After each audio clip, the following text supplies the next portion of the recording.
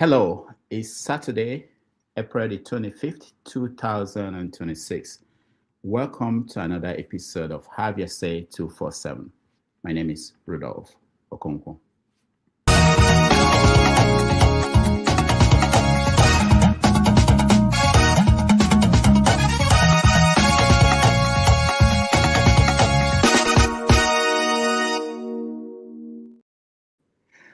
As always, there are several stories trending across Nigeria, Africa, and the world at large. Here are videos illustrating some of them. We are challenged. There is a dearth of electricity. There's a problem of transportation hike. There's a problem of expected inflation as a result of the war that we have no control of. But we will overcome it. We are a resilient nation that is very, very committed and resilient to the way of Almighty God. Join you and my colleagues to commend Mr. President that in these difficult times, when we don't really have money, that it is better to borrow for projects. It's better to borrow for infrastructure so that at the end of the day, we'll have something to see. And then we can pay through even the infrastructure. Repayment can be done through the infrastructure. So this is highly commendable. And I urge the Committee on Local and Foreign Debts to do a job and bring it back to us for expeditious approval. Congratulations for all those in that corridor. But I wish you find a way to curve it towards Calabar. Kenyans. Our education is good. Our English is good. Yes. We speak some of the best English in the world. Yeah, that is true. If you listen to a Nigerian speaking, you don't know what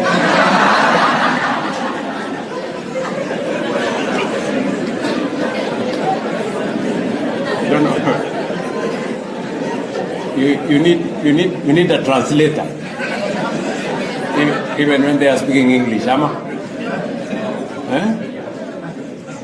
So we've some of the best human capital anywhere in the world, and we just need to sharpen it with more training. And I'm telling you, I'm announcing here that I'm going to donate to Senator for campaign organization the sum of 500 million.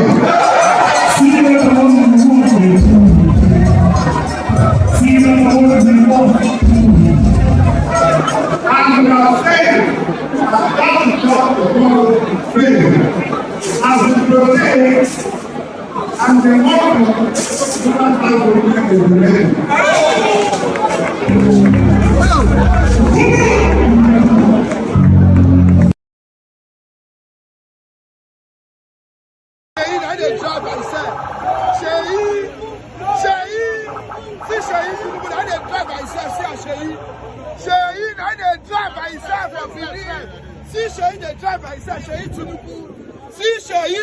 They drive by himself for publicity.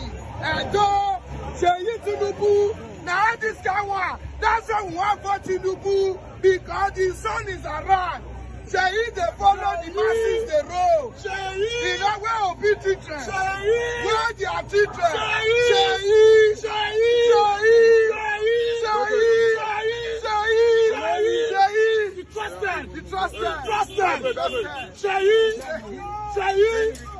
God bless you. You take this endorsement. CP, Monday. The name of the governor is Monday and your name is Monday. That is why you people are working. CP, be loyal to you. When we cash ADC, people will hand over to you. Straight to Abuja. People like IOP, it's not.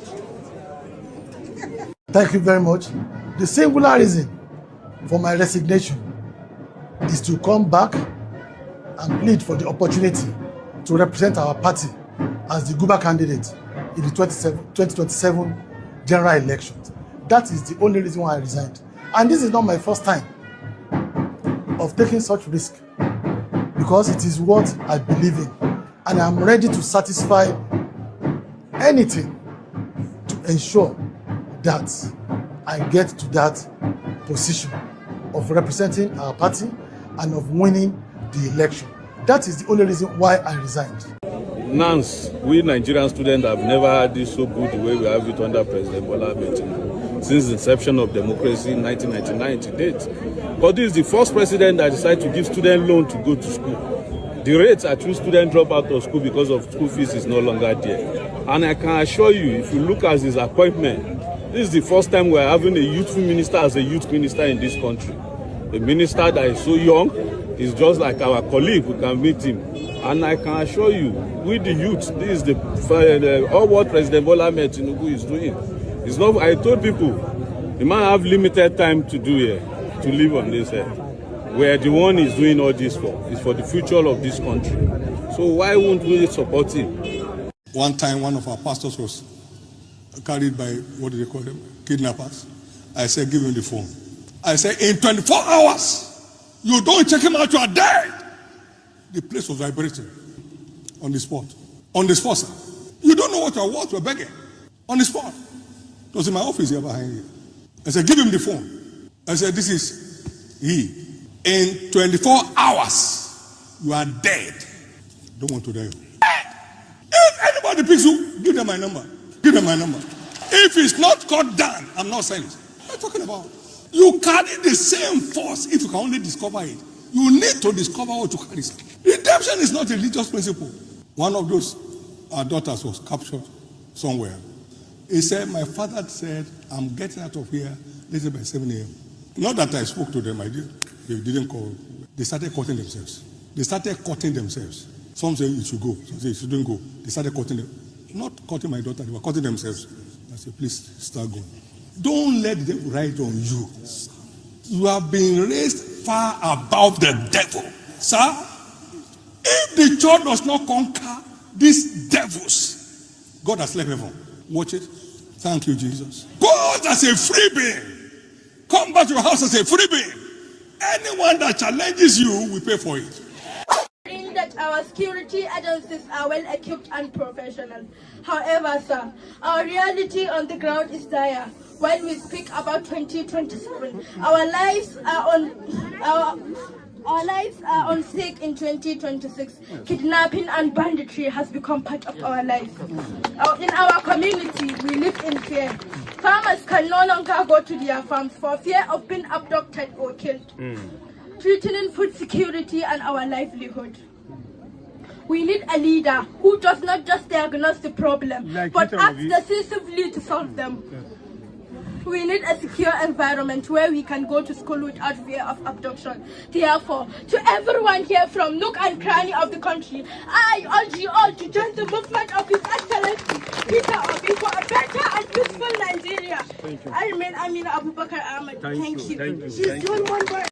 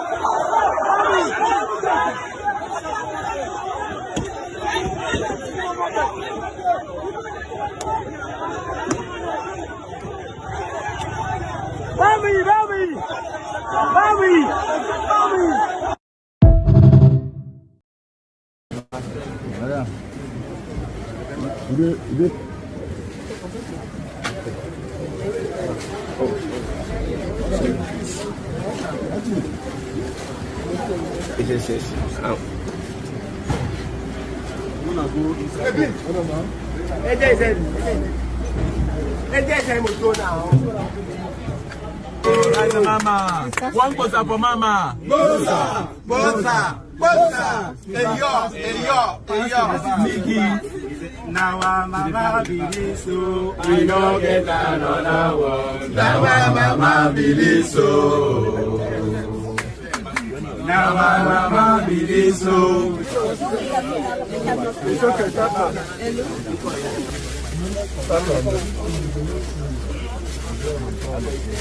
Who doesn't have?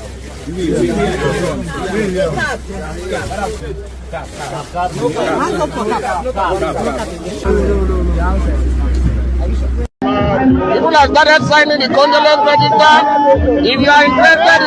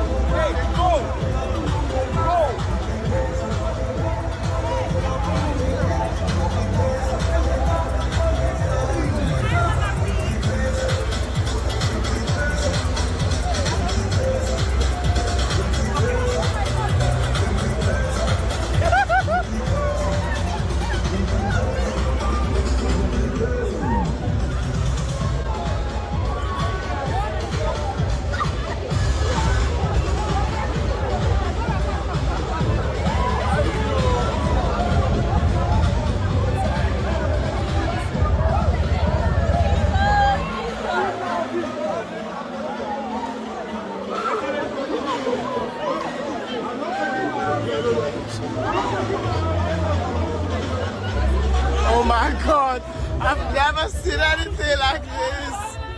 They're literally saving him.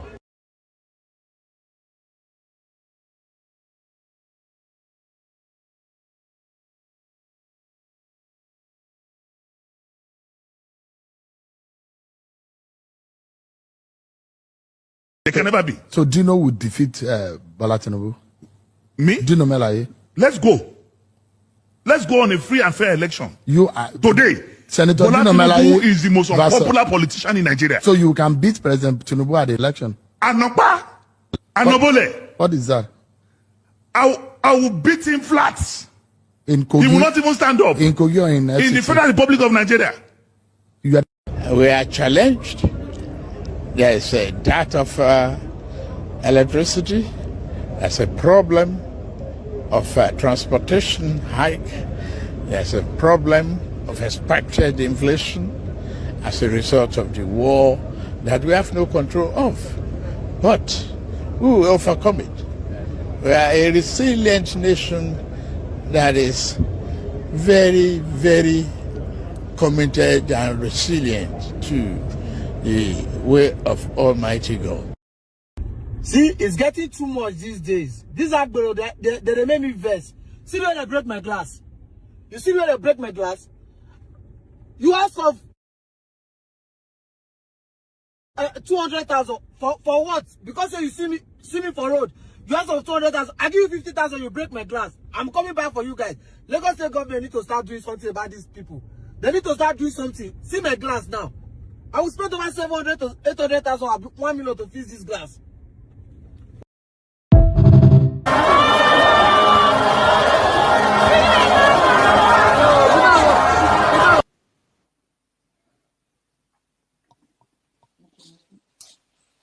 Some of this rally make my blood pressure go up.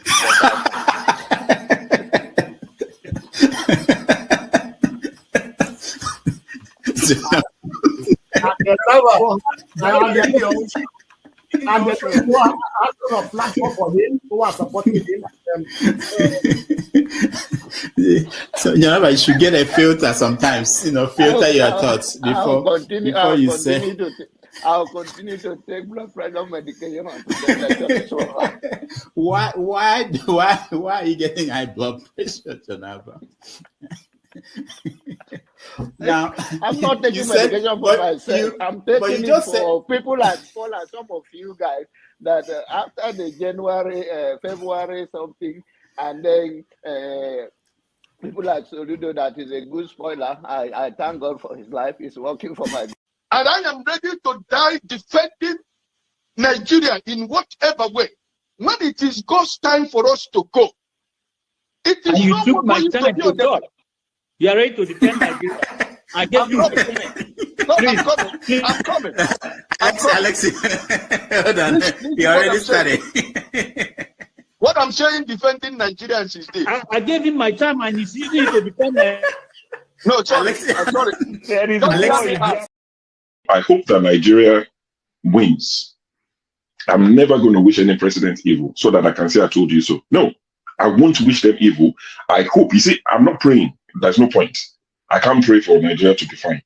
I only hope that Nigeria wins and Nigerians win. Because if you choose a dodgy doctor who has a dodgy record, who has, all sort of accusations leveled against him, to say this doctor, we think he's done this, or this doctor, this surgeon, yes, he's a senior surgeon, he's the most whatever surgeon, but there are a lot of accusations leveled against him. If you choose him to operate on you, and you tell me to pray for you that it doesn't kill you surgery, what's the point? I can't pray. You might make it, you might not make it. My prayer won't change anything. So I hope Nigeria and Nigerians win during Tinubu's 4 years. Thank you. Thank you. Uncle, right? I have the right to address Showore the way I like. You don't know what Showore did to me.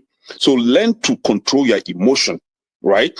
That's the only thing I'm going to tell you. But if you don't want to control your emotion and you insult me here, I'm going to insult you 100%. Okay. You understand? You cannot insult me on a normal ground. Physically, you can't insult me, right? I will treat you like a child. If you insult me physically, I will handle you like a child. I don't care your age. Do you understand? You are powerful over the camera, so you can say whatever you want to say, but you can't yet say it to me physically. You understand? I will handle you like a kid. I'm not joking. You understand? So learn to control your emotion. You understand? Okay. Please don't take him out. I also have a right to respond because he mentioned my name. There's no need to take him out. All you have to do is to meet them or something. And you're taking too long to manage them. Comment. What did you say? Comment. I know, but he mentioned my name, so I'm asking to respond to him. When he gets your time, then you make up. No. He mentioned my name. If you want to make it rowdy, I will take you out. Take me out, you son of a bitch. Take me out. You think you're a big boy because you're moderating. Take him out, please. Hello, come on. Don't use such word now. Don't forget, that state is now an oil-producing state. So they now have derivation, if you are not aware. So if you want to speak for anybody, please do not defend a Kalata like a Yabelo. Please do not. Okay, let me respond to him. 1 second. Do not defend a Kalata like a Yabelo. Do not. All right, thank you, Mohammed. The people of that state. Can I respond to him? No. Then go to hell. Rudolph, go to hell.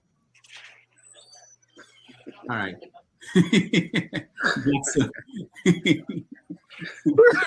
Rudolph, I've never seen this part of him before. Tinubu is a criminal, yes, of course, a categorical grade 1 criminal. The only person more criminal than Tinubu in Nigeria is probably Babangida. But he's a criminal, and is he fit for purpose? Absolutely not. Should Tinubu be the president of Nigeria? Categorical no. Is there a better option than him? That is subjective. So show me who he is.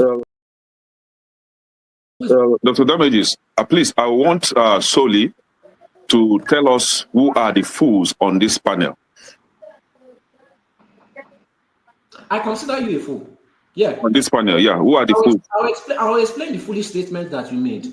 When you were talking about Sowore. I made a foolish statement. Yes, you did. You must be very stupid if you don't know how to respect your elder. You are very, very stupid. Are you crazy? You must be very stupid to use that word on your elders. Am I your mate? You're a very stupid boy. Can you learn how to talk? If you cannot handle it, don't ask me. Can you learn how to talk? Mute your mic. See, don't be fooled with the comment section hype. So excuse me. Okay, hold on, guys. I expected you to ask him to withdraw that.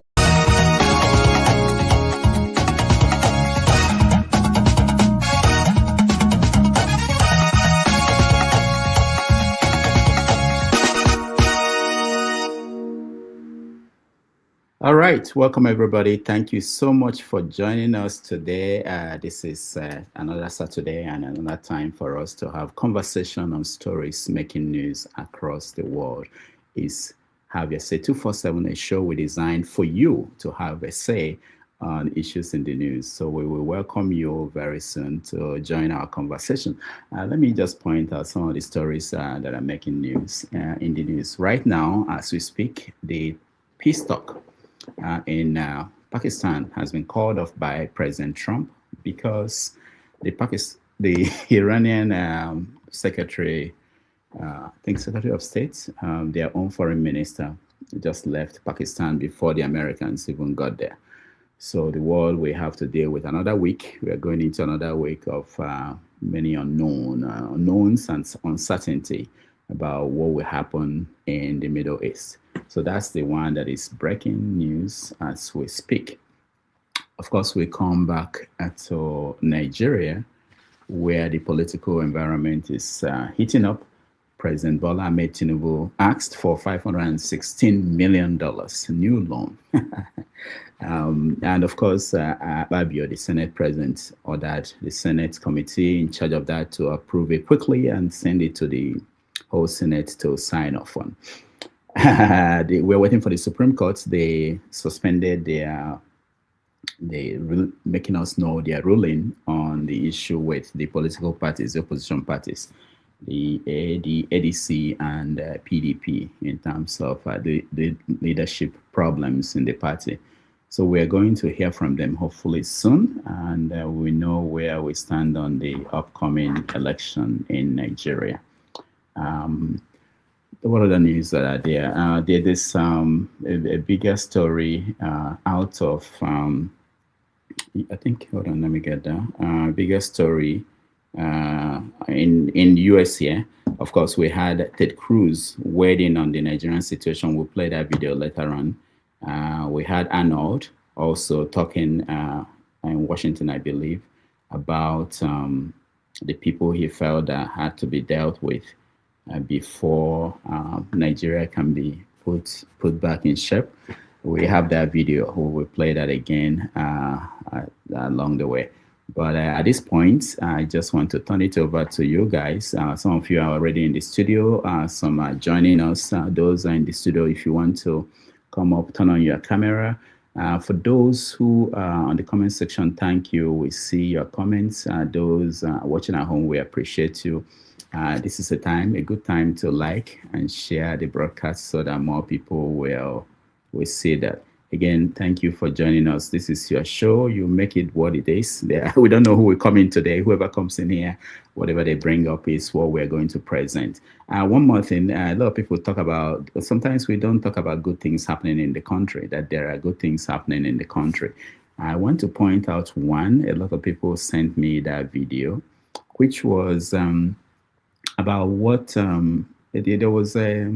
I didn't know this. The governor of Anambra State is building a university. It's called University of Medical Sciences in Anambra State. And we have video of that building that is coming up, and School of Medical Sciences. Yeah, it's actually interesting. Let me play a little bit of that.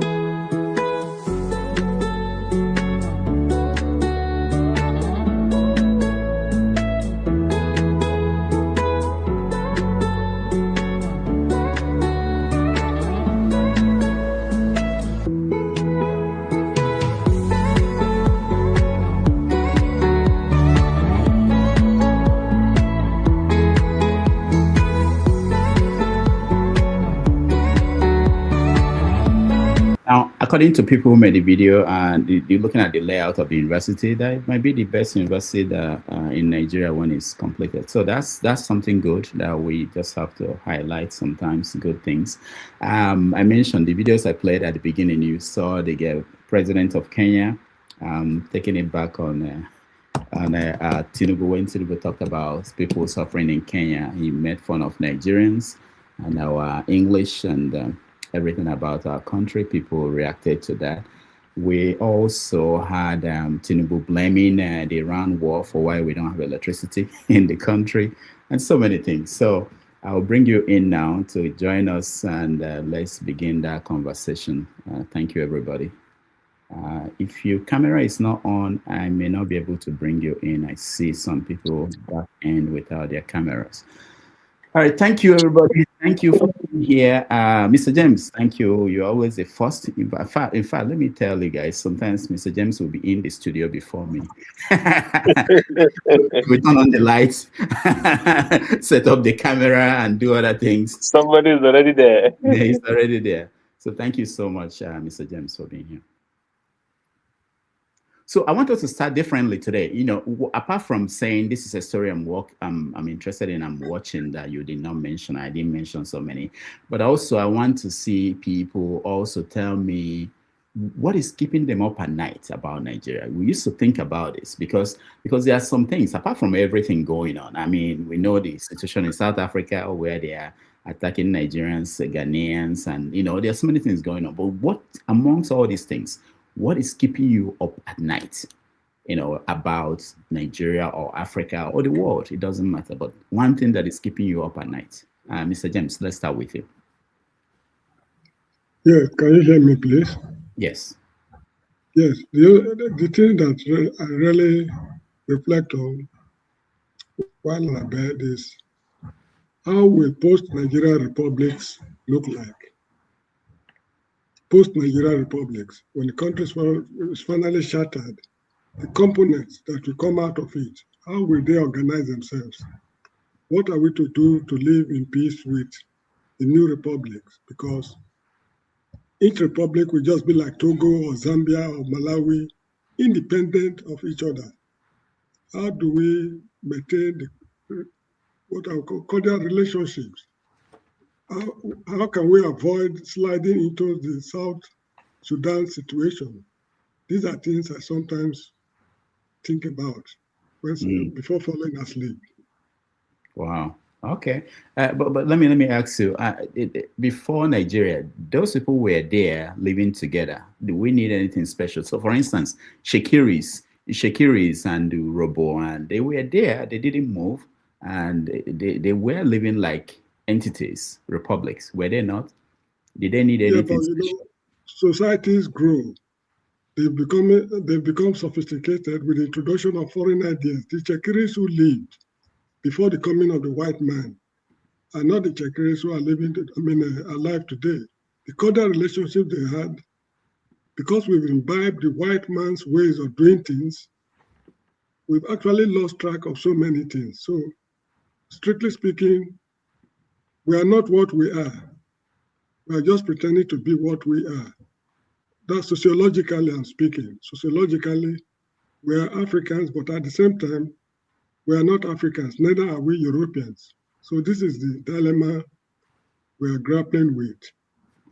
But you did not mention anything about the soldiers who are being tried. Oh, yes.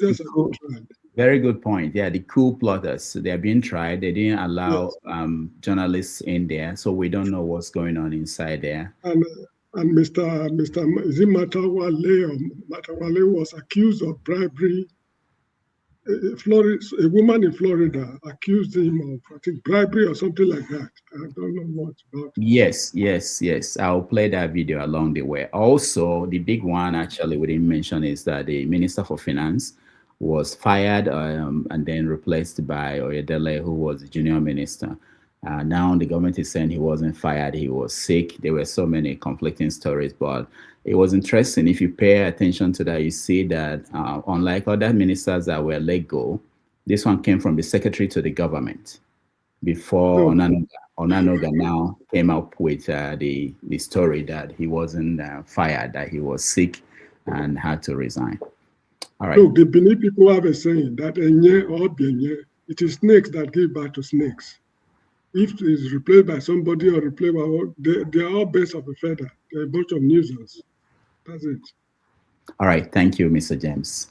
All right. Let's go next to KJ. Thank you so much, Dr. Rudolph, and everyone present in the panel. Rudolph, what keeps me up at night and most nights is thinking about how a nation can just decide to destroy itself by itself. What makes us as Nigerians continuously to regurgitate the lies we've been told over time, and we are not the ones telling ourselves the lies. What keeps me up is why do we not see what every other person can see? That self-destruction, whether in our constitution or even the way of governance in our nation. It really worries me. It has always bothered me. What keeps me up is when I look at the Nigerian army writing fake news about what they discovered in the East, how they dug up a bomb in the East, and the bomb they dug up from a red soil. The thing that was wrapped in the bomb was totally white and on top of a red soil. It was never colored. The color of the paper was still white, very white, And then now you go to we have lost generals, we have lost colonels into Sambisa Forest and all the terrorist activities going on there. The Nigerian army didn't go to recover those people's bodies.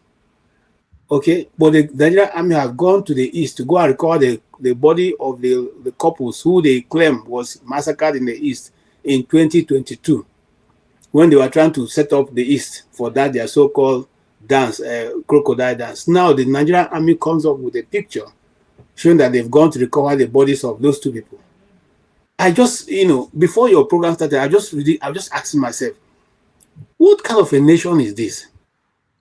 Why are you so concerned about making sure that you make the East the point of criminality and crime, whether it is them or not? What is that so much hatred for this particular set of the country? And if the country is telling, if that set of country that you so hate with passion, that you want to build up crime against them and saying, okay, we want to go, then why don't you let them go? Since you so hate them that you want to continuously plant stories into those communities to make them look evil and make them look bad. That is what that's what keeps me awake. That you send your troop to the southeast, whereas your troops are dying in the north, but troops are in the southeast doing crocodile dance. What is this kind of a nation that we live in? That's what keeps me, worried, totally worried. All right, thank you, KJ. Paul, let me come to you next. What keeps you up at night, and is there any story you're watching that I did not mention? I have a couple of stories, but let me just take borrow from the line of KJ because something really happened in my father's place, just kind of funny. It's been there for the past 25 years or thereabout. These soldiers, the Warri crisis back then. So they deploy soldiers. You will not believe that strategic locations, there are still soldiers still there, even when those places still peaceful. Soldiers that they need in Maiduguri, they are still there. Probably, these guys will probably be bribing, working their way to remain there. And my people, to some extent, also, a good percentage of my people also have this culture with the Igbos. When somebody will probably buy in America, Lagos, anywhere, they'll bring them back home. Doctor, do you know? And when elderly people buy, they will say they will kill cow and everything. Do you know any cow that is coming into my town and they increase it to 10,000? Soldier will take 10,000 naira. Just imagine that. Calculate how many soldiers, calculate how many people that will buy people that they will bring everywhere that will be paying these people this money. It used to be 500. I could remember when I lost my dad, it was 500 naira. But it's spring up from 2013 that I lost my dad now to 10,000 naira. Who said Nigeria is not working?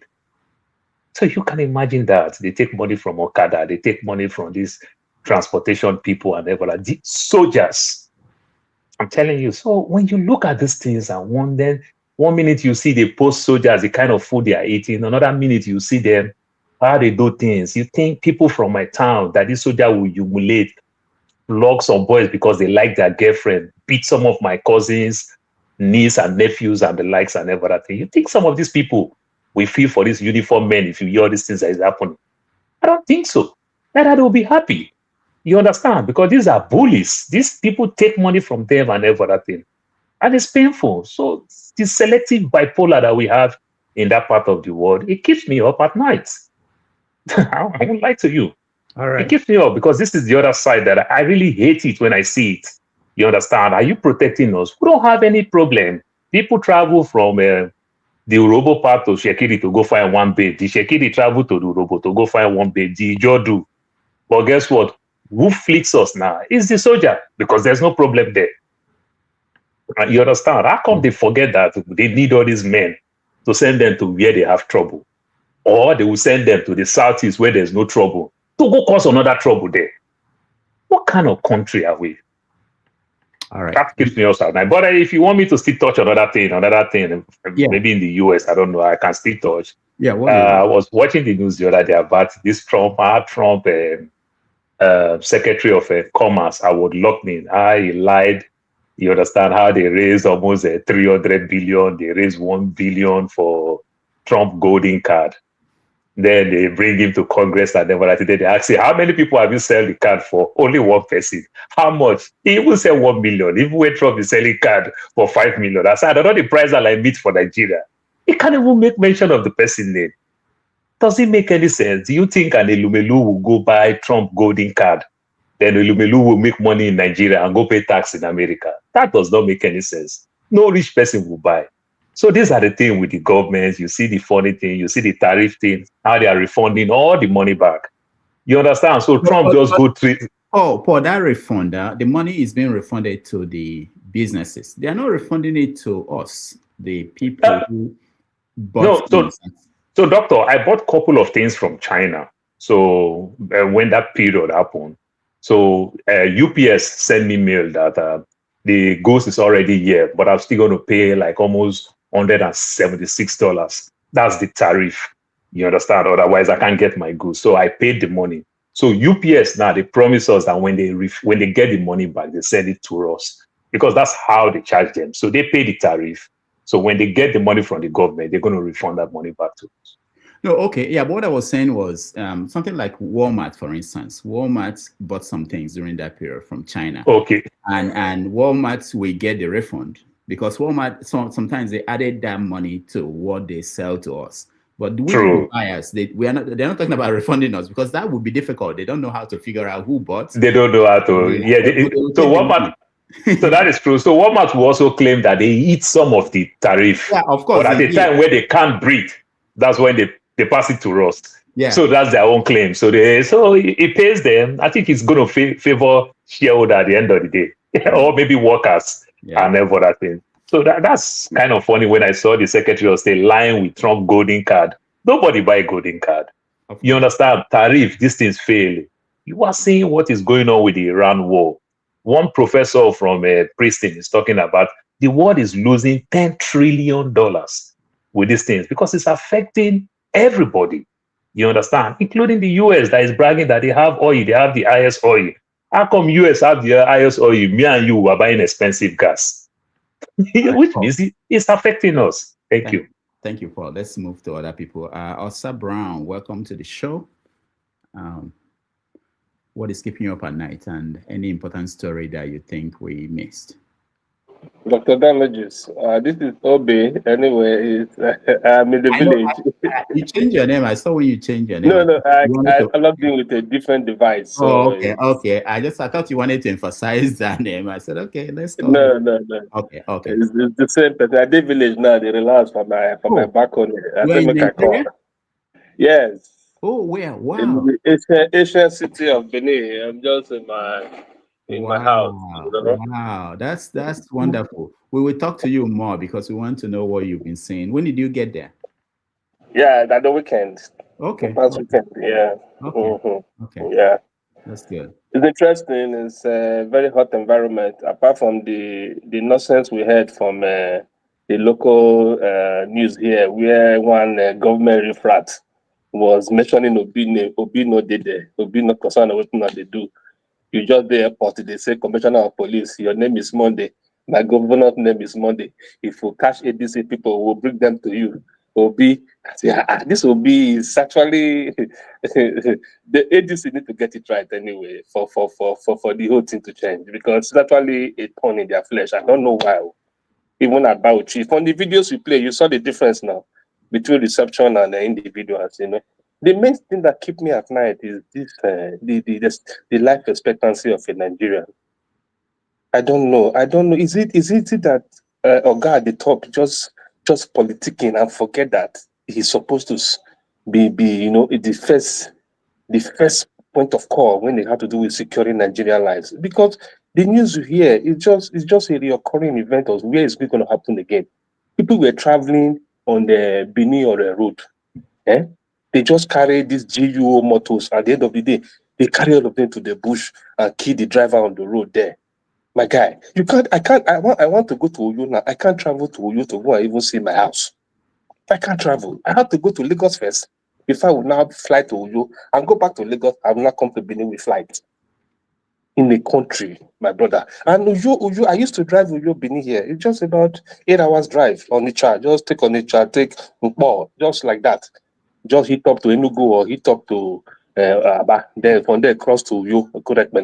That's how I used to drive it. I can't even put the car on the road. Life expectancy. You are not even sure whether it's your vehicle they will catch next and take you to the bush. People are going to write jam and they are declared missing. Children. My brother.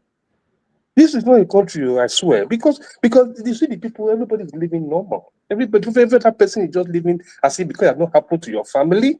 It's like you just move on. They just move on. Everybody just move on.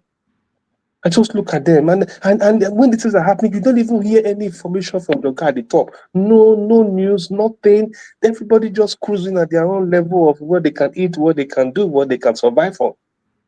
Life expectancy is actually the Nigerian life does not matter at all. All they are sharing is caps.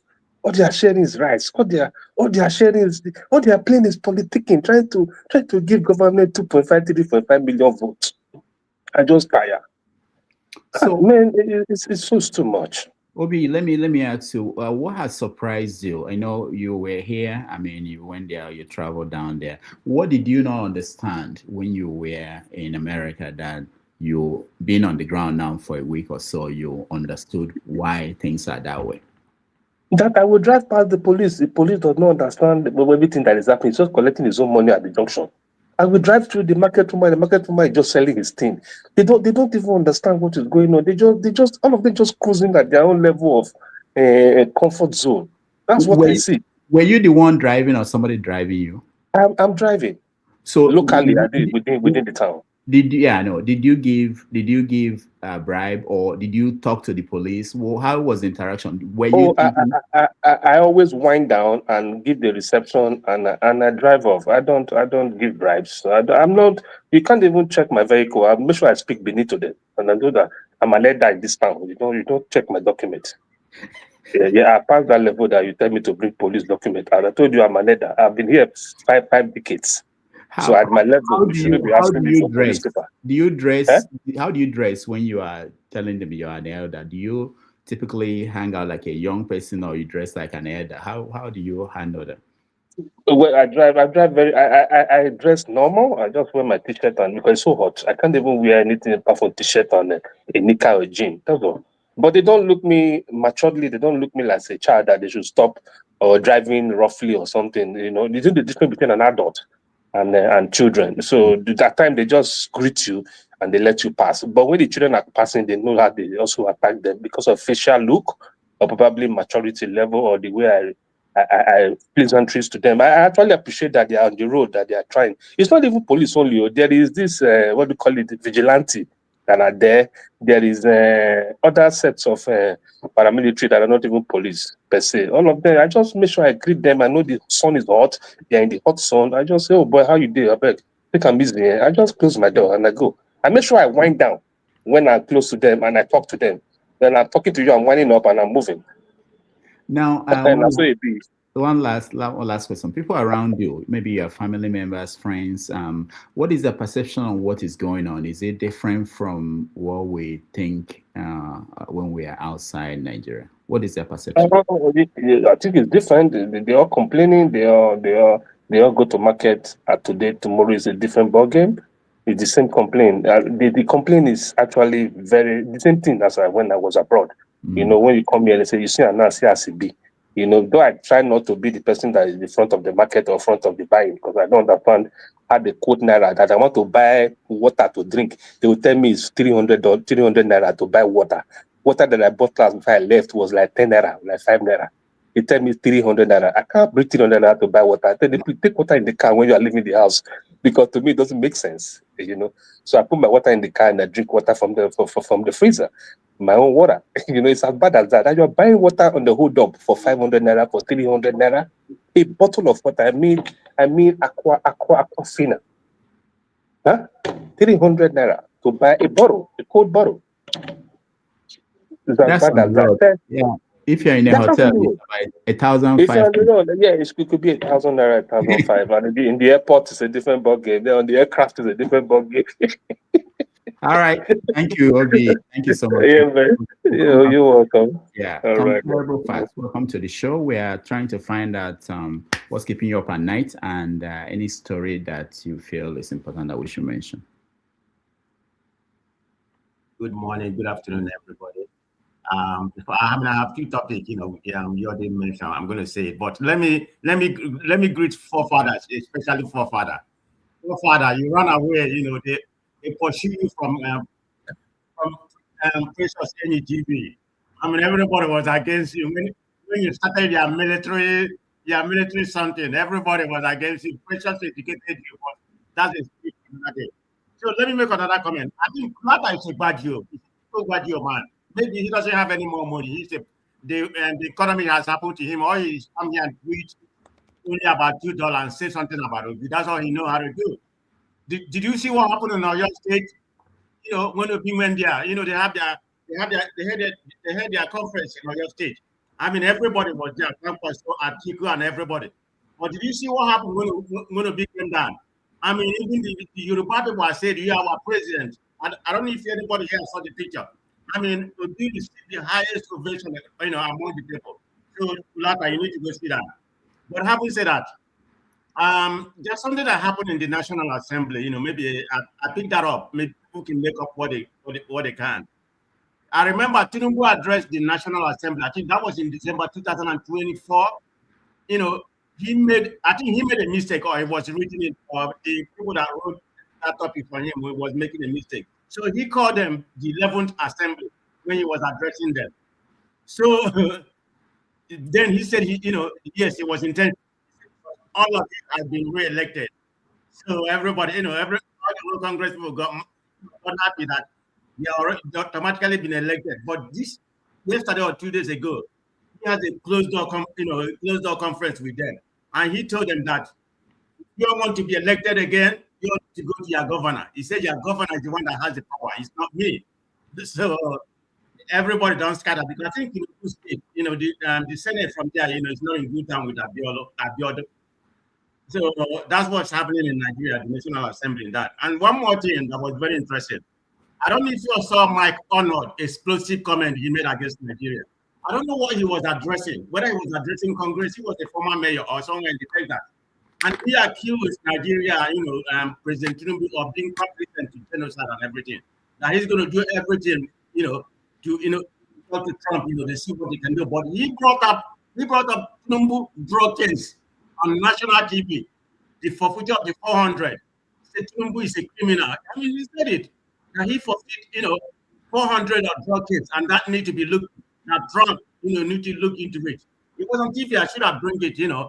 Maybe I will look for it. I have a comparable fact. Yeah, he made it, but he even mentioned not even about Nigeria. He said something about the drug case. So. All right. Thank you. Okay, let me come to you, Ike. What's keeping you up at night, and any story that you're following that we haven't mentioned? Good afternoon, good morning, good evening, everybody. Happy to be here. The damages, do we really sleep? Don't sleep anymore. But there is something that keeps you awake at night. Do you really close your eyes to sleep because of Nigeria? First of all, you talked about the trial of the coup plotters. Was there any coup in Nigeria? I thought the government said there was no coup, and it ended up there was coup. That I used to. All I used to say here that what I want to say about what keeps me at night. I thank God for my brother who is in Nigeria right now, but I just want you to know anybody who said that Nigeria is working, I will just say here, Nigeria will ever happen to you. You cannot escape Nigeria not happening to you and your family. If you are comfortable in your comfort zone and you believe, you go to internet, you go to all the network and all the platform to defend this government in power and to defend what is happening in Nigeria. What keeps me awake at night is that Nigeria must happen to you and your family. You cannot run away from Nigeria happening to you, because we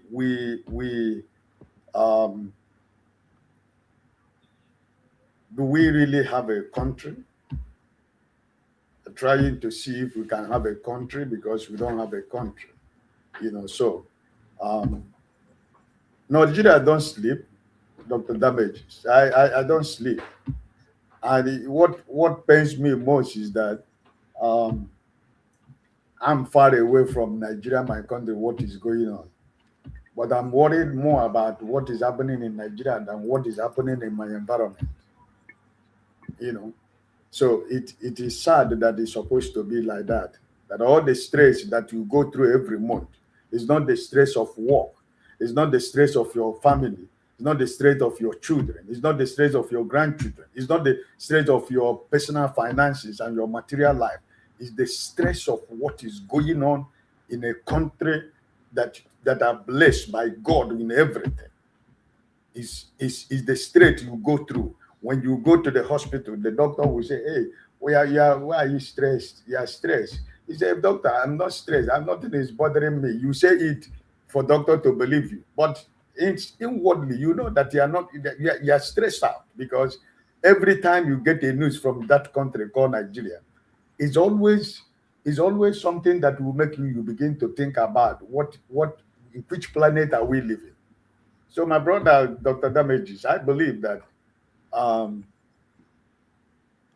Nigeria, we are getting to that point. It's really getting to the point where everybody will accept that Nigeria is not working. And for those that are eating peanut from this government at the back, and they come in the front of people in Nigeria and around the world, and they pretend that they don't like this government. I've always said Nigeria will always happen to everybody. The killing that is going on, Nigerian citizens that are dying every day from every nooks and corners of this country called Nigeria, people who has not committed any offense. But the people that are the helm of affairs, the politicians who are supposed to be taken to the firing squad, they are enjoying their life with their family. They are traveling around the world with their private jet, But the citizens of this country, look at my brother who is telling you that he cannot buy pure water of 300 naira. For you, you might not understand it. But for us that live outside, we buy it not because we want to buy, but we say we want to encourage that girl, that boy who is hawking on a very hot sun in Nigeria, or the rain that is falling. You want to try to help the family, because at the end of the day, it might be the only source of income that the family has.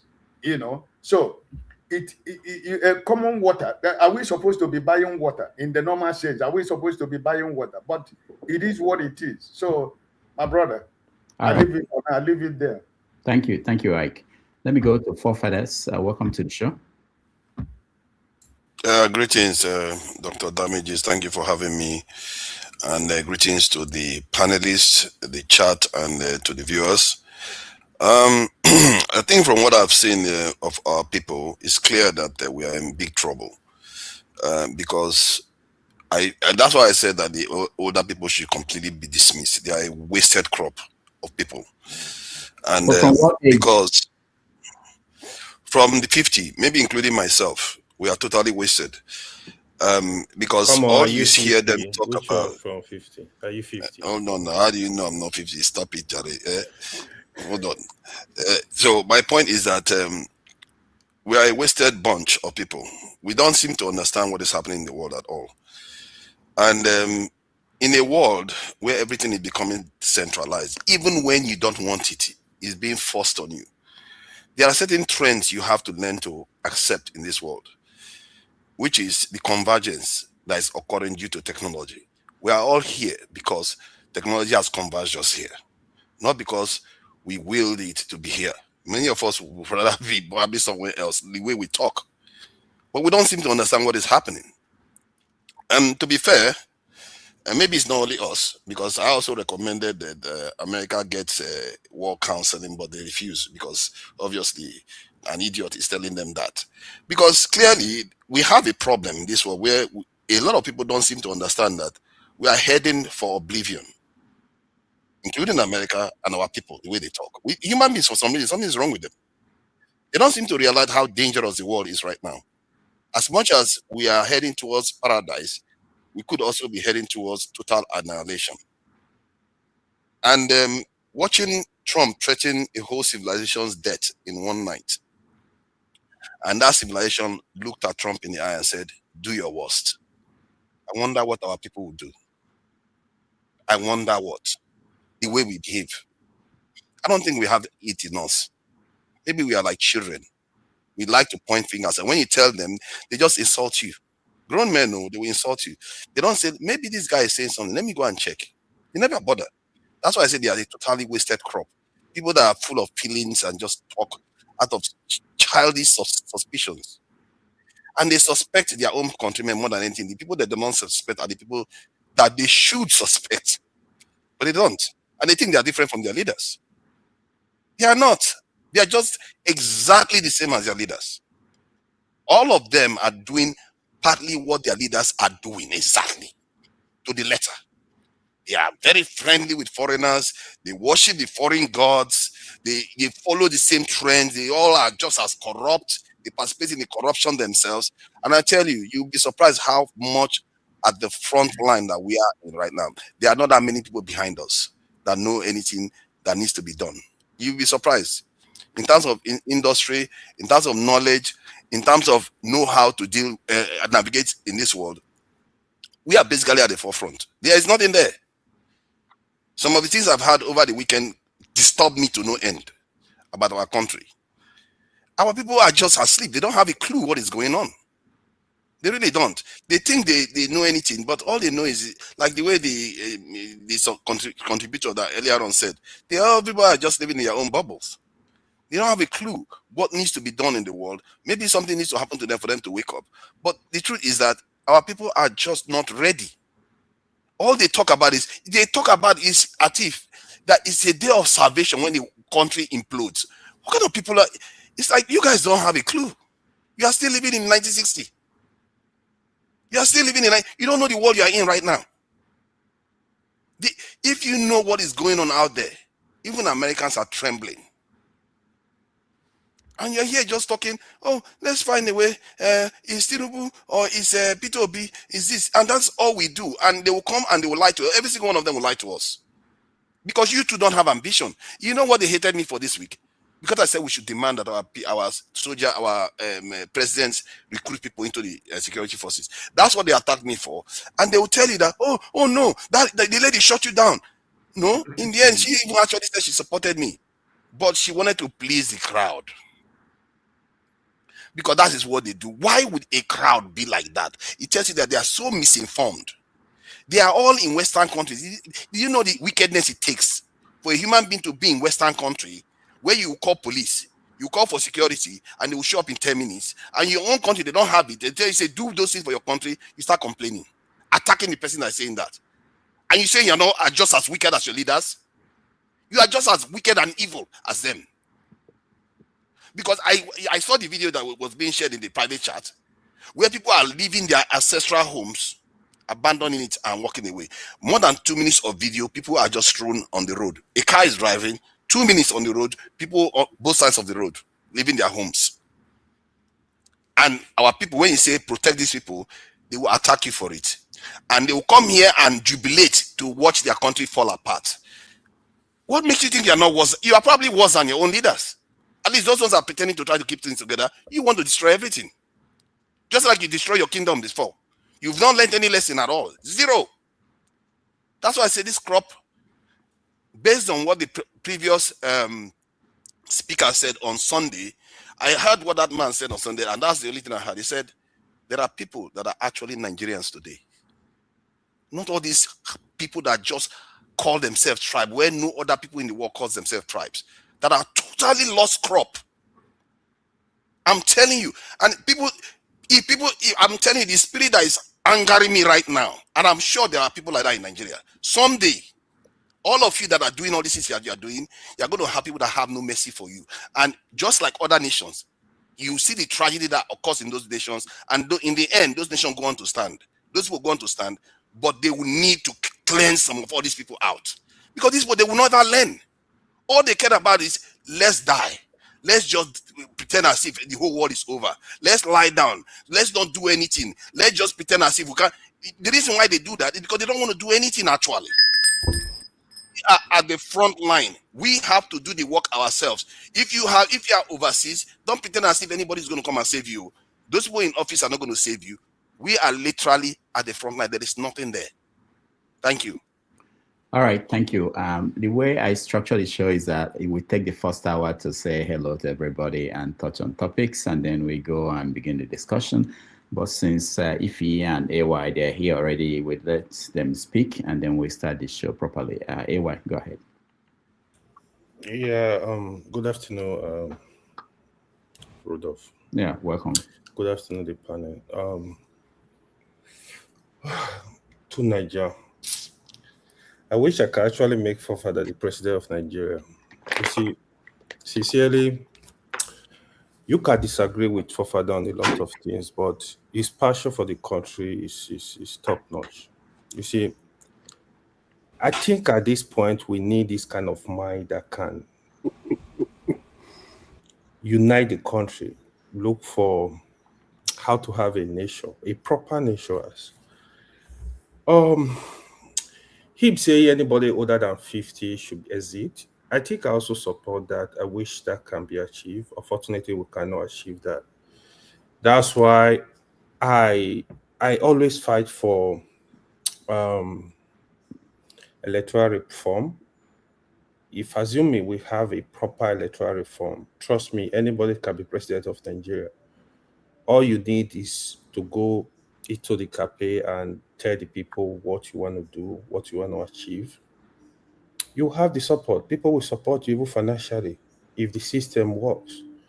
I mean, Obi exhibited that in the last election. He was able to gather money, and I mean, there are people that really voted for him genuinely because of what they believe he stands for. That is what we need. So, in terms of what is keeping me up, right? So, I would say it's we, all of us here, all of us in Nigeria, because the way we actually think it's scary, just to be honest, if we can even have a nation any day. How our minds are really divided. We don't really understand looking at the future of this country genuinely, because all we think, even the people that are complaining, a lot of us that are complaining about Tinubu, for example, the complaint is that either it's not their tribal that is doing the damage he's doing. That is why they're complaining. If they have similar person like Tinubu from their tribe, they will support him. This is just the honest truth. This is the frustration about Nigeria. If we really want the progress of the country, because the problem of Nigeria is so big that you will not even understand. Every corner, every region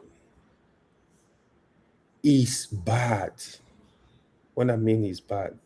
This is not about one calling another tribe out or calling. No, it is a general problem. The thinking of the people. Go to the state. You see what the governors are doing with people resources. Is it in the north? Is it in the east? Is it in the west? Is it in the south? It's the same problem.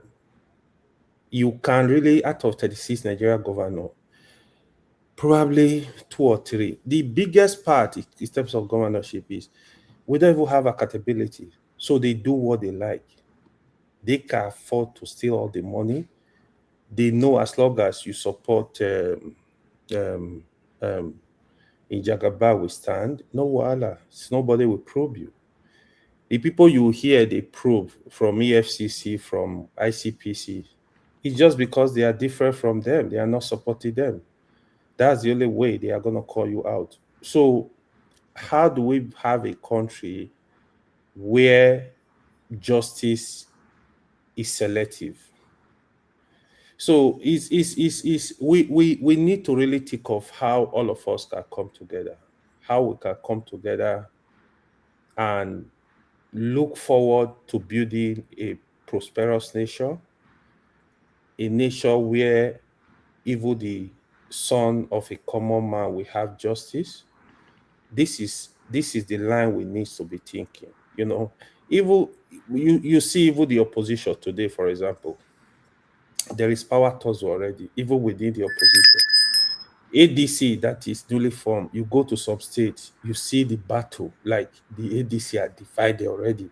At the national level, they are divided. Atiko is dragging.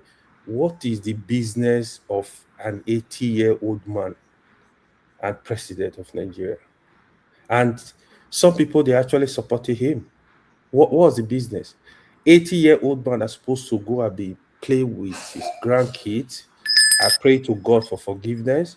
You are there, you want to grab power. To do what exactly? What can you do? What can you do? Can you travel for 3 days? Anyway, we have to go. Okay. For me, these are the issues. Thank you. Thank you so much. Saxonia, welcome to the show. I have just 2 minutes. Yes, sir. 2 minutes. You have to go. Okay. Hold on. What about Ify now? Yeah, I thought if it was next. KJ, you don't want me to be. I'm trying not to be in trouble today. Thank you for defending me, because this is what Papu Doka does all the time. Thank you, KJ. I am the only female. I said I will stop coming. I'm the only female that comes to this platform. And Papu Doka sorry, my brother, and Papu Doka will constantly not respect me, pulling me out. Thank you, KJ. Bumbure, go ahead. How's everybody doing? Oh, Rudolph, I just came on to because you asked if there was other things people wanted to talk about. So it was taking me a while to suggest more things to you. But just some of the things I'm going to suggest, like you could also bring up, or the people can maybe go find out about.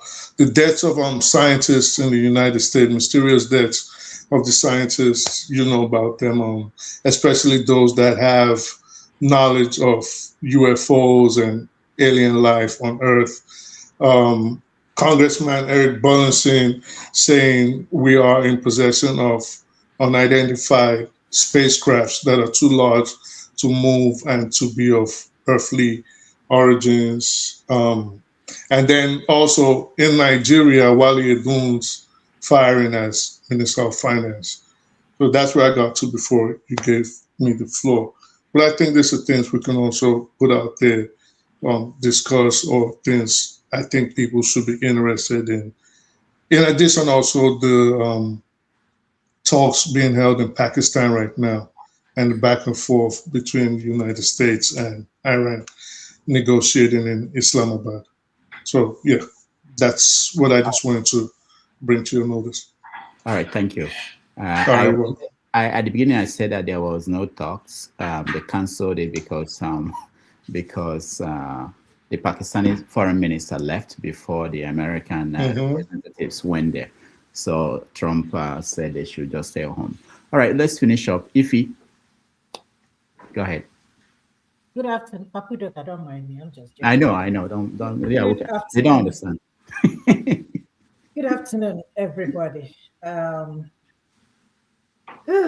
It's just a lot of things happening around the world. Okay, first of all, I don't know what you guys have talked about, but the GEO, the insecurity, the kidnappers, the bandit that attacked the GEO transport. And that's my favorite transportation to, go from Onitsha to Lagos. So you can imagine, the airfare is very expensive, and people have been calling out airpeace out for flight cancellation. So you can't even say that you have a meeting and come to the airport at 5 a.m. You're not even sure that you're gonna even board that day. And the reason being because there is no accountability. Airpeace can do anything, or any of these airlines can do anything they want to do and get away with it, and nobody gonna say anything. So I'm worried about the insecurity happening in Nigeria. About the thank you, Mr. Igeni. I think Mike Igeni, for the exposure. I think everybody should go back and listen to that interview. We were here shouting about electoral reform. There is more to that electoral reform, So that interview was just a mind-blowing. The borrowing, President Tinubu also applied for another loan, $500 and something million. And my question is, all this borrowing, he's gonna pay for it.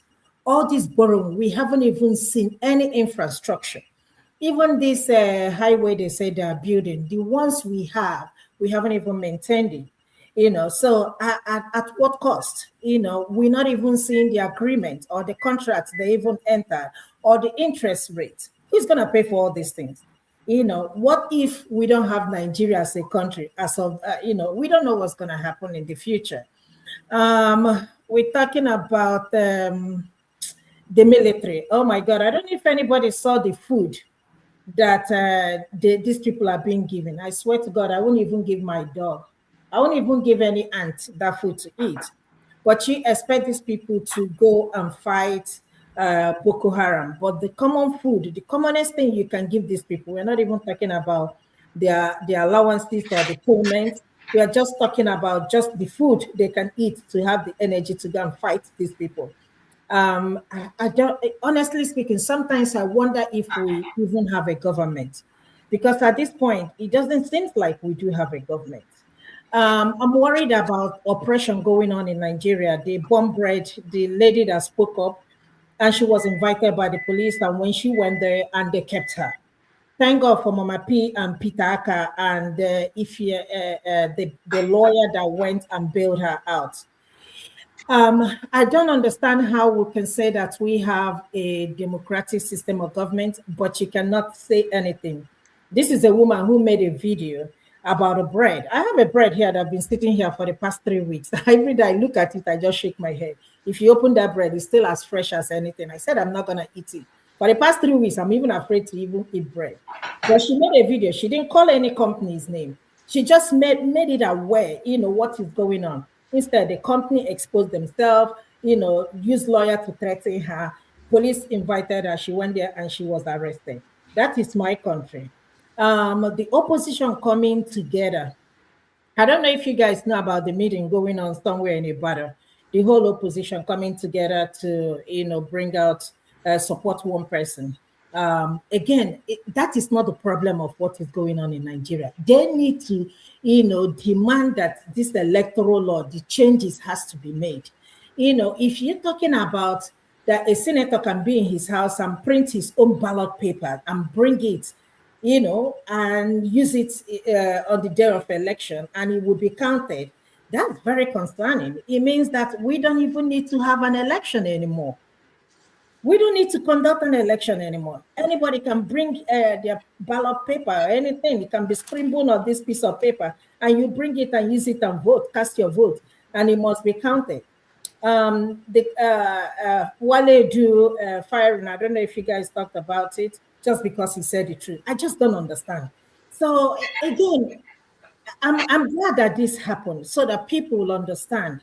And when I see people defending somebody like Kulata here, talking about nothing is keeping anybody up. Kulata, pack your stuff and go back to Nigeria. Why are you in America? Why are you in the state of Georgia? Pack up your stuff and go back to Nigeria. If none of this is keeping you up, it is keeping me up.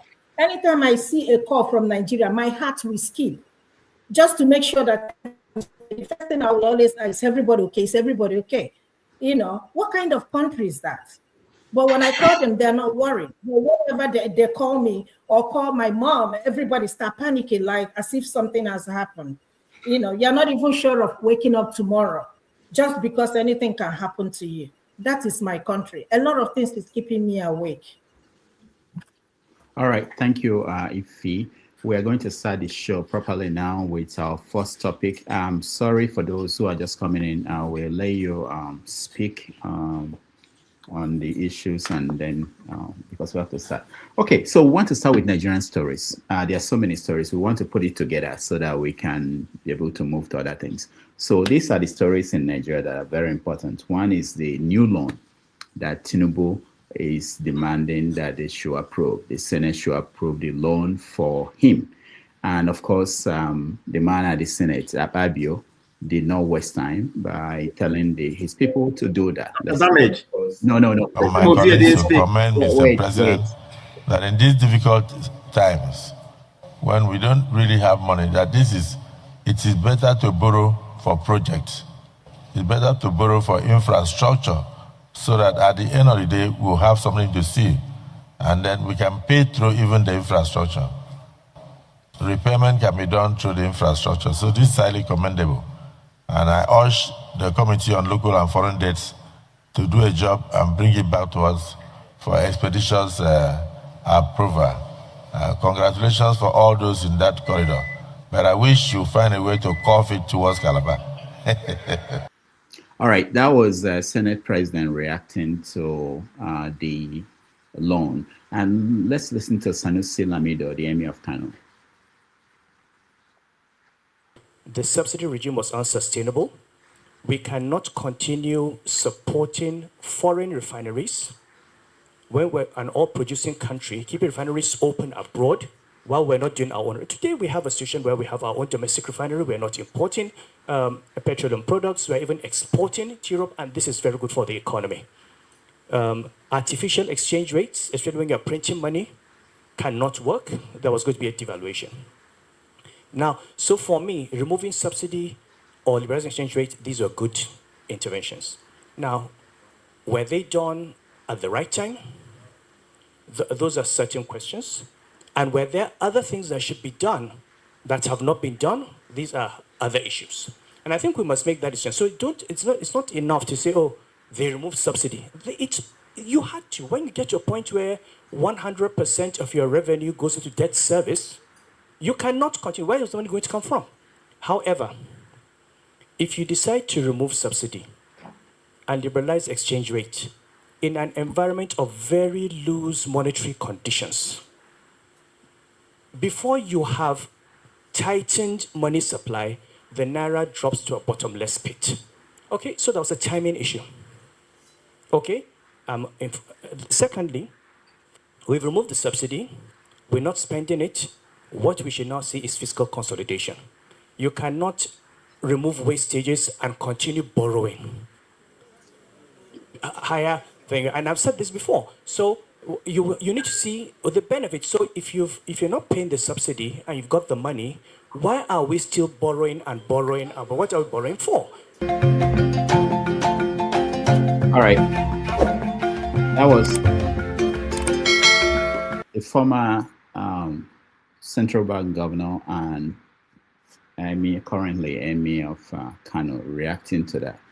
The other story that is important is Wale Edu, who was a minister for finance and the coordinating minister for the economy.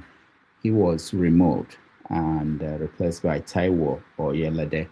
For those who didn't know, there were backstories on what happened, why he was removed. But the drama was actually playing out also in public, where we had the secretary to the federal government issues a statement that he was fired, and then our guy, media guy for Tinubu, came back to say no, he was sick and he's been sick, he just resigned. So we want to match the stories all together. If you're on the, if you want to take the lighter side, Oyede will announce that if you're kidnapped by anybody at any time, just give them his number, that he will speak to them and you won't have anything to worry about. Also, Okowa, for those from Delta State, Okowa, your former governor who is facing trial for stealing trillions of naira, is running for Senate, and one of your people donated 500 million for him and promised to donate another 500 million to the campaign. So let's take it all together. When I come to you, you can pick any of the angles to take. If you want to quickly touch on all of them, good for you. 4 minutes, I'll give everybody to weigh in on any of those issues from the Nigerian angle. So let me start with you again, Mr. James, you're first.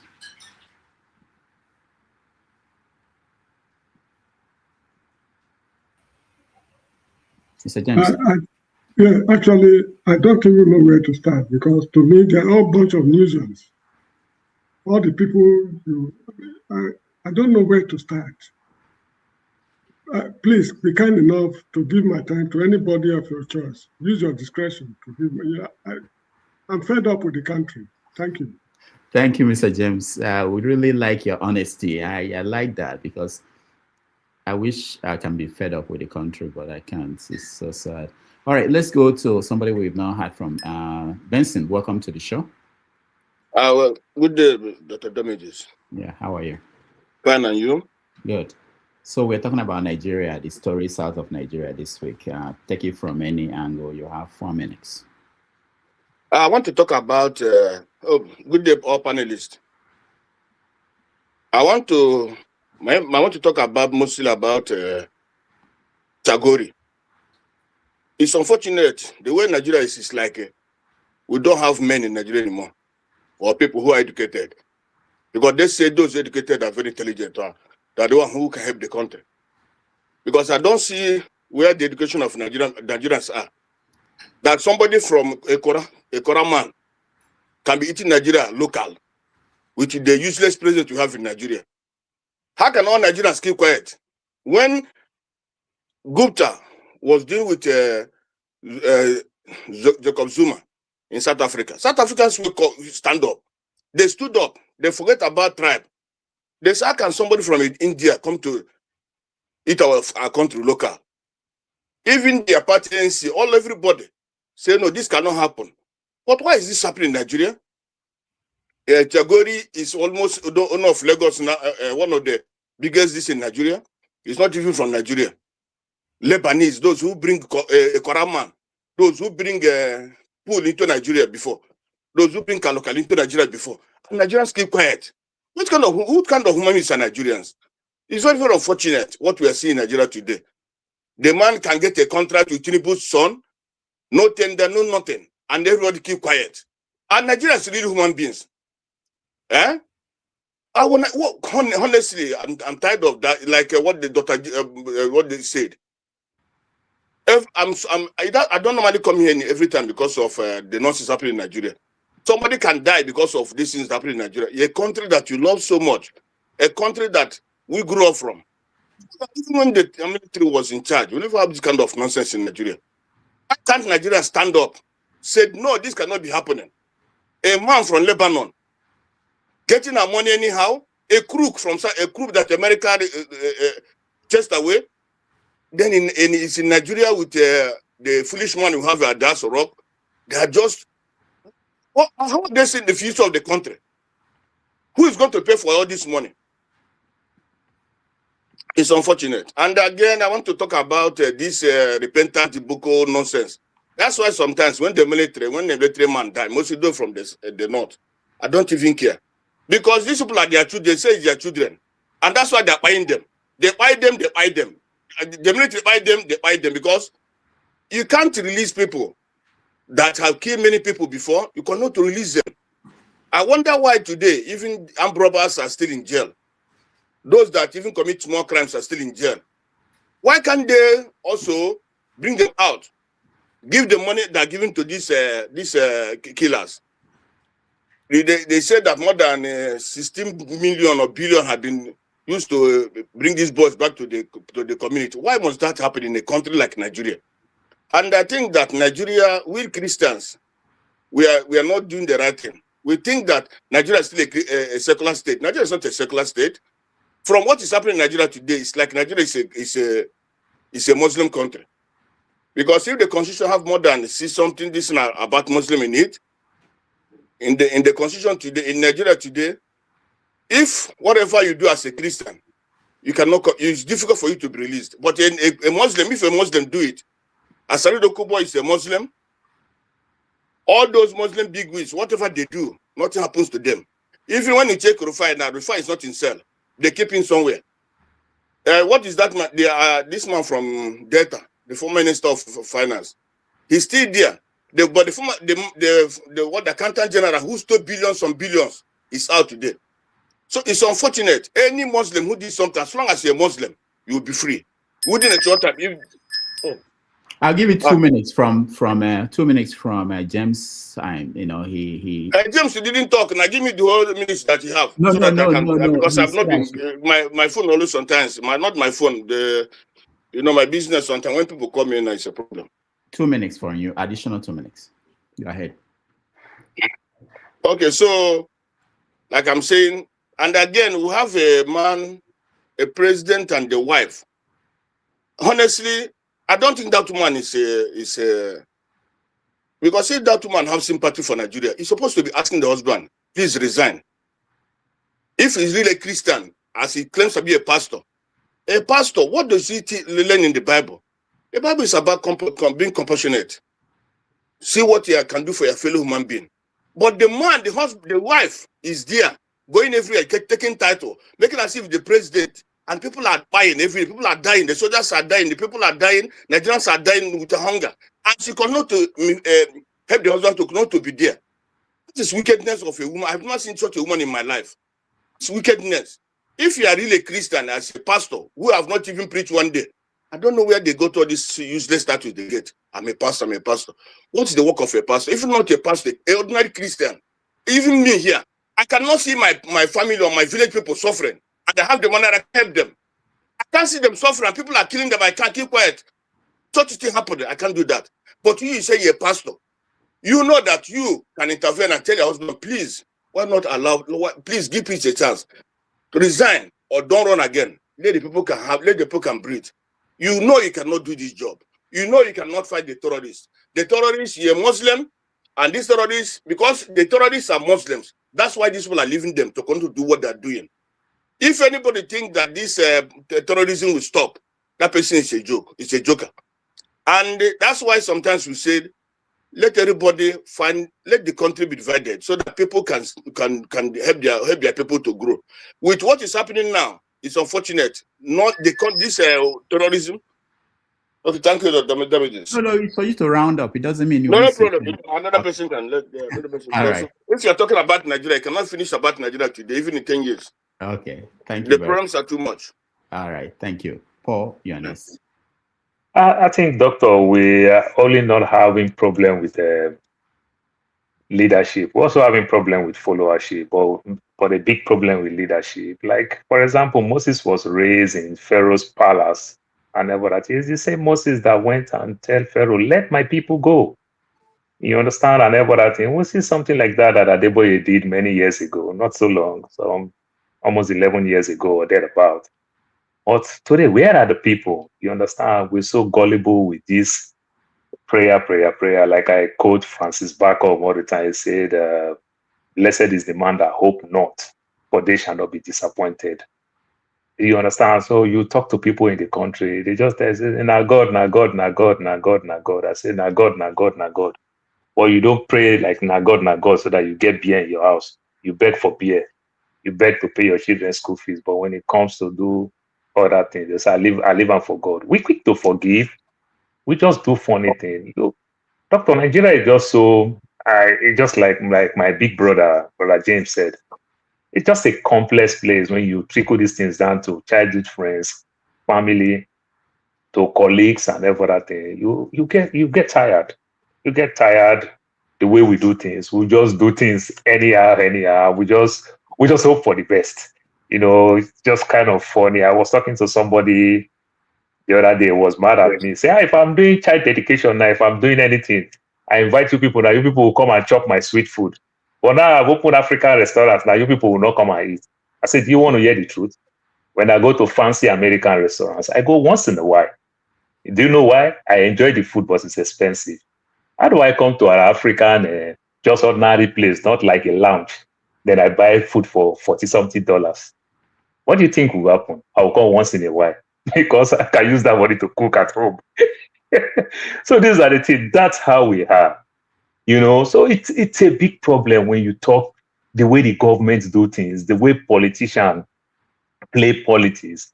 They don't play politics with sense and everything. You see big business in this part of our world sponsor politicians. You understand? You see politicians in a part of our world make people poor to give them handouts. Big men. The system now is wired that it's only big men that can contest for politics. Politics is too expensive. It's priced out from the ordinary man on the street.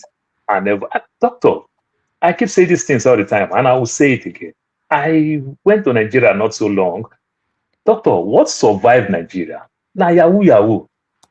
Now 419. The guys that are building houses, that are doing everything. That's why you see hotels spring up everywhere, beer parlor everywhere. These are the guys. The country there is no money in the system. Money don't circulate. The people who work in this corporate organization, if they are 1,000 in a company, it's less than 1% that is making money outside their salary. These are the people who can live a better life a little bit because it's an ingotten wealth. People who earn 200,000, 50,000 naira salary cannot do anything.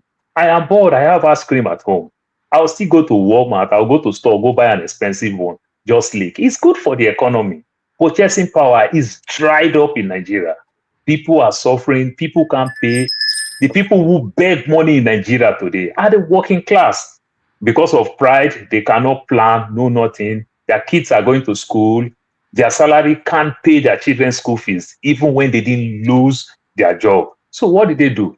They turn to people like you and I. They try to call whenever they want to pay rent to beg us because landlord increased their rent from 400 to 1.5 million. So when it's time to pay those rent, they run to my friend, my brother in abroad. When it's time to pay children's school fees.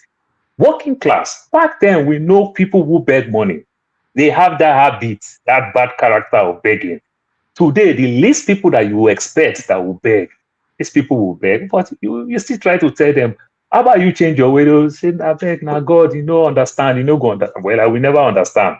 But what I understand is that I cannot foot your bill every other day. And they will feel bad when you tell them things like that. That's my take on that. Thank you, Paul. Let's go to Sola. Now, if I move you to the back end, I will bring you back up. I'm just trying to rotate so that people can come in. There are a lot of people who are waiting to come in. Go ahead, Solo.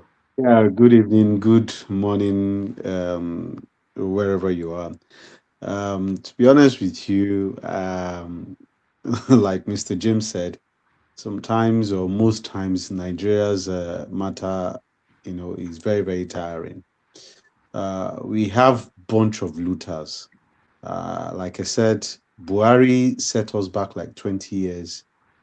Tinubu is drowning us, and I mean, if you've moved closer to drowning before, you see how painful it is. It's going to be very, very slowly, especially for people who don't know how to swim, or maybe have gone to swimming pool to swim and they don't know how to swim. It's very, very, you'll be gasping for breath. Tinubu is drowning us in debt and setting us back. This guy is a crook, is a thief.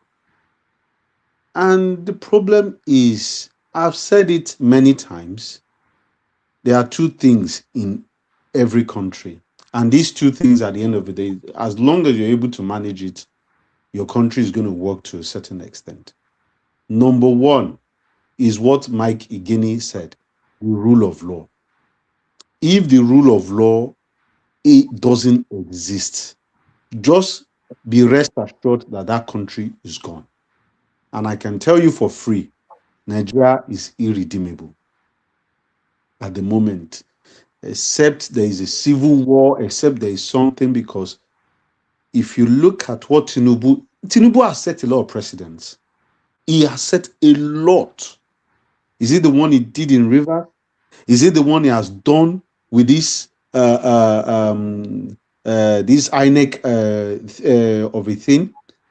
He has done so many things with the way he's going. And these precedents that he's setting, or he's already laid down, will further drown the country into the abyss more and more. Because there's no rule of law, number one. Number two, there are people that are kingmakers in the country. Thank you, Mr. Benson, for mentioning Shaguri. Shaguri is one of them. And I said it, I told some people, I said, my friends, I said there are people that are kingmakers that they don't talk, but they are the ones that will tell you, oh, this is what to do. I watched a video about Shaguri. Yes, he's a Lebanese, even though he was born in Nigeria as well. But the atrocity this guy is committing, is way, way, way beyond what we can imagine. And there are so many of them in the country. So many of them. The bankers as well, they are part of them. And if the people, it is only the people, and it is our voice, our vote, that will only send message to these politicians. And what do I mean? And it will also send message to the rule of law. When people start voting and waiting for their vote to be counted, and they sit down there and they see that, yes, the vote is counting. I don't know what's going to happen in Lagos in this election. They are planning a lot of things. And I know that the Labour Party people or the obedient people, they are also waiting for them. So the reality that is staring in our faces is that the followership is also as bad as the leadership. And it is only we, the people, that can set the precedent, that can more or less turn Nigeria into a better country. If the followership is failing, definitely these politicians will continue to take us for a ride. Thank you. All right. Thank you, Sola. Let's go to KJ. Yeah, thank you, Dr. Rudolph. So where do you really want me to start? Because you pick anyone you want to talk about. Okay. First and foremost, I want to give you an update. The terrorists are running over Mali right now. They are heading to the central Mali. They've taken major towns. And that should sound as a warning to all of us. Those people who come here and say nothing, they happen. It don't happen, no. It happen. So make we the talk take sense that advise our people, advise ourselves. Because as we keep denying that it's not happening, it will reach everybody. We will all be served breakfast. All right. And then I go straight to Yakowa. Yakowa is a disappointment, has always been. He took the money of Delta State to finance Atiku. At the end of the day, he didn't have anything to show for it. And, I thought he was, somebody going somewhere to happen, but he didn't, unfortunately so. And he's still in that same class that he did the last time. That means he never learned anything. Okay. Borrowing to finance the latest borrowing, which brings the Nigerian borrowing to about 150 trillion naira. That is what, from 80 trillion naira to 150 trillion naira. Despite the fact that he gets more money from fuel, he gets more money from exchange, he gets more money from selling of local fuel, he gets more money from taxing, he gets more money from almost everywhere, much more than any other ever existing government that we have ever had. They are still borrowing more money. And right now, every Nigerian is owing 157,000 naira. Every one person living now. So that means that you, whether you like it or not, your own share, they don't chop up.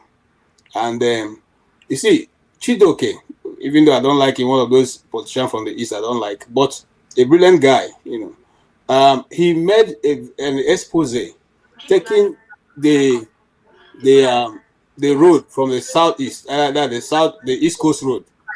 He took it. Sorry, can you mute Ike? I can hear Ike. Somebody talking. All right, go ahead.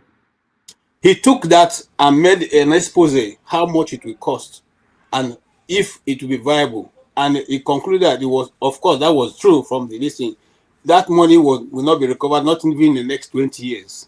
And at this same time, it will not have enough traffic to have warranted that kind of expenses. Or even, it's not an emergency anyway. Now, if you look at the major roads that are running through Nigeria, you find out that that money would have been best served if we repair the existing roads and make it motorable at least. Now, having said that, the one of East-West Coast Road is even far better than the one from Badagry to Sokoto State. That one, in the next 50 years, the money will not even be recovered. So we're talking about next 80 years or 100 years before we can even begin to pay back what that road is going to cost. And at what cost? Why should it go to Chagori? What is so important about this same person who was accused of fleeting Nigerian money some time ago is now the major player with the national honor only given to the second, the highest honor before the honor of the president. In a foreign land, they was given this honor. What is the purpose? And is there nobody who can ask questions in Nigeria? What have we become? Have we become a country that cannot ask simple questions? Who are those people who are in government with them, don't they see these things? Okay, now you are making this road. It's not even bidded for. You just give it to the people, same people who are doing the East Coast Road are now going to do from Badagry to Sokoto. And we are borrowing to do it. Is that what Nigerians need right now? Wouldn't that money even have served us better if it's taken to repair the major roads or taken to even do electricity? None of these things have been concluded. Yet you are borrowing and borrowing and borrowing. And some people don't see anything bad in it. But you see, whether you see it or not, like I said, you are already owing 175,000 naira. Your sons are owing, your daughters are owing. And as for Bishop Oyedepo, I wish, because it's not every Nigerian that have his telephone number, so let alone calling him when they are apprehended. I wish he would have said that he will pray, and all the terrorists will just die wherever they are. That would be more effective for me than saying whenever they are caught, they should now call him. How do we get his phone number? He should have published his phone number in the national newspaper, so everybody will know that that's a security phone number. Now it's now our 911. When you are caught on the way, you just call that number. Then the person will just boom, he will send angels to come and rescue you. These are some of the things that make people begin to lose trust in what we are preaching as men of the pulpit. Because when he said this, he look as if you are playing, you are taking God and making joke out of it. It's not something you should be joking about. He is powerful enough to walk into Aso Rock and make demand. He's powerful enough. He has the following, he has the strength, he has the authority. And I think that is too much of a joke for for what is going on in Nigeria. Look at it, that Plateau State guy who was beaten to stupor, okay, who had just been released. Is that what they're going to tell his mom? If God forbid he had died, you say he didn't give you a number. So these are the things that make us look as if we're. You see, I was thinking about why does the West not have respect for us? The West don't have respect for us because nobody comes for you. Rudolph, you understand what I'm saying? You remember when we were growing up, you are in the street, you live in an estate, and somebody slaps you around, your sister or yourself, and your big brother comes and passes and makes as if he's not seeing you. They will get the opportunity to beat you. But if somebody slaps you and the next day you see, your team there to deal with the issue, they will start avoiding you. We are being seriously manhandled, whether in South Africa, where we are being manhandled. In fact, right today as we are talking, Bribery has issued a statement saying all Nigerians in South Africa should close their business and come home. So that is the best way we solve our problem. Let them close their business and begin to come home. What kind of a people are we? What kind of a government do we have? And still, some people can't make sense out of it. When we are talking, they think we are talking because we are Igbos. We are Igbos because we live like our life. Life is very precious. If your own is not precious, my own is precious. I wouldn't lose it because of some idiots. Okay? So let's put our hands together and see what we can do. If it's not working, make all man to themselves. Thank you. All right, thank you, KJ.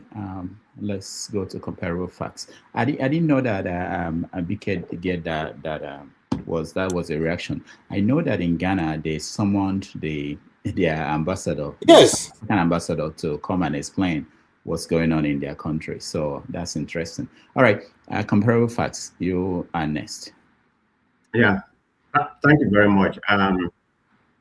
I don't know if you're going to play that video because the reason why, you can play later, because what video are you talking about? Mike Arnold video, because he made a comment about Sheguri being in a corrupt, who is pandering with Tinubu. He made a comment in reference to that. The Lebanese people, I have some Lebanese friends. All of them, most of them that I know, they are businessmen, whether corrupt or not. So he made a statement in reference to that guy too. But he's working with Tinubu. And Tinubu is, is basically Nigerian money through him. All right, hold on. Comparable facts. So the video is long, so I'll play a little bit of that. Yeah. We don't have 12 minutes to play the whole video. Okay. Working with the Nigerian government to end the genocide is like working with the Third Reich to end the Holocaust. They smile and spin as they wait for Trump to leave office. Since CPC designation, killing and impunity have only gotten worse. Sanctions will not work. Visa bans will not work. They're ideologues, and they'll just pivot east. Intentional denial of recognition and aid to displaced people, intentional denial of recognition and aid in this circumstance meets the legal standard of genocide. This is provable. Indict the Tinubu administration. Arrest them. They're guilty of genocide. And it's provable. Conduct a valid census and evidentiary briefing of the displaced. They are our witnesses to genocide and they need help. Investigate the Sultan of Sokoto as a terror sponsor. Circumstantial evidence demands it. We know where the militant camps are. Wipe them out. Bring the enablers to justice. Demand the release of Mazi Nnamdi Kanu and other prisoners of conscience. Offer asylum protection to them and others threatened by this regime. Ensure a free election in 2027. It can be done for the cost of a Tomahawk missile volley. Tinubu was declared the winner with less than 9 million votes in a nation of 230 million. A free election changes everything. Let the people vote on a new constitution and self-determination. Like so many other British colonial contraptions designed to fail, separation is likely inevitable, and it is just. The time is now. Nigeria is at a crossroads. It will become either a peaceful, prosperous ally or a massive launchpad for global jihad. There is no going back to the status quo. If the world turns away after this unprecedented scrutiny, the backlash will be bloody and absolute. The window is closing. We must call this what it is and intervene now, or the current genocide will grow and draw more innocent blood, not just there, but here in the United States. Thank you. All right, that's a summary of, I don't know the exact part where he spoke about comparable facts about Tinubu. I know that I watched the whole video, but go ahead. Most people here must have seen it, I'm sure. But if we have time, maybe when we go to break, we can play the rest of it. Where is, okay. Go ahead, comparable facts.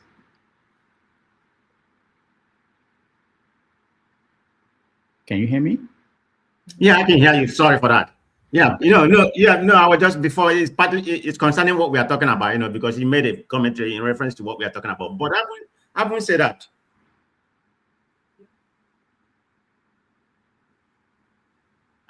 In reference to just very dark man, I don't mean to deviate, very dark man, because the Nigerians have been clamoring for him, to use his popularity to mobilize the youth, so they can talk about what's going on in Nigeria. Maybe we can have a good governance. But his response is very interesting. He said, no, he's not going to do that. He said, because the Nigerian youth are a reflection of the people they voted in, the politicians. So I want people to comment, to see whether he's right. So he's not going to, because if you bring the Nigerian youth, they're going to do the same thing. They're going to even be worse than the politicians. So that was his commentary in reference to that. Maybe people can analyze it, see whether he's right or wrong. I don't really believe that the politicians are a reflection. I'm a reflection of the politicians. That's me now. But having said that, on the present topic we are talking, I watched the National Assembly when Akpabio was, talking about the borrowing of the money, and people was happy. He was saying we need to commend Tinubu for borrowing money, for helping this country, borrowing money. It sounds like it's a very good thing that Tinubu is doing. Probably the greatest thing Tinubu has done is borrowing money. We need to borrow more, and Tinubu is doing the greatest job of borrowing because we need the money. But you're forgetting about what's happening. The problem we have in that country is that, we have revenue problem up to right now. You're going to say, why? When the removal of fuel subsidy supposed to save up money, why are we still borrowing? Do you know that Nigeria spent about 45 to 50% of the money, their revenue project, to service debt? This is the problem we're having. We don't have enough revenue. Most of them go through corruption. Most of them are used to service, to service debt we have. And you keep on still borrowing. So the next generation, my kids and so on, they're going to stay in this life and be using the same money, servicing them. So this is still going to be happening. Nigeria is nowhere to be found when it comes to Africa. If you look at human capital development and income per capita, Nigeria is not even ranked. I have some business things that I checked the other day.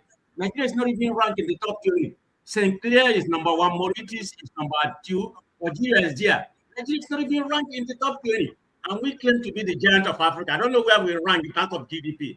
It's not about GDP. It's about human capital development, and per capita income. When they put everything together, I was looking at it. Nigeria, no wonder people are saying we are poor in Nigeria. I think, is it number up to 30 or 40? Nigeria is not there. Per capita income, this is what you use to define what a developed nation is, what a rich country is. Like if you look at the world right now, USA is not even ranked in the top 5. I think they're ranked number 6 or 7. Norway and I think Ireland, they rank number 1 and 2. That's what is based. It's not about your GDP, how much you have. It's about your human capital development and per capita income. That's what you use to to verify a country that is doing well. But Nigeria is nowhere to be found. So my question is that, what are we doing with the money that we are borrowing? If you look at the story that manifested last week, it was talking about the money, they budgeted for the military. Only about 7% was procured for the service. I don't know if forefather, you're a military guy. You saw that, only about 77%. So where are the rest money? You budget money, you can't see that money, it corrupt. When Tinubu leave office, believe me, we're going to have a lot of millionaires. And his people are the one that he's favoring when it comes to all this, with high nepotism that he's doing. They're the one that he's going to enrich everybody. You're thinking about Tinubu is rich right now. Wait till he get out of office. You see what's going on in Nigeria. So there's nothing really working. The infrastructure projects is not good. Nothing. And they're taxing everybody. What are we doing with the money? We keep on borrowing. Borrowing is not wrong. I live in a developed country where borrowing, can help. Look at what happened when the bank failure And Obama did. They borrowed a lot of money, and he helped the airline, he helped the Ford Motor, and some other people. In the case of Nigeria, borrowing has become a cost because they borrow money, and you have to have, the House of Assembly and the Senate, clapping for borrowing money. Imagine that kind of mentality, because it kind of favor them. Everything is about them. So we're not getting out of where we are right now. So I'm just concerned about Nigeria. I don't know where we go from here, okay? And Tinubu has the audacity to compare him, to compare Nigeria with Kenya. That's why, Kenya made that comment. I think we're going to get into that, because if you look at a big comment, I think it was last year, all indices, Kenya is better than Nigeria. It's not even close. I hate to say that. I didn't mean come here to diminish my country, but the fact is the fact. The empirical data is there to support that. Nigeria is not even close to Kenya in all parameters in terms of development, human capital development, road and everything. So that's why the guy was saying we can't speak English. But I'll leave that for the next subject. Thank you.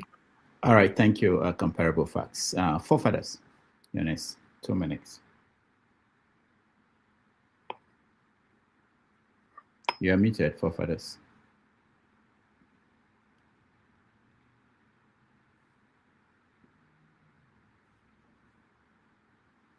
Go ahead, forefathers. We can't hear you. All right, we skip you for now. Something is wrong with your connection, unless you can fix it. Let's go to Ike. Ike, you're next.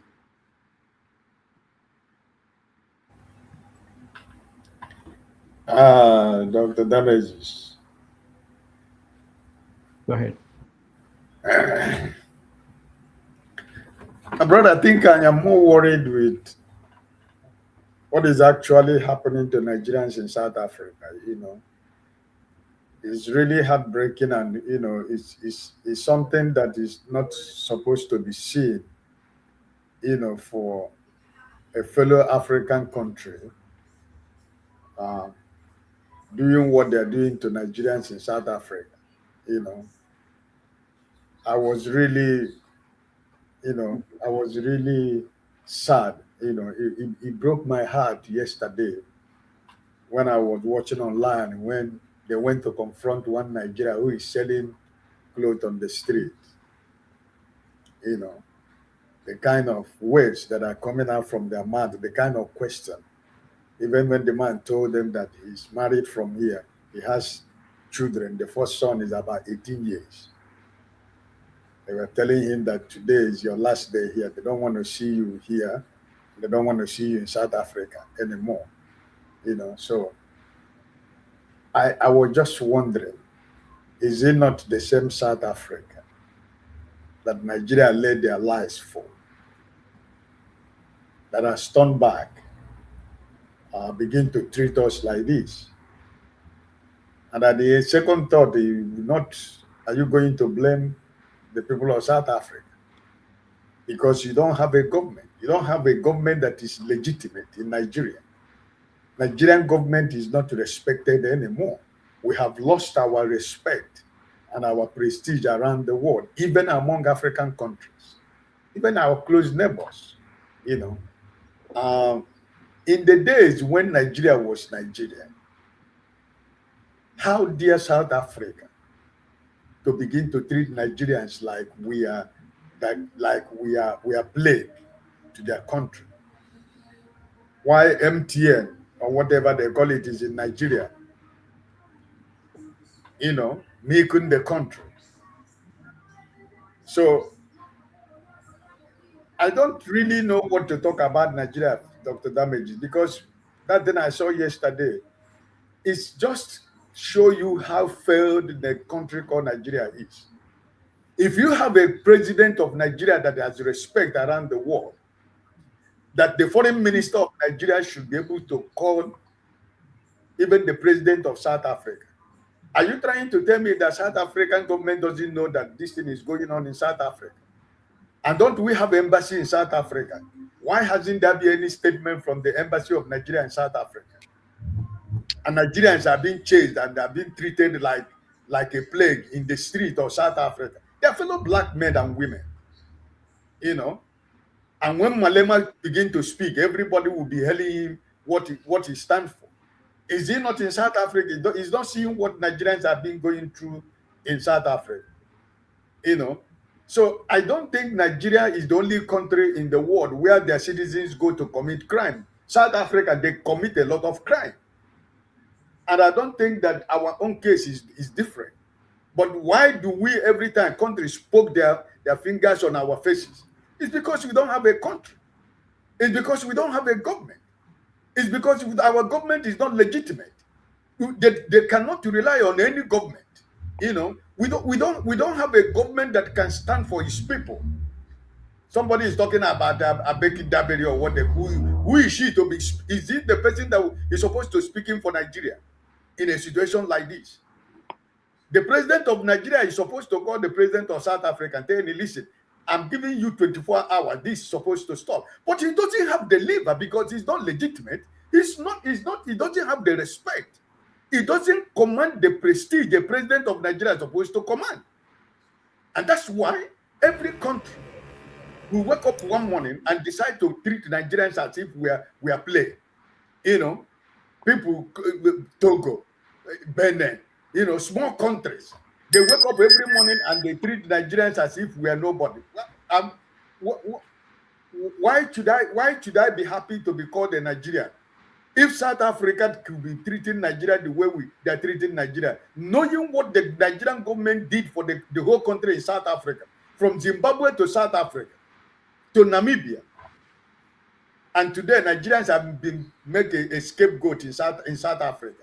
People that are earning their legitimate life in South Africa, you are treating them as if they are the problem of South Africa because you say they are taking your women. If you cannot treat your women well, what is the problem? Learn how to treat your women well so that other foreigners will not be taking your ladies. You know, so my brother, that's where my pen is. I don't want to talk about your Nigeria with your borrowed money and borrowed money. Like Sister Ify was asking, let me tell you, it is me and you, your children, my grandchildren, and your grandchildren, they are the people that are going to be paid those money they are borrowing. So don't stop asking who is going to pay. We will pay. That's what they're laying, the foundation they're laying for our children and our grandchildren. Thank you, Dr. Damage. All right, thank you so much, Ike. Let me remind people we're talking about Wale. Before you, I can brag. The revenue, we have met our target of revenue for the whole year. We met it in August. One debt to society later. In 2025, the estimate was 40 trillion naira. What we are going to get is roughly 10 trillion naira in terms of federal government's cash revenue. Likewise, for the 2025 capital budget, funding is available for 30% of that budget with the plan, with the cooperation and the support of the National Assembly to roll over the 75%. Over the last 2 years have shown that the federal government estimates of revenue have been far in excess of what actually is collected. I mentioned here today that we have 2024, we are in 2025, but you have 1 year revenue, use it to manage 2-year budget. So even if you met the 1 year revenue, how will you hear the Honorable Minister say, I'm paying 2024, whereas you are taking 2025 revenue to pay 2024. So when Mr. President said, when we said, because as of the work we've all done, that we've met revenue target, which is annually, but you are using 1 year revenue to manage more than 1 year budget. That is why you are seeing the outstanding, and which is what Honorable Minister is trying to do. That now let's have a consolidated budget. So because if I have 1 year revenue, let me use it to manage 1 year expenditure. But in a situation that I have a year revenue to manage multi-years revenue expenditure, we will continue to have this imbalance. All right. So just as a reminder, we are talking about what the firing of Wale do and the replacement with Taiwo, the borrowing of additional $516 million and connecting it to all the other issues in Nigeria. Obia, welcome to the show. Thank you, Dr. Energy. I don't know, am I audible? Yes. Can you hear me? Yeah, we can hear you. I've been, struggling to, put my Renew Hope agenda studio together. It's giving me plenty problem. So many gadgets to connect at the same time. So that's why I keep going off and on. So what are we talking about? No, because as I said, I've been going off and on. I don't know. I've been going off and on. Okay, Even now, we merged stories out of stories out of Nigeria to be a topic. My goal is that the next hour we talk about stories out of Africa, which I just went there to talk about what's going on in South Africa. And then maybe the final hour we talk about United States and Iran, and that's the idea. But of course, it can go off. So we're talking about Nigeria. We mentioned that Wale Edu was fired or resigned, depending on who you are listening to, and was replaced by the taxman, Taiwo Oyalede, who was promoted from being the guy in charge of the new tax structure to be a junior minister, from junior minister to the main minister. So what does that mean? And especially with the backstory that we're hearing about the fights that have been going on behind the scene. We also wanted to talk about the money that's been borrowed and what it means for Nigeria, and the projects that have been assigned and who is going to do the project, stuff like that. So of course we mentioned Okowa getting aiming to go to the Senate like other retired governors, and people donating money to Okowa, who stole money from Delta State. What was the last thing? Of course, yeah. Oyedepo wants you to have his phone number just in case you are kidnapped. Go ahead, Ovia. So take any part you want to discuss and go ahead and discuss it. Okay. Okowa was a senator. Okowa was a senator before he became governor. Abinu be Okowa of Delta. Ifeanyi Okowa. Mm-hmm. Well, he's going to where they retired. Right? Is that the Okowa you're talking about? And a senator. He was a senator before he became. Okay. Yeah, so he's just going back to his first. He's going by he got the first degree. He's going back for his master's. So he's allowed. I think the most ambitious infrastructure project in modern Nigerian history that is more interested to me. That's the Sokoto Badagry, a column.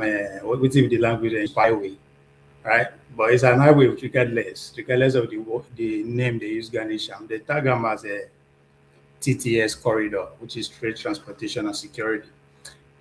I mean, I understand the whole labor around the lack of transparency, giving the contract to friends and relatives and all that kind of a thing.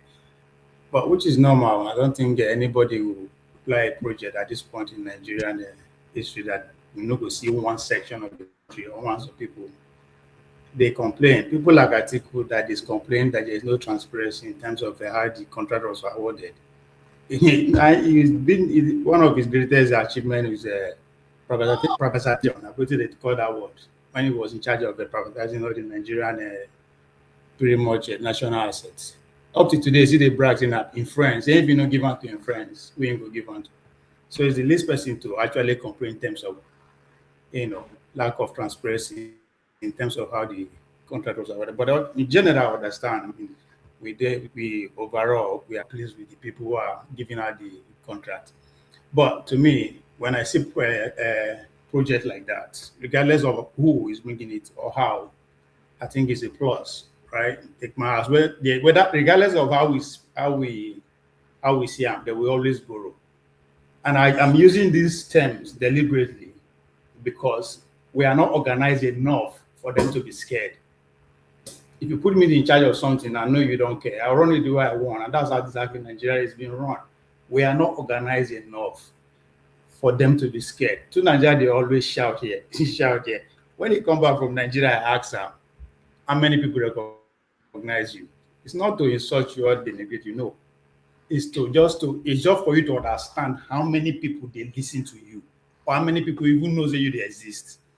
So when you criticize everybody, be very careful, because Now, out of 1,000 people we go watch this video today, maybe now only 200 in Nigeria. Out of those 200, maybe now only 40 go vote.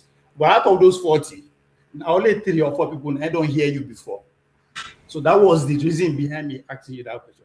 I'm saying this because most of the time we instead of us to actually focus on the issue, we target ourselves, right? As effective. But that's why I use that word, that we are not organized enough. If 20% of the Nigerian population are in one accord, regardless of their belief and religion, these people will be scared. They will not be running the country the way they are running it. So that's why I say, I don't care who is bringing out the contract. For the fact that this kind of project can be applied across the country, for me, is a good thing. If we don't want to come together in terms of tribal religion, physical project will actually join us together. And I think that's the lens I'm seeing that rule from, with the one of the Calabar Road. Even the railway that Buhari took from Kano to Maraba, I supported it. One way or the other, they will do something. But for me, for those who are saying, why did they allow me to advertise my political godfathers, is to tell you it or go and organize. That is the only way. Opposition, they are busy making excuses for the past 3 years. They were making excuses from the day they lost election up to today. They say they make excuses, but people say they follow them, they believe them. So we are in this game together. Nobody's more Nigerian than anybody. All right, thank you, Ovie. Forefathers, let's see if the connection is good now.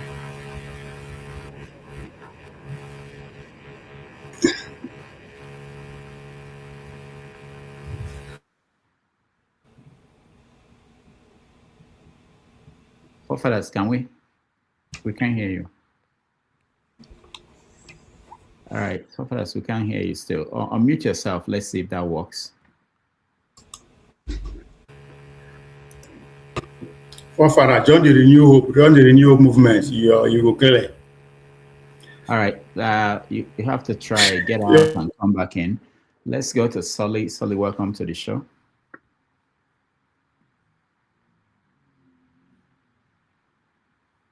Hello. Yeah, welcome. Yeah. So from what Ovie said before, stop trying to convince Nigerians to organize. They will give you excuses. You see, some people are just adamant that Nigeria will never work. So even if they see it working, they will look for an excuse for it not to work. You know, leave their generation alone. You can't teach an old dog new tricks. You keep on trying to convince them. You are wasting your time. You know, even if you bring a solution, they will give you excuses of how that solution will never work. Even if they try, they will try only once, right? And then they will give up totally. Meanwhile, the people that they talk about and they complain about, they are organized. Failure is not an excuse to them. They try again. They don't want to emulate the people that are winning, but they want to keep on complaining. As for that road, me, I don't support that road though. Because I remember when these Fulani people said that their Quran will touch is it not the ocean or the sea? You know, so that's why I believe that road is political, and I don't believe it's going to be built. I believe all this money that they are borrowing, if you know you know your enemy, you know how, you know, there's nothing Tinubu that is doing that is brand new. Unless you don't pay attention, Tinubu has been using the same strategy over and over and over again. That's why it's easy for somebody like me to predict it. You come here, you shout, Tinubu does something. All of you are, oh, we're surprised. He's a wicked man. Somebody that's been using the same strategy over. You see now that ADC is organizing everything. If you see how they are so arrogant online, shouting, talking anyhow, but Asiwaju is just quiet. When a man is quiet, you should be worried. You should not feel like you are winning. That is why I said Alex Soti is a very smart man. He's a very quiet man. When you go after him, he just stays quiet. That is a dangerous man. You know, Tinubu will let you do all these things that you want to do. All that money, borrowing. As you see that ADC is being allowed because they are allowing them to organize. Not that ADC is actually winning, no. They are letting them believe that they are going to win. They are packing money into the country. Not millions of naira, millions of dollars. Is that money going to actually go to projects? right? Are we saying for the first time in Nigeria, money being borrowed will actually go to projects? Then you are gullible. You are very gullible. You are ultimately gullible. You know, we all, if you know Tinubu, we know where that money is going to. By the time you give all these northerners money, they will turn their face on their own people. Look at how they treat their own people. You now believe that suddenly they will turn their back on money for power. So it's just normal strategy. Borrow the money, maybe make because the Sultan of Sokoto has been complaining since, you know, his people are pushing him, saying, what is Tinubu doing? This is not what he promised us. Go and borrow some money, promise them some projects, share the funds, and everything will change. All those people in ADC, they will collect that money and they will change. The last minute is when they will change their mouths. That's just how Nigeria has been since. Nigerians don't want to organize. Tell them how to organize, they will say that you are saying rubbish. They will say that you are saying nonsense. You know, so the best way to deal with Nigerians is act like how white people behave when they come to Nigeria. Don't pay attention to their suffering. Let them suffer very well. When they are ready to suffer, when they see that there's no more way, you know, Nigerians will eventually change. But if you are trying to talk to most Nigerians to change while things are still going on a little bit well for them, you are wasting your time. You are wasting your time. This election is one and gone. They are just letting you show yourself.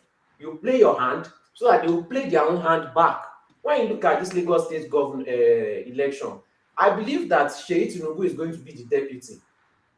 That's even though they are shouting Hamzat, Hamzat, Hamzat. I suspect that Sheyi Tinubu is going to be involved. Because father cannot be president and son will be governor. Nigeria is not ready for it. They soften it. They bring it in a close manner.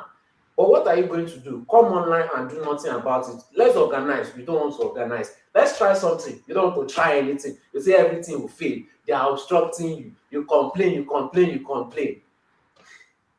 Nigeria, everybody that has seen Nigeria favor, all those people organized. You don't want to, and they organize regardless of tribe, and that is the craziest thing.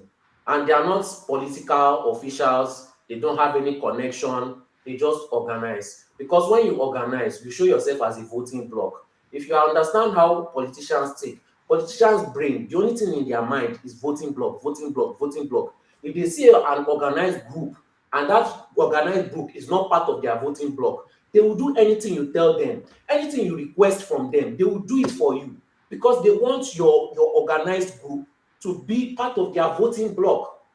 That is just how politicians think. They don't think in all this. You are coming here to come and be discussing with them this thing. Make yourself a voting bloc, especially if it is a voting bloc that is not it's not a group of tribalistic people. It's different tribes. That is a very valuable voting bloc for them that they will want and they will do anything for. But it's easier to, you know, argue, you know, lazy. Nigerians are just lazy. That's why they have agents for everything. You have agents for even visa. You have agents for school. You have agents for Okada rider. You have agents for everything, because you don't want to go through the process yourself. You don't want to just work and organize.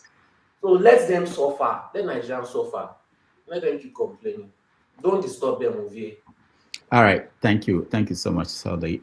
Let's try again for fathers. Can you hear me? Yeah. Thank you.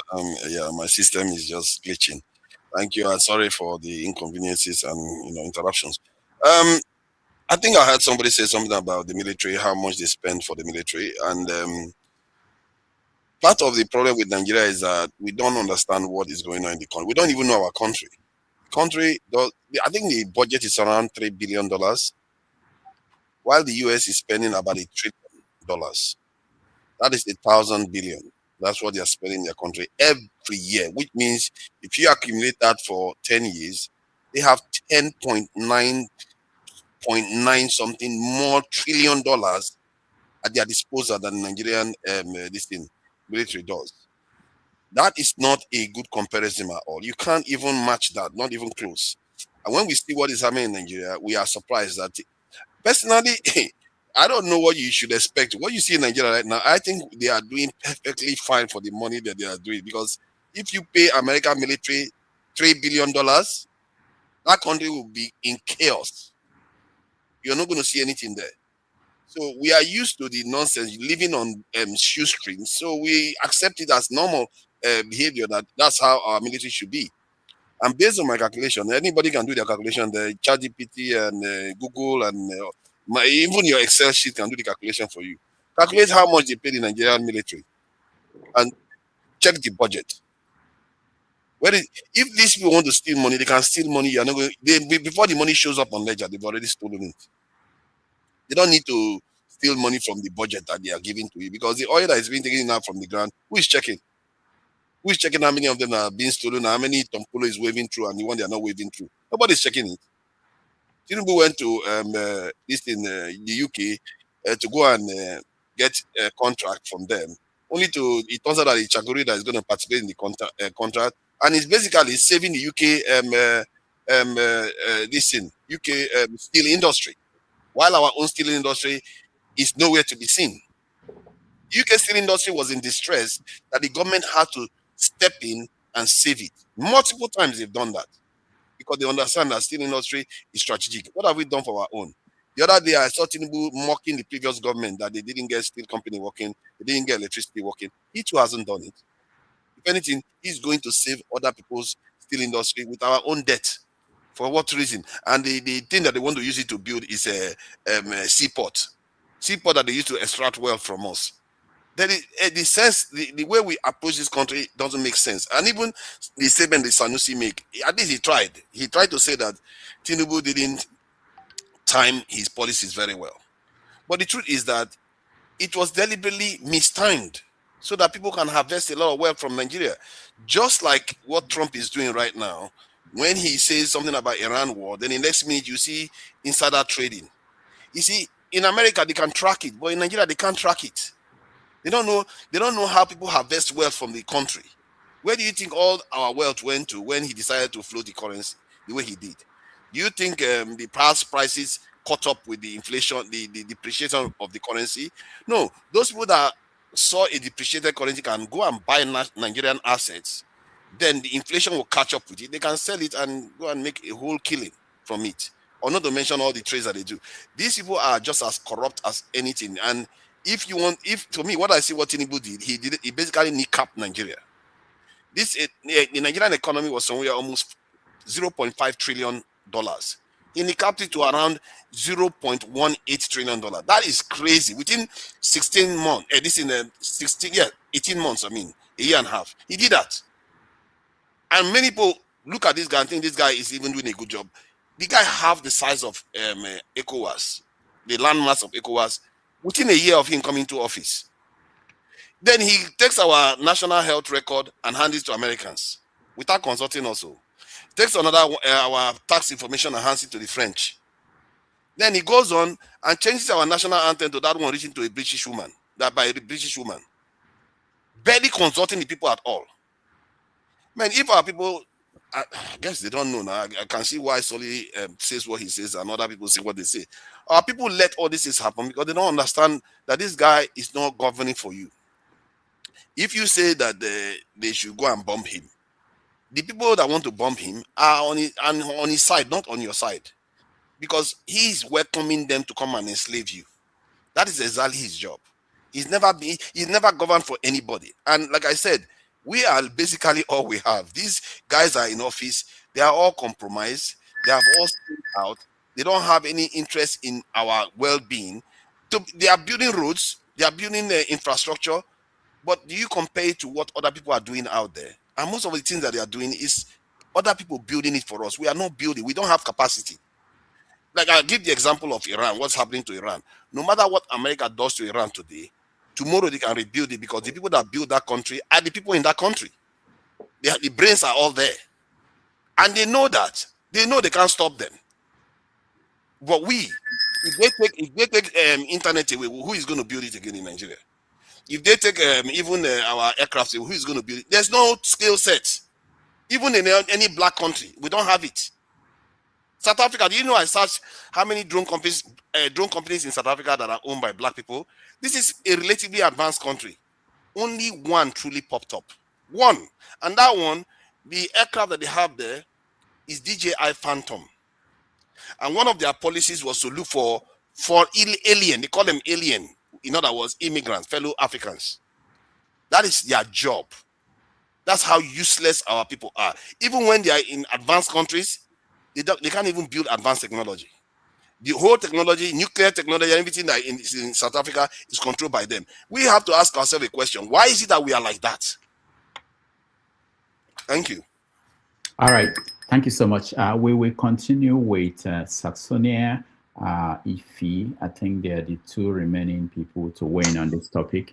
I want to just announce that tomorrow on 90 Minutes Africa, we are going to welcome Precious Enyi.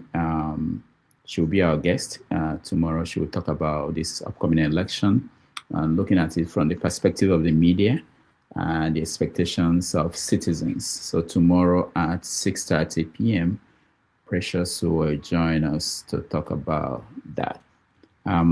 Let's go back and then finish up this topic. We are going to go to Africa, especially what is happening in South Africa and the conflict between, not conflict, the jab that Kenya's president, William Ruto, gave to Nigeria's own president. But before we do that, let's round up this topic with Saxonia and Ife. Saxonia, go ahead. Yeah, thank you, Bruno. Actually, two things brought me back on him. One of them was, and I wish comparable facts were still on him.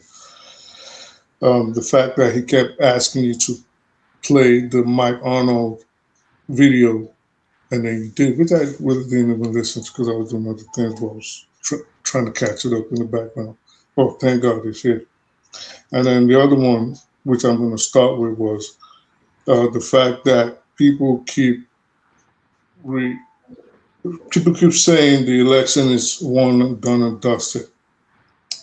Especially, well, Soli just said that, and I don't think so. There's something I've been trying to bring to the attention of people on here. I've said this for months now, and I'm saying you got to be really careful because at least two nations have declared that they are about to interfere in a major way in Nigeria's political affairs. In fact, they've basically said they want to put their fangs on other African countries, including Somaliland and Sudan. And these countries are Israel and the United States.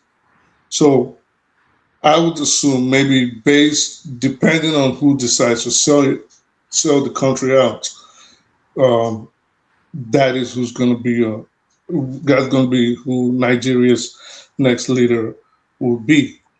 And I think this leads me to what I was coming to talk about that video. I don't understand why Nigerians seem to worship white people so much. I don't understand why they cannot see that there's no way in hell a white man is going to come all the way from the United States of America, preach division, preach that you should not adhere to your government. And I'm not saying there shouldn't be any kind of dissent or there shouldn't be any kind of pushback from the Nigerian citizens, but I think Nigerians need to be very circumspect of who is bringing this message to you. Sometimes you should go look at the background of these people that you are forcing on the rest of your citizens, down your citizens' throat. And sometimes you should be able to deduce that maybe these are, in fact, not your friends. I would say, personally, I do not know who Mike Arnold is. But, of course, I've seen who he is based on what is in the public sphere. As far as I know, he's a former mayor, voluntary mayor of Blanco, Texas, right? But what I do know for a fact is that he's a major MAGA member, a staunch ultra-Republican. I don't know what you people think you know about this country or the relation with between the whites and the blacks in this country. And this is not a slight to people like KJ or Kenny that, of course, proclaim pride in MAGA and the vehement supporters of Donald Trump.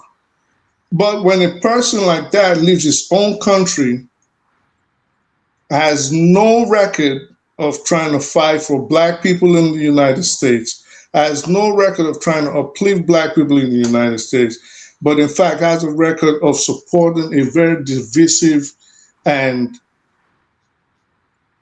dare I say, racist president, and he lands in the largest country by population in the world, and all he's preaching is that your president should be dragged a la Maduro, same as Noriega, to the United States.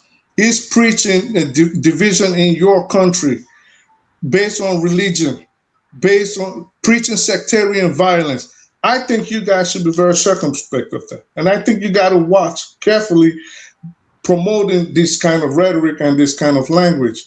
Because let's be real, Rudolph, there's no way on God's given earth that Nigeria is going to divide based on religion or sex without it being bloody. So when you start having people like Mike Arnold, Alex Bobet, people like Judge Saul, constantly trying to foment chaos, trying to foment trouble, constantly telling you guys to look at yourself. And when I say you guys, it's all of us, please. So I know people are going to attack me on that. And constantly saying, look at your race, look at your tribe, look at your ethnicity, and look at your religion. You're different from them, and you guys should pick up arms, and you guys should do this. Nnamdi Kanu, I would hope by happens that hopefully he can be released, right? But then again, we have to realize that he was convicted by a properly, what was the word I'm looking for? But that was a constitutional court of Nigeria. Now you have this person coming all the way from the United States saying, well, disregard what the courts ruled, disregard them, or start pushing for your president to be extradited to the United States. Nnamdi Kanu, even with his divisive rhetoric, must be released. At some point, you people should start seeing that they are not in your favor. They are trying to bump your heads.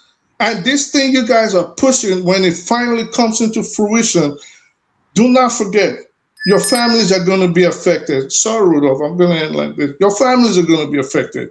Your friends are going to be affected. People you grew up with are going to be affected. So I don't know. I just came on here to, maybe you need to start promoting this kind of people. And Nigerians, please just try to be more circumspect in the way you try to kiss the white man's ass. And, let's relax on that. Let's try. Let's temper it down a little bit. Dr. Damage, can I have a minute? Just a minute, please, if you don't mind. A minute. All right, go ahead. Yeah, Sasonia, I heard what you said. Okay, some of the points you laid is very valid. I'm not a mother. I'm more of a Democrat. I align with democratic principles. I may be conservative when it comes to cultural issues, but I'm more democratic. I'm more progressive. So the point I'm trying to make is I don't know what honor motive is. It might be some political something over here or whatever, but he's giving you the empirical fact. That's what I'm concerned about. He's bringing the attention, the Nigerian problem attention to the global scene. Maybe something can happen. This is exactly what happened with the terrorists. If the government of America has not, or Trump hasn't come in, Nigeria will be docile. They have been docile for decades. Nothing is happening. That's my only emphasis. I don't care who he is. I'm only care about the messaging. It's not the messenger I'm after. So don't put me in that category. I'm not a MAGA by no means. Let me just ask you. Hold on, Saxonia, hold on. I want Mr. James has something to say, then you can respond together. So, James, go ahead.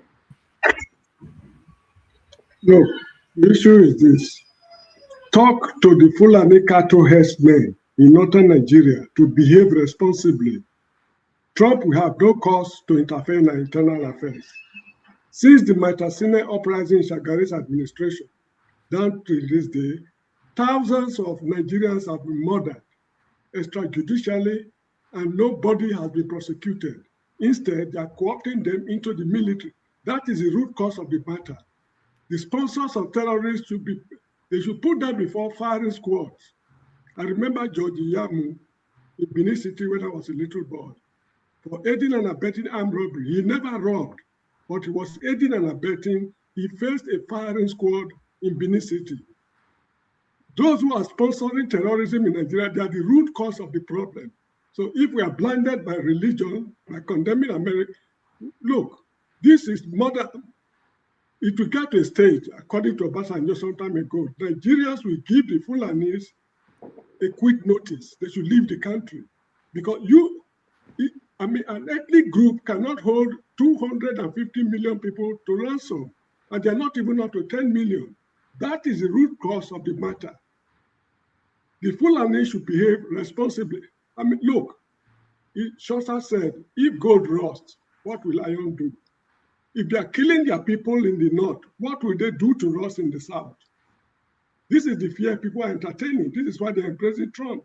I'm not saying Trump is a saint, but I mean, we are caught between the devil and the deep blue sea. What do you want us to do? To fold our arms and watch the Fulani cattle herdsmen to send us to hell, rape our women, and give birth to bastard children? That can never happen. All right, thank you, Mr. James. KJ, is there anything to do with this topic? You want something for us? Papudoka, you have started the game. No? Yes, no. Oh, yes. Is that what you're doing now? Papudoka, you have started he referred to me and Kenen is not here. Kenen is not here, so I will speak. I have a pushback for 1618. No. Only one now. We just take KJ and then he will respond. So that if he can round up this topic, we will get back to that. Yes, you see, Saxonia. I would have not said anything if you ended by just what you said. Whether I support Trump or I don't support Trump, that's not a business. That's not my business. But you went long to talk about the Nigerian situation. You see, you are being disingenuous. Why do I say that? We all know what the problem is. Don't even bring Nnamdi Kanu. Let's put Nnamdi Kanu aside. And the description you gave to Mike Arnold is totally wrong. Okay? He's not even right now playing an active role in the Trump's administration. If you followed what he had been saying over the air and what he had been doing. The only reason I brought him back to this topic is because he saw the injustice going on in Nigeria. In the first times, if you are one who followed Mike Arnold, you will have known that he didn't even support the Biafra cause. Right from the beginning. He said he didn't want to talk about Nnamdi Kanu. He just felt that if the country was working, there would be no need for Nnamdi Kanu. But it is the consistent pressure or the constant pressure on the people of the Southeast that made him to take a second look at what is even going on in the Southeast. And he said to look into what was going on between Nnamdi Kanu's case and all the rest. Well, but why am I saying that? I expect you are a very reasonable individual. So you know the problem for Nigeria. But you don't come to discuss that problem of Nigeria. You come rather to try to pander to what is already the narrative of the North. Now you are saying somebody who has not even lifted a gun, who was not caught with anything, no weapon, nothing, but is serving in prison. But you have never ever talked about those people who have been shooting down Nigerian Air Force pilots, those who have been killing generals, those who have been killing innocent Nigerian soldiers, and the Nigerian people. You didn't talk about those over 400 villages that have been sacked in the north, renamed and restationed with Fulani people in it. You didn't talk about those people. Those people are doing the right thing. You didn't talk about the people who are still in IDP camps. Thousands of them in IDP camps. Their villages have not been given back to them, but government have taken money and made ashwebi and jollof rice and salaries for those people who have been killing them and reintegrated them into the society to villages where they have chased out all the people who live there and given them those villages to live. You didn't talk about that. That's not injustice. What is injustice is once an Igbo man is mentioned, it becomes an injustice. What's injustice is that once the thing has to do with a Christian talking, you all raise up arms. And that is when you see injustice. My brother, will nobody be killed. That thing that's going on in Nigeria that people don't think. People talk without thinking that Nigeria, we think, we see. But if you people even think we're not seeing, thinking and seeing, the world is seeing, the world is judging. The reason why these people came in is because they've seen that this constant injustice has gone on for too long. I've not seen of you show any compassion for those people who are living in IDP camps, who ordinarily have never committed any crime against the Nigerian people. Look at the Unijust boy. If not for that God didn't want him to die, we should have survived. Do you know the trauma that guy is going to go throughout the rest of his life? Can't you see the way the guy is looking like a zombie? Even after many years, after many days of being rescued, he's looking like a zombie, totally lost. That doesn't worry you. I'm shocked at those of us who call ourselves Nigerians. These things are the things that should worry us. Let us put what is right. And if we cannot operate with what is right, let us divide the country. Let everybody go their way. Exactly. Isn't that all you want? Because yes. You two don't care for those people. No. All you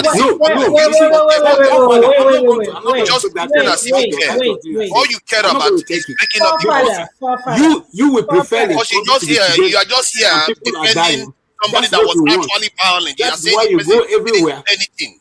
Listen, let me tell you. You just defended somebody that is actually advocating violence in your country, say because they didn't see violence in Wait. Okay, hold on, everybody, hold on. Okay. He's a very funny guy. So, if I'll come to you. Narrative. Okay, hold on. Let me hear Saxon. You won't job me, Dr. Damage. You won't job me. Thank you, Dr. Damages. See, one day I really hope you guys will learn yourselves your history, because the way things are going, you're living in the United States, but you clearly do not know about what race relations is all about in this country and how it affects the world and how it affects yourself. The problem with a lot of y'all is you can't even realize that you're slaves. A lot of y'all cannot even realize that there is a group in this world, a section of this world in which you actually live in, that are determined to make sure that you do not rise past the stage or the level of servitude. This is why you're ready to come on here and lie and make up stuff just to defend who you believe is better than you, and he has the right to come to your own country and divide you guys and encourage you guys to kill each other. This is not about my religion or mine. And I think the day you find out my ethnic group, I think you're going to be shocked and realize how foolish a lot of y'all on here really are. This is not about ethnicity. This is not about religion. I didn't promote any of that. I just said, be circumspect. When you have people coming into your country that have no record of helping your kind from their own country, maybe you need to do a double take. And if you don't realize it, and I think a lot of y'all don't even understand how these people think, it is actually a shame to realize that they're basically calling you a fool and looking down on you, and you're clapping and participating in the idiocy.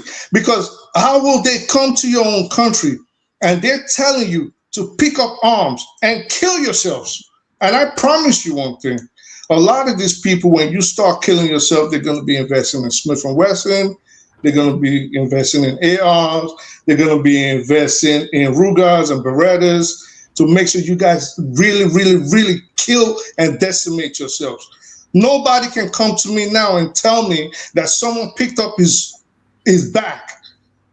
He didn't help the black people in his own inner cities of his own states or in the neighboring states.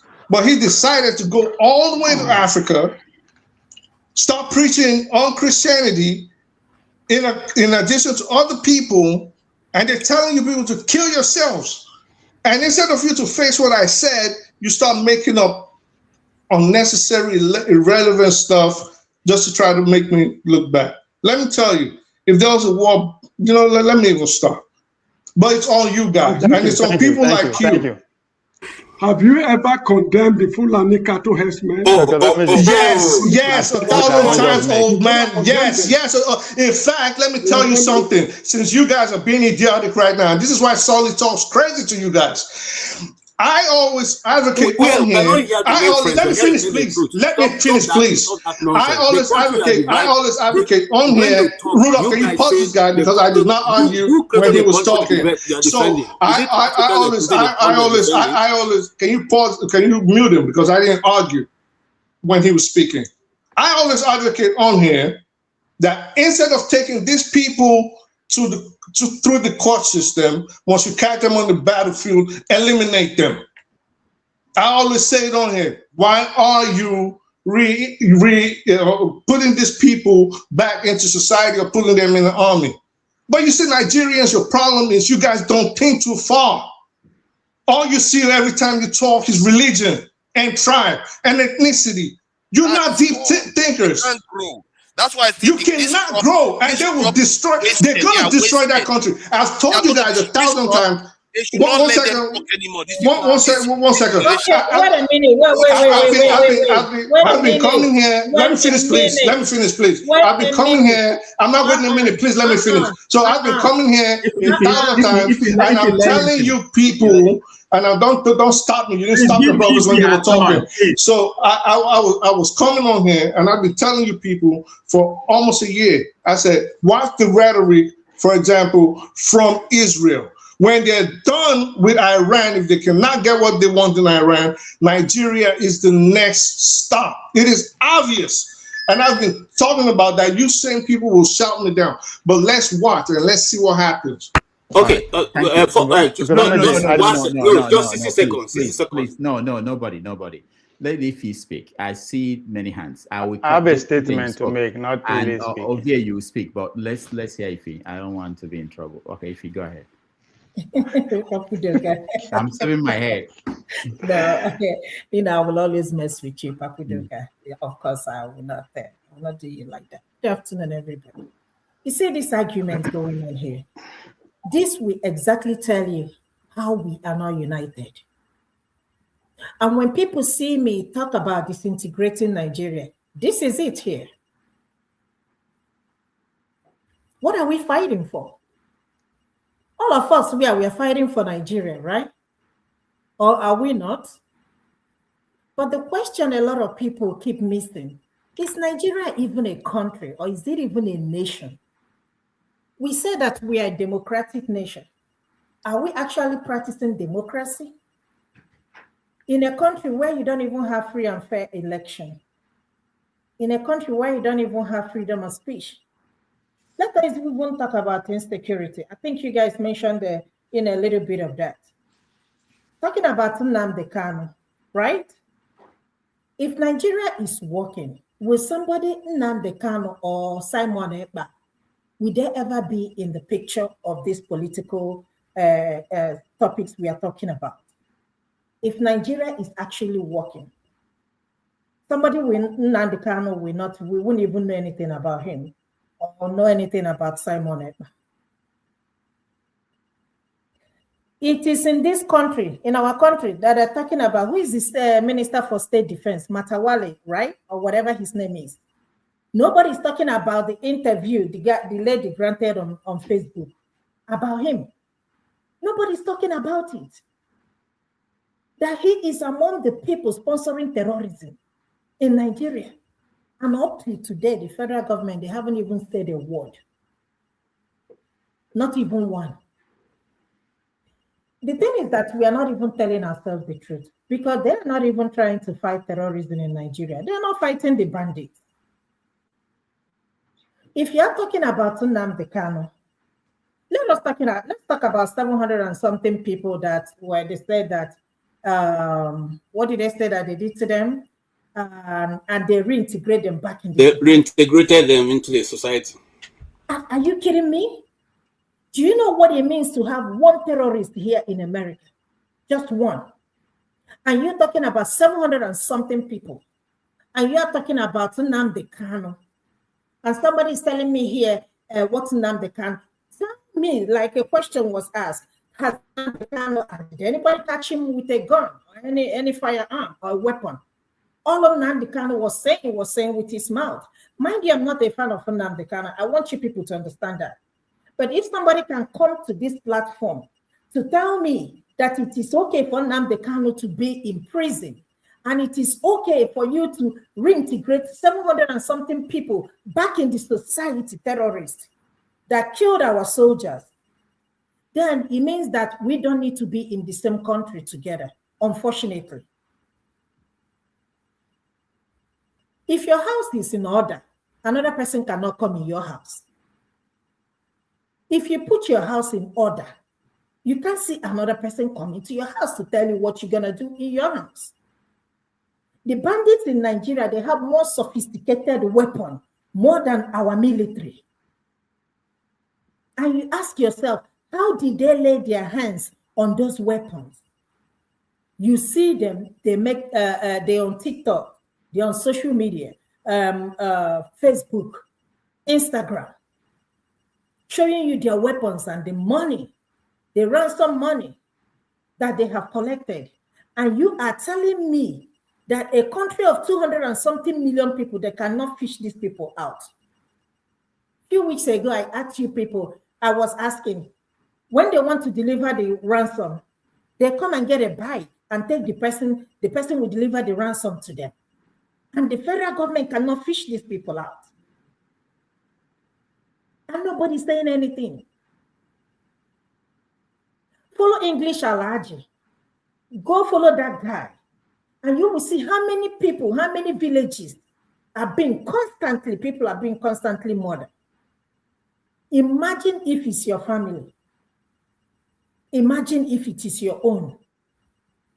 2 weeks ago, we heard about the family in Plateau that lost brother, father, and children and all that stuff. One family. Again, our president did not say anything. If the country is working for you, then be part of this country that is working for you. Do we even have a judiciary system? Do we even have a judiciary? Of course we don't. What is going on in Nigeria is not a question of Igbos or Hausas or Yoruba or Christians and Muslims. People are dying every day. But you're going to ask yourself, what is the government doing?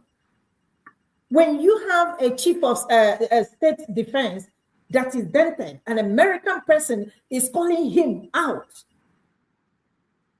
And up until now, nobody has ever said anything.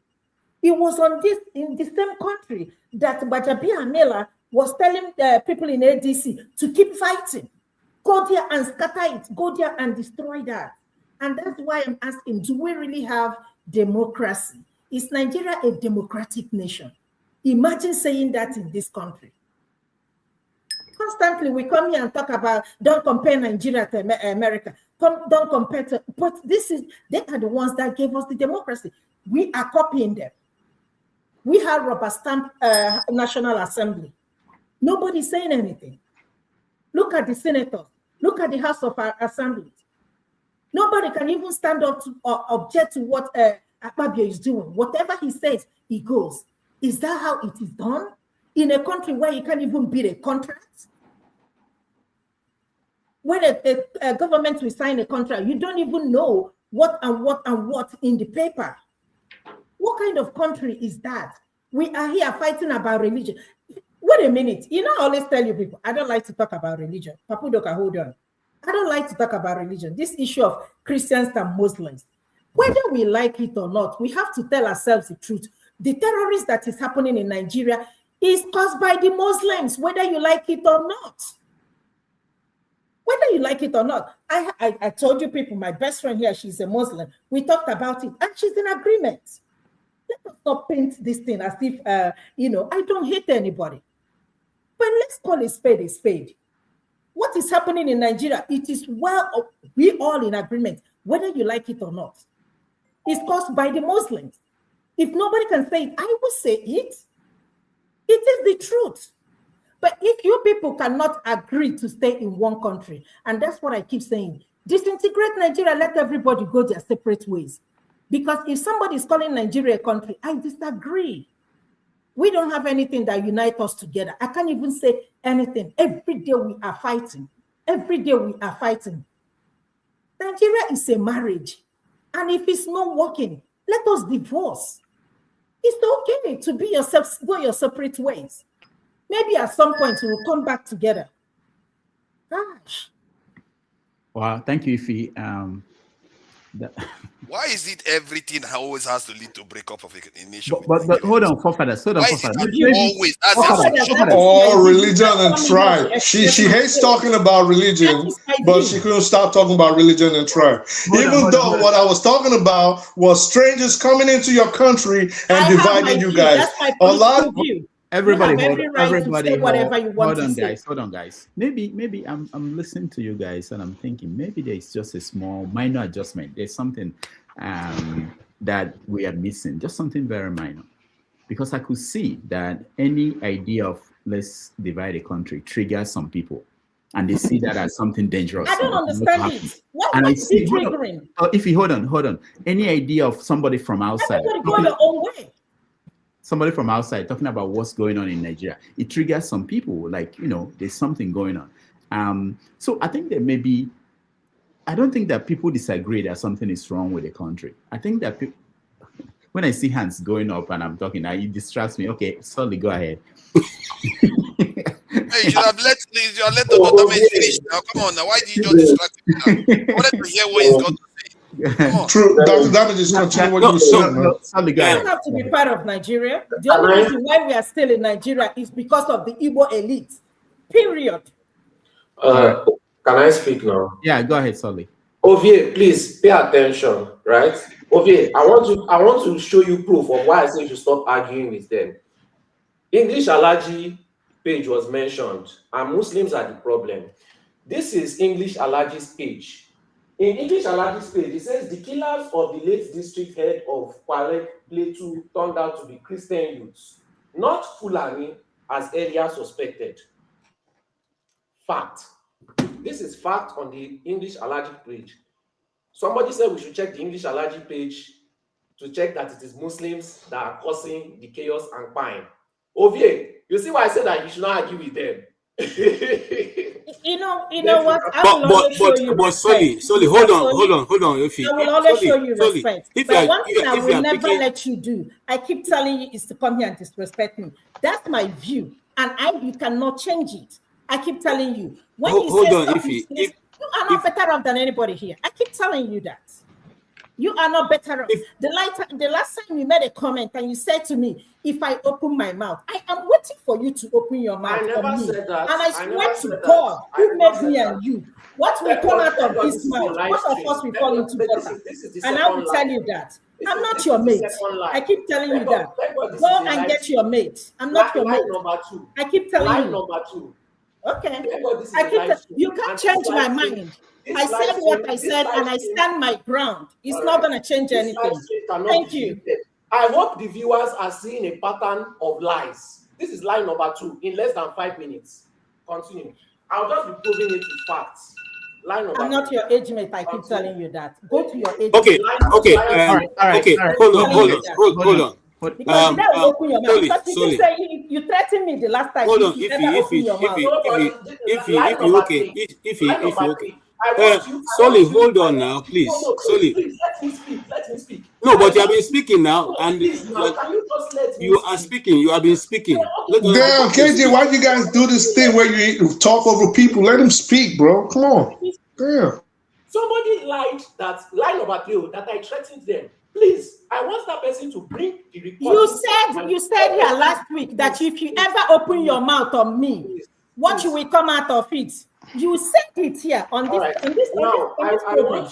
You said it. And I keep telling you I'm not your age mate. I keep telling you, go look for your mates. You can never get to where I am. I keep telling you I'm not your mate. Go and look for your mates. Can I speak now? Dr. Damages, can I speak now? Okay, go ahead. You say this. Somebody open your mouth because I'm waiting for you today. I will be ready. Are you going to mute the mic? Well, is the interruption going to continue? All right, go ahead, Solly. 2 minutes. Now, somebody has falsely accused me, right? The person accused me of something that was recorded on the live stream. This person has lied 3 times, right? I want that person to bring that proof. We all saw what the person said I said. The person must bring that proof of what I said. If not, that person should be considered a total liar. Anything that the person has to offer or say in the future, you should consider that this person has a pattern of consistently telling lies. Lies. That's why I love that it is a live stream. You must bring that recording of that, because I know my personality. I don't fight with women. The last time that liar said something about me, I was trying to see who said it. The moment I saw that it was a woman, I just kept quiet and moved on. I don't threaten women. You can't find any video of me threatening or fighting any woman. That is my pattern. So now that you've told the people a lie, you must bring that proof. You are more than a coward. You can't be lying. You can't be lying about people. You are a coward, and you are more than a coward. I keep telling you, whenever I say something, just focus on yourself. Okay, please. Hold on. Everybody, hold on. I wish you allow me to talk, Rudolph. I wish. You can't be lying on people. Everybody, that's okay. Everybody, that's okay. Let's pause. You must bring that proof of what you said. I said you must bring it, liar. Keep telling you a coward. Go back and hear where you told me that if you ever open your mouth. I said it. Bring the proof. Shebi is lying. Bring the proof. If you are sure.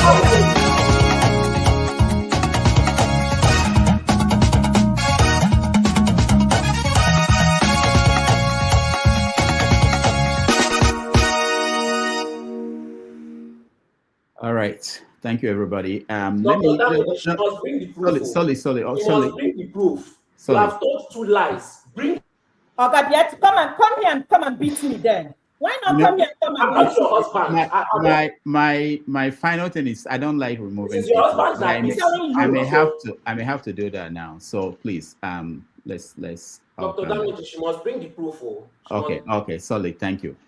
Okay. Let me see if I can. There's a way to rescue this broadcast. KJ, what do you want? 1 minute. What do you want to say? Okay, you see, sometimes when people come and start throwing words, insulting words, it means that you've lost the argument. So now here is what I would say. Nobody, and I thought that forefather who is so security conscious would have known that the government has gone into agreement with Turkey to come and set up a military base, and it's going to be in his south. So you see, why I'm bringing this up is that sometimes we come here and once a particular thing is mentioned, people flare up. The country that you are so divided, you are so defending about, who formed it? Is it me? Is it your father, your grandfather, my own? It's not the same people who formed it, who made those boundaries that we are defending with our lives now. So what is special about the country itself? Because it's not even us that formed it. It is a colonial, construction, and it will remain so as long as that country remains with the name and the boundaries that have been created artificially. So I don't understand it. But for us, if you are a Nigerian like I am, you should be concerned that we are losing more people than the people who are fighting in Ukraine and in Iran. Are we not concerned that every day, every blessed day, that some people are being killed and territories taken over? You should be concerned. And I'm not going to bother myself to say where the help is going to come from. Right now, what I need is help. I don't care where the help is coming from. Because if we put our house in order, those people coming to give us help will not be there. They are only talking because we have failed to be able to meet our own need for our own people. I stop there. Yeah, I've spoken twice now. Can I respond to this charge he keeps making? No, I'll come to you, forefathers. Let me hear from. Why? Yeah. I'm an adult. I don't fear anybody. I don't feel deceive myself. Nigeria are 3-2. 3-2 in the sense that Nigeria started the root of Nigeria started with 3 big tribes fighting for power. And the people that put the country together recognize those 3 tribes. And the power should be shared among them with special recognition to the minorities. That is our fact. We cannot stop talking about tribe. That's who we are. Then the 2 part is there are 2 competing external interests that are competing, which is Christianity and Islamic religion. From day one, these two interests have been competing. In the 60s, the tribe fight, they went to war with ourselves. We know that. I don't need to explain. And as I speak today, officially in Nigeria, they fight religious war. I am not making it up. When Donald Trump strikes Sokoto, he said it was on behalf of Christian. And guess what? Nigerian government come out and supported them. That they say, yes, we provided information. So that's official. It's a religious war we are fighting in Nigeria. Two, the extremists among the Muslim religion, they were using the logistic power and the financial power of the Muslim Brotherhood across the world and extremists to fight their war for decades in Nigeria. What you are seeing is just the Christians are responding by using their own connection from White House with the military power, with the propaganda machine, and everything that the Western world that practice Christian religion has to offer. That's what they are using to confront the other religions in Nigeria. So we can deceive ourselves all we want. It is happening. I had a brother. I call him brother because I go stay with the person. For instance, when in day school, my brother married his sister. They stay for our house. His name is Buhari. I'll keep the last name. You know where they kill him? Him, his wife, and his daughter. Hexazaki house.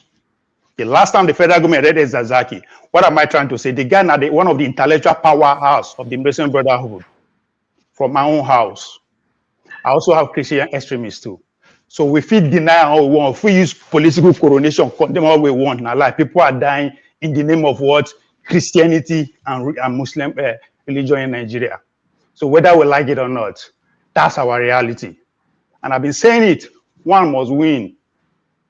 I don't know when or how, but one must win.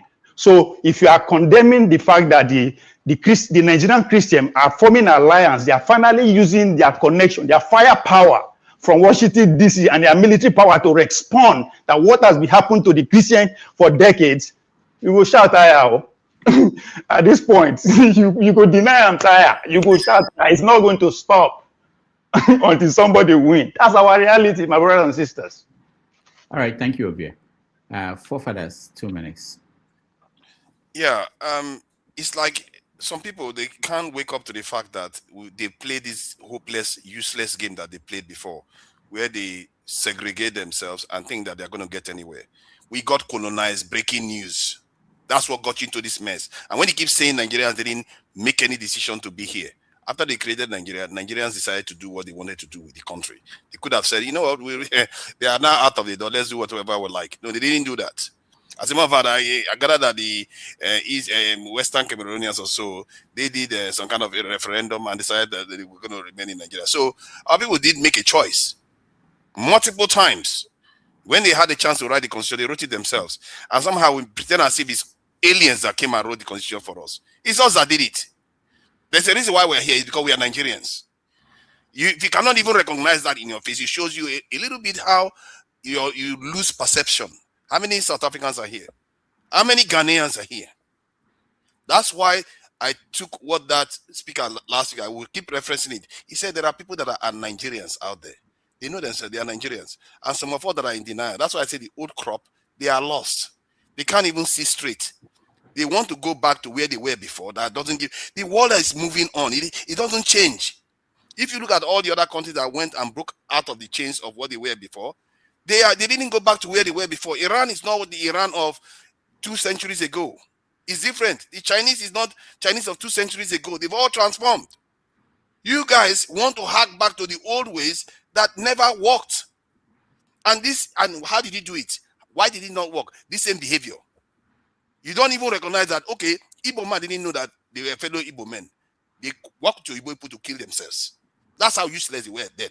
And then Yoruba men didn't even recognize that a fellow Yoruba man is a fellow Yoruba man. They work with the Igbo people to destroy themselves. And you are repeating the same thing now again. And when are you going to get conscious that, okay, I have a current identity that I have, and we need to make it work? Why is it that whenever things get difficult, let's break the country up? You forget that is going to lead to a war. That is going to lead to foreigners taking even further advantage of us. How is that going to solve your problem? Can't you ever think into the future? It's only back all the time.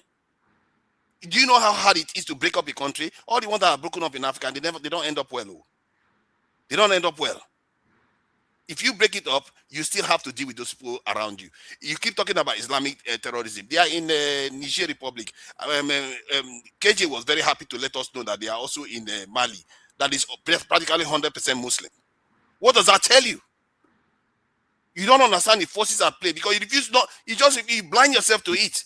Even if the America that you like to hold up and the white Jesus you like to hold up so much, they are all telling you that they are your enemy.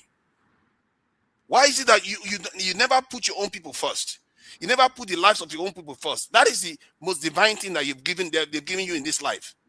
But every time you are very happy to choose a side that wants to destroy your own people, even if I sympathize with your views, even if I sympathize with those people that feel marginalized in Nigeria. I sympathize with them because if you are living in a country and people are treating you badly, I can understand why you can invite foreigners to come and destroy your country. I've seen it happen before. And that's why I said, in this country that we are living in, if people are being treated badly, you need to deal with it. But how do you, those people that are also being treated badly, they are also part of the country. They are one of the major groups too. Why are they not working to ensure equity instead of all the time looking to destroy the country? I don't understand that. I feel like you have to work to solve the problem in your country. And this is why South Africans keep telling us, that's the only thing they say to us that I actually support. When they say, go back to your country and fix your country. And I wish all African countries and the whole world, they tell us the same language. Because we keep pretending as if we don't have responsibility. Many of us are in Western countries happy to build them. And I think somebody reminded me that we have 5 NASA physicists or whatever that is in NASA. Yeah, you have them. Are they working for Nigeria? Do they see, is NASA a Nigerian edition? They are basically slaves working for Oyibo to build their countries. This is what we do. Come on, we need to get out of this mindset. If you refuse to get out of this mindset, I'm sure there will be young generation that will come and make sure this mindset goes away because it happened in other places and it will happen in Nigeria too. Thank you. All right, forefathers, let's go to Adama. Adama, welcome to the show. Yeah, greetings everyone. Dr. Damages, thank you for having me. I came in here because I don't like what I'm seeing. Solly, please, I would like for you to apologize to Ife. And I want you, if you chair Biko, if you chair can Biko. This platform does not, we don't have too many women coming here. And when you see a woman come here, she shows up every week. I say it all the time in the comment section. We agree to disagree respectfully. I don't know why we can't talk without yelling at each other. Why do we personalize this conversation? Nothing any one of us is saying here is going to change Nigeria. Nothing. I don't know why we personalize things. We cannot allow people to express themselves, and you express yourself. You don't have to like it. We do not disrespect women in this platform. She comes here every week. She expresses her opinion. You don't have to like it. If she says something you don't like, you tell the moderator. Mr. Rudolph is the moderator. You tell him. I'm in the comment section. People want to write whatever they want. We cannot do that. If you write however you want, YouTube will shut us down. I don't know why we lack decorum. I just don't get it. It's like every time you have to tell our people how to speak, how to behave. And we wonder why Nigeria is the way it is. Change starts from each and every one of us. So Nigeria is talking, he's yelling. I don't know who he's yelling at. If insecurity is so important to him, what is he doing in UK? Let's stop this. It breaks my heart. Like, I do not like this. I'm one of the women that come here and I show my face, and she's one of them. And we don't have women coming in because of this, because they don't want to be disrespected. So, Solly, please, you need to take back. You need to apologize. However, whatever she said, please, you are a man. And I believe you have a sister, an older sister. If he's much older than you, please, you have to apologize. I don't like that. And for those people in the comment section, this is the face of the person moderating the comment section. And like I said, you have to watch your language. You cannot speak anyhow in the comment section. If you do, YouTube will shut us down. I'm here begging people, click on the like, click on the like, click on the like. It makes no sense. That's all I have to say, Dr. Damages. Thank you. Can I respond? Thank you, Adam. No, you can't just tell me to apologize and then leave. You have to give an open ear to other people's opinion. Last time I came, I said something. I've never even spoken to Ife in my life. She said I was saying rubbish. I thought it was coming from a man. So I wanted to insult back. When I saw it was a woman, I kept quiet and just repeated what she said. She came here on this platform, said something about a group, and I went to that group and brought out the facts, and people were calling me rude. She still insulted me. Then she now said I insulted her the first time. She made up some things about some insults that I told to her, which was a lie. And then she brought up another insult that I said again, which was a lie. Somebody is lying about me 2 times on this platform. Somebody insulted me the last time on the platform again. I've not insulted this part. I've not insulted her one bit. She can't bring up a video of me disrespecting or insulting her. But she keeps on pushing this narrative that I'm insulting and disrespecting her, and you want me to apologize. How is that fair? If you, Adama, if you can bring up a video where I disrespected and insulted her, I will apologize. I'm saying this live here on this platform. I have no problem apologizing. But you cannot be telling lies and be trying to ruin my image just to force me to kneel down to you. I'm not your husband. I'm not your brother. I'm not your family member. You can't bully me just because you're a woman and you're on a public platform. These people on this platform in the comment section, if they feel like I insulted and disrespected her, please show me the video. Bring proof of my crime. You are behaving like that woman that talked about born bread. They put her in jail just because she spoke of herself. And you want to do the same thing to me. You are the same people that cry about injustice in Nigeria, but you do injustice yourself. You are not different from APC. You are not different from your oppressors. You just don't like when it is not you doing the oppression. Why do you want me to apologize for a crime I did not commit? Why are you trying to send me to jail when you are sure I did not commit a crime, but you keep on repeating that I committed a crime and you have no proof of it? Then why do you complain about the government when you are exactly the same like the government? You are exactly the same as APC. You and Tinubu are the same people. Not different. Forget that you are different tribes. You are the same people. That is the truth. If we're in a court of law, the only reason why you are doing this is because I'm a Nigerian. You would never try this with white people. If the 2 of us were working together, I will make sure that you are fired and the white people will support me because I have my proof and I have my facts. We are not in Nigeria. Stop trying to behave like Nigeria. You are outside, you are abroad, and you are exposed. It is an insult to continue to behave like the Nigerian behavior that you complain about. Do you know how many white people I take to court? You people bow down to white people. You people respect white people. But when it comes to your fellow Nigerians, you want to start manipulating and gaslighting us. What is the problem? Why do you have respect for white people? Why don't you gaslight white people? Why don't you insult them? Why don't you disrespect them? The way she has been shouting at me, can she shout to a white person like that? And up till now, I have still not insulted her. Up till now. She has insulted and she even told me I should come and beat her. All right. I insulted her. Please tell me what I insulted. Name the insult. I don't fight women. I fight men. I fight my oppressors. I fight people that are bigger than me. I'm not a coward like most Nigerians. I look for who is bigger than me to fight, not who is smaller than me to fight. That is the difference between me and you. I don't treat people specially. I treat everyone equally. Except for women. I don't insult and fight women. All right. Thank you, Solly. At this point, we have to take a break. We have not taken any break today. When we come back, we will do the rants. I think some people said to me they've already ranted, but we'll do the rants. Doctor, you don't want to give me any chance. Since we never take my life, you didn't bring me back. Oh. Use that verse, rant. Paul, 2 minutes. Paul, you join and use our first rant.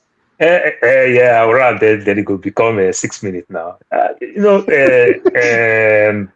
Solely, you and Ify go back last week, plus myself too. I challenge you a lot and every other thing. So sometimes context matter when you tell people that what they intend to achieve, they will never get it. You may not put name to it, you understand? But the age that we are today, and everything, like you said, our generation failed and everything. My mama say, for deaf person to hear what they talk, you go talk for a picking front. have a way of relating it to the mom without going to dorm and whatever school and the likes. We must understand that. So we can pick word from context and every other thing. But let me leave that part alone. Somebody said, "Oh, Nigerians don't." Is it an insult? When I was giving solution and somebody is saying I'm talking trash and I'm saying rubbish, me replying that whatever they want to achieve with government, they will not achieve it. Is it an insult? So what make a people? What make a people? So what make a people is their food, their culture, and their tongue. That is their language. That's what make culture. You understand? Your clothes, your food, and your language. This is what make culture. So you take it or you leave it. Whether we respect white people, we don't respect white people. We have culture.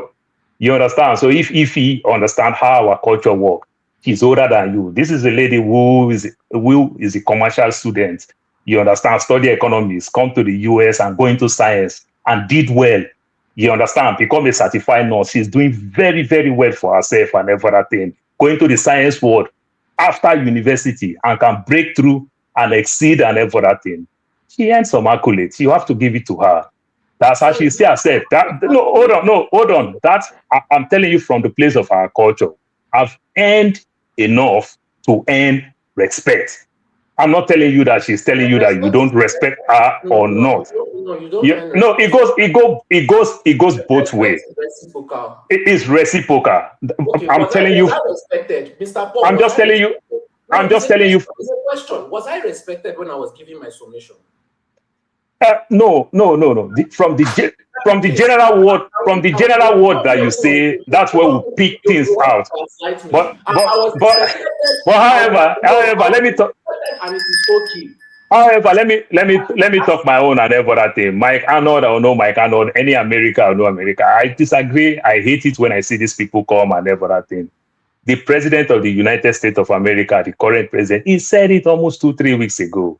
You understand? They give people, they supply the Kurdish people weapon to protest. They give them weapon to fight to overthrow the government. And the Kurdish people say, we've been begging since you people leave us as minority, we are suffering.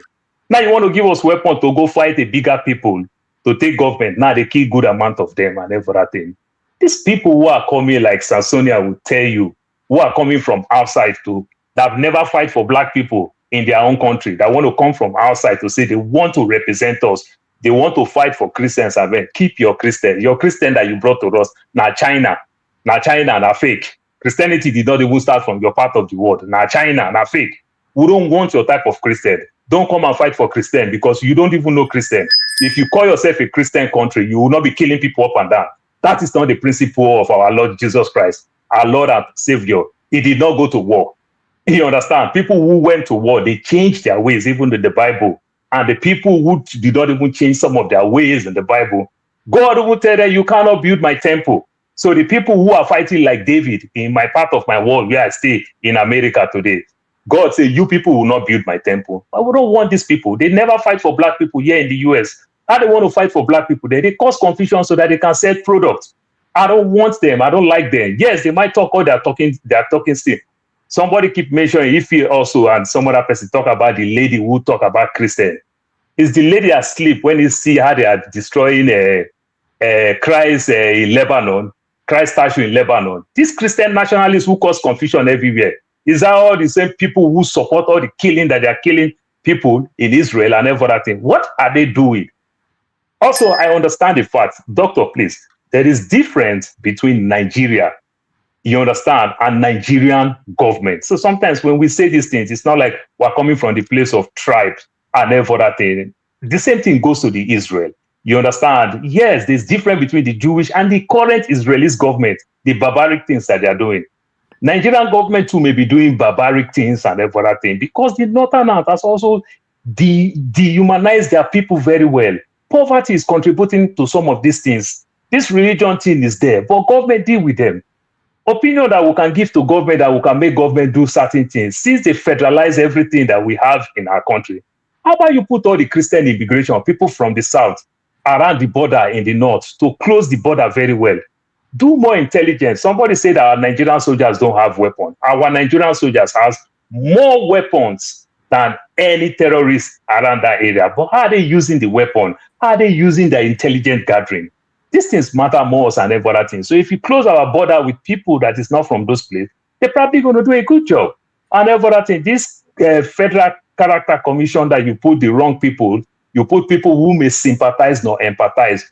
We fear the northern soldiers in the south, you understand? But we don't respect when we see our people there. We probably use a chief to talk to them. These are the thing. So when we are having this type of problem in the north, we can find ways. I'm now talking from the place of solution. We can find ways how we can manage this thing. It's not about this somebody coming from White House, some people that they pay money, people that they are working for CIA, working for all these companies that want to sell weapons, and they will never help us.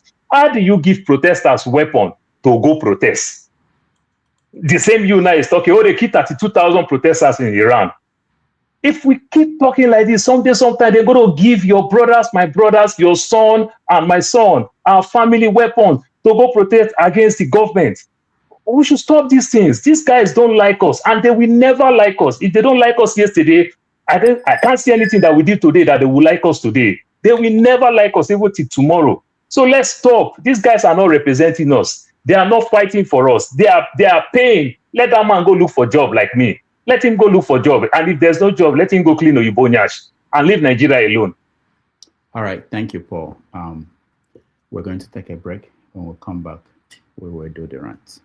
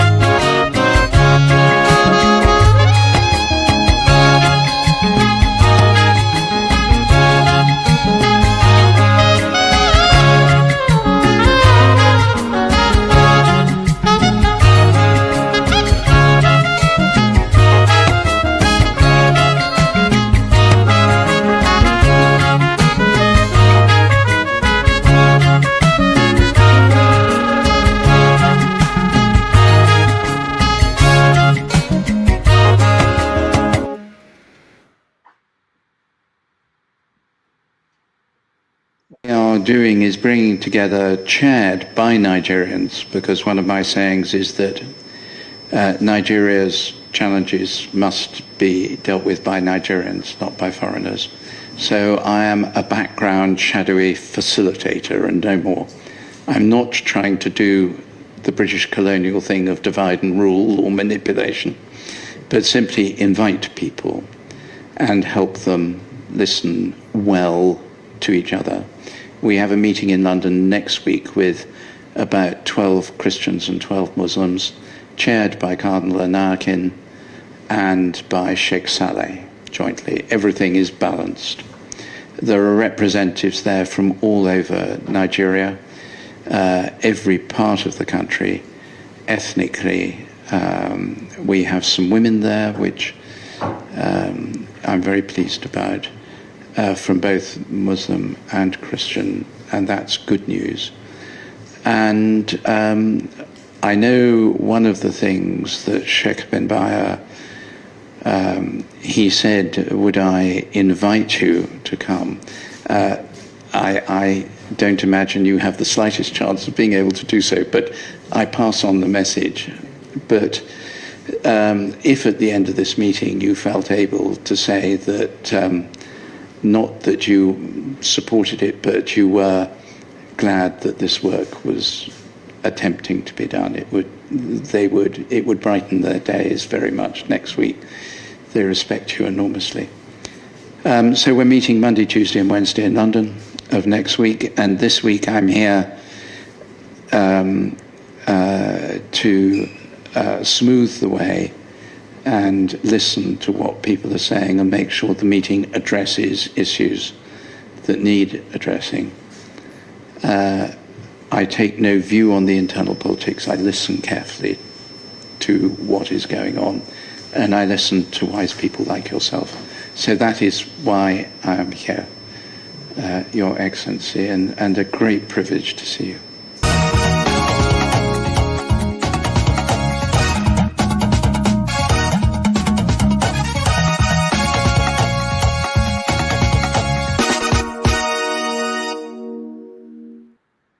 All right, welcome back, everybody. Thank you so much. Webley spoke, and at this point, I remembered the video, and I thought it's a good reflection for me. I value all of you, and what we do here is very important to me. I see my role as a facilitator that will help to moderate the conversation. I believe that Nigerians must talk to each other. They must listen to each other. And I believe that we must have everybody represented. Everybody must have an opportunity to air their view. The country is in a mess. It's been that way for a long time. And it's not going to be solved by some illusion. It requires hard work. There are things that we have to say that may not be nice. It has to be said. One of my issues with Jonathan and how he conducted the last attempt at having a national conference was about people that were removed, that were not allowed to be there. I felt that everybody should be there, whatever the viewpoint. And that has been my goal in this platform. I particularly, I want to hear the voices that are not represented. And that includes women, younger people. And I know our cultural identity and how we grew up. Sometimes my own bias comes in. For those who do not know my background, I had parents who were teachers.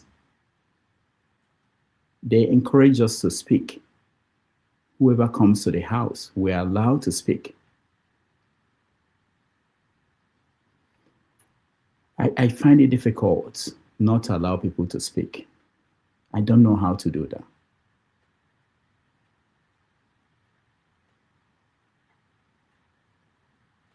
In the next few months, the Nigerian political scene will be heated up. and it will have impact on all of us, especially people who appear on public platforms. We have to be ready for that. No group, no one group can solve the problem of Nigeria alone,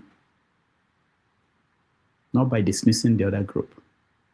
And there are several groups. Sometimes I enjoy these interactions we have here. Sometimes I don't. I don't because I get frustrated that people don't, maybe I have not explained it very well. People don't understand where I'm coming from, where I'm looking at these things. I've been in the public space, media space, getting to 40 years now. I started that when I was in college. I was asked recently, what impact have you made? I don't know. I don't think I made any impact. It doesn't matter. I'm doing what I can do so that my grandchildren, my great-grandchildren will be able to say this was what their great-great-grandfather did at this period. I don't have any illusion that it has to end with us. We have to solve it today, this year, in this new election. I don't.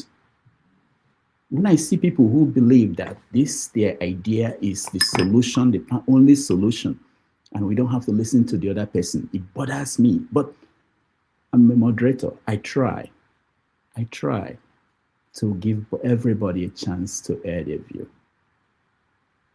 That's the only thing I ask for.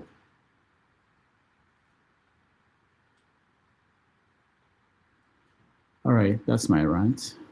I don't know why I did that, but that's my rant. Let's go. Ike, let's start with you. Thank you, Dr. Damages. As if you want idea, and I want him to lunch outside the house. So it's about 15 minutes for us to leave the house. Thank you for. Listen, my rant is our forefather who said that the Nigerian who is the neuroscientist at NASA is a slave. And also you, Dr. Damages, who is a professor, a lecturer in the university, you are still a slave. You know, all of us that are working outside, all of us are slaves. You know, this is one of those things that context matters because you are trying to drive a point. You are trying to make a point. You call people slaves. And even right where you are calling people slaves, that's where you are. That's where you live. That's where you breathe. That's where you pee. That's where you take your bath. That's where everything you do is there. So all of us are slaves. Because like like Dr. Damages is saying, because we have different opinions. I have my opinion on the way I want Nigerian problem to be solved. And Dr. Damages has his own. Paul has, every of us has their own. But I don't think that makes all of us slaves because we are living outside. It's a privilege, you know, for us to live outside. You know, so I don't know how every time, because it's not just today. That has always been his language. We are all slaves to the white man. And I said it the last time I had it said. I said, the same people we serve them. They pay your salary. Through them, you pay your house rent, whatever you do, wherever you live in London. You know. And I want to thank Brother that James has left for what he said. You know, like Dr. Damages, what I wanted to say, I drop everything. Because as an elderly man, as a wise man, you learn from different angles. But I just want to advise my brother, saxophonia. Is that your saxo something? You know, lecturing us about Nigeria. You're not in a position to lecture anybody here about Nigeria. Don't lecture anybody here about Nigeria. I thank Ovie because It was today. It was today he was able to, he was able to hit it the nail, hit it by the nail. Anybody that is deceiving you that is not a religious war that is happening in Nigeria, you are just being dishonest and disingenuous to yourself. That's the point. And that was why Elder James said, every time we say we don't want America, why don't you stop the Fulani herdsmen? Stop killing Nigerians. Because you don't want to hear that. You want to defend your religion. You want to defend your faith. But you don't want other people also to defend their faith. As we are talking here, 2 days ago, a group of Boko Haram group rounded up about 600 women and children. And are giving the federal government of Nigeria 72 hours to do something. Otherwise, we know what is going to happen. Already, when the breaking news come at Arise yesterday, they have already selected 66 young girls that they are going to sell out of the 600 people that are holding. It's not Christians that are holding them. You know, it's your people. It's the Fulani people that is the problem of Nigeria. And none of us is ready to admit that. I am not the person who is killing the military men. I am not the person that are killing Nigerian soldiers, people who decided to sacrifice their life to safeguard the country called Nigeria. We're talking about 600 women and children. Not 2 days, yesterday. They gave the federal government of Nigeria 72 hours to pay the ransom they want them to pay. Otherwise, those 600 people will disappear. And as they were talking, Charles Anoglo was hosting the program with Dr. Amadi and some other people. As they were making that interview, the news came today that out of that 600, they are selected 66 young girls they want to give away. And you're pretending that you're pretending what is it? It's not a religious war. People kill people, take over their place, change the identity of the villages and towns. You see Nigerians walking away from the generational root. You don't see it as a problem. People come here to lecture me about one Nigeria, those who claim to be nationalists, who claim to know Nigeria more than every other person. Yes. If I have a problem, I go to seek for solution. And if America is the solution to Nigeria, for Nigerians to live in peace, so be it. I don't want people to deny people not to aid the opinions or their views. But like Dr. Damaji said here, don't make your own to be that you are the best. You know everything. And we should take your own opinion, and therefore the opinion of other people doesn't matter. At the end of the day, we are pursuing one goal. How could Nigeria be better?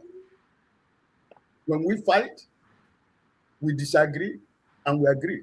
But please, take away this idea of personal character assassinations. It's not personal. We all met ourselves here. I've never seen any of you in person. But technology has created a bond of friendship and communion and brothers and sisters. That if I'm going to America tomorrow, I want to go to California. I'm not going to spend my money to go to a hotel. I'm going to call comparative fact that I'm coming to California. Or Mr. Apache, that I'm coming to California. That's what this is what this platform has brought to me. So don't take this for granted, because we are building bond, we are building family friendship, we are building relationship. That's how people build relationship. So we can always disagree and agree, but at the end of the day, please let us try to take away personality, personal attacks. Sometimes it can come, but at the end of the day, let us remember that everybody is here. Everybody's opinion is important. I thank Dr. Damages because his level of patience, he just said he has been in this network for more than 40 years. So I can understand that. It's not everybody that can be able to moderate and see and handle situation. Things are going like this. So please, Thank you, Dr. Damages, and I wish everybody the best of the weekend. Let me go and enjoy my lunch. Okay? All right. Thank you so much. Thank you guys. Let's go to I said something that I never thought about. I didn't know that we're building Airbnb here. You know, when you travel, you check and where am I going to? Do I have anybody from this platform? All right, comparable facts. You're right. Yeah, my rant is going to be about the xenophobic culture in South Africa. I mean, we didn't talk about it, but I'm just going to rant on that because it bothered me what's going on in South Africa. We know they have a culture of xenophobic, and that has been going on in a long time. But my rant is pertaining when it comes to Nigeria and the different from other African countries. And I will give an example. Ghana is a typical example. I mean, we know what transpired last week, you know, when I saw the whole picture, when they confronted the Ghanaians, you know, asking him about, you know, to bring his passport or whatever, you know, so they started interrogating him. How did he come in here or whatever, you know. So the point I'm trying to make is that look at what the Ghana government did. They took a very drastic action immediately. They're very vocal about it. They summoned the envoy from Ghana, you know, they were very emphatic about it. But when it comes to Nigeria government, I know they do say something, but they are more diplomatic. This is not what you need when it comes to relationship with South Africa. South Africa have been perpetuating this xenophobia against all African countries, you know, and they have businesses. They have the highest investment in African country. Nigeria, you know, they have a lot of top right. You know, the communication company, and you know, if you look at the industries in Africa, all over Africa, Ghana, you know, banking and everything. So if we start saying, okay, they have to go, what's going to be, you know, they're going to show what they read. This is exactly what's going on. I don't know what's going on with South Africa, but I kind of think I understand where they are coming from. Okay, because historically, there's what's going on in South Africa. There's inequality. There's economic structure. Unemployment is quite. I think the unemployment, to my own understanding, is about 31 to 35%. That, you know, that is official, but unofficial is close to 40%. They have one of the highest crime rates in the world. Homicide is about 30. I think about 35% to about 100 compared to 100 people. So it's structural is something bad in South Africa. But if they have to do that, they have to do it the right way, not going on the street. I don't need people to see what's going on. You know, what they're doing is you see them dancing on the street, you know, killing, I mean, just beating up people, you know, randomly. But particularly Nigeria, I mean, nothing happened. So something needs to be given. And their government, I think the government, the ANC, they've been in power since 1994, in my own opinion. What are they doing to their own people? Nothing is happening. The white, you know, pretty much dominate the economy of that country, maybe about 80% or whatever in that country. So if they want to talk about immigration, they have to do it the right way, like USA is doing, go through their immigration, but not going on the street, beating up people. It doesn't make any sense.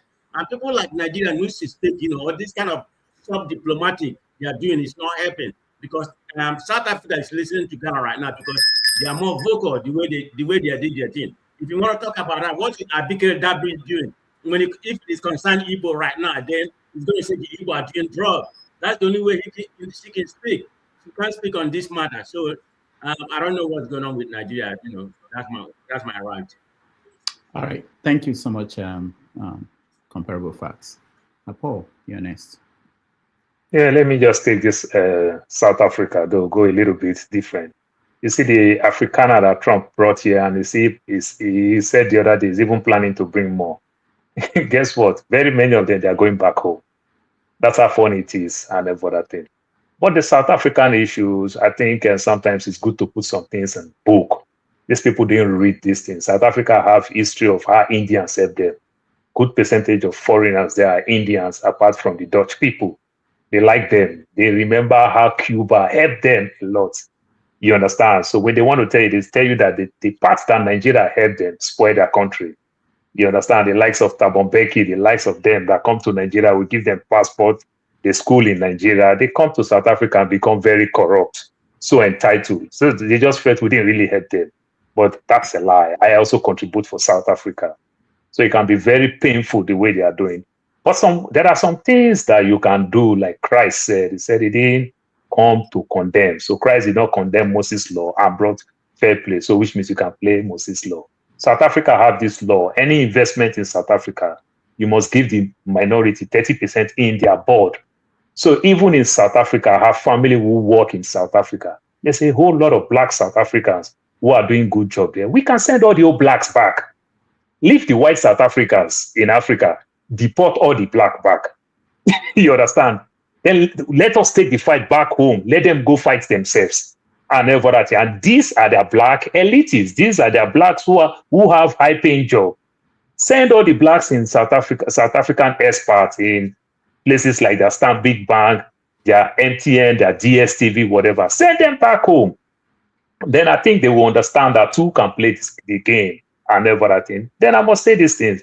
So when we talk this religion thing over here, I understand that you make mention of this Muslim, but we have to still be careful a little bit. Look, if I like to cause confusion, if we want to play politics around it, we can play. The terrorists around Mauritania, Mali, whatever place that they are, they don't really kidnap people. They may do another thing, they don't kidnap people. Why our own is kidnapped? Are you saying it at a time when there's a whole lot of kidnap in the southeast, there is a whole lot of kidnap in the south-south, and in the southeast and the south-south in Nigeria, when there's a whole lot of kidnap going on back then, even though the US is saying their citizens should not go there. If you look at those people, they also have Christian background. But it's not about Christianity.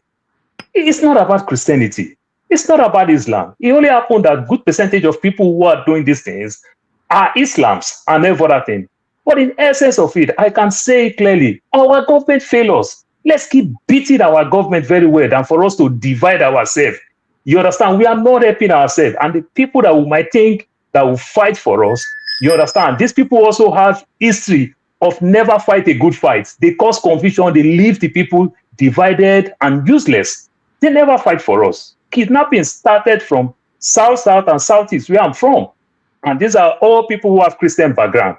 You understand? We can't know if they said it that back then that it was Christian that is kidnapping people. I don't think we'll say so. These are bad heads. You understand? These are people who fail us. These are people who will be so ashamed of to call our brothers and everything. I still want to put it to the other place, because every terrorist group that come from this Islam race around all that Africa that we are talking about, how many of them are they kidnapped? How many kidnapped do we hear in Niger, Mali, all these places that will have this same problem? How many do we hear there? You understand? So I know every region have their own particular peculiar problem, but let's look the problem and blame our governments. That's my take. Then if you want foreign to come help us, any foreigners, foreign help and everything, I don't want to subscribe to the US. Let's go beg England to come help us. Let's go beg Germany. Let's go beg Australia. Because everywhere US help, they help them and add more problem. Thank you. All right. Thank you so much. Ovie, you're next. Dr. Damaji, thank you for reminding us that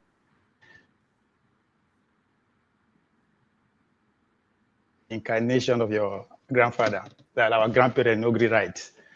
But we have taken it upon ourselves. We would talk nonsense from platform to platform. That one to our documentation.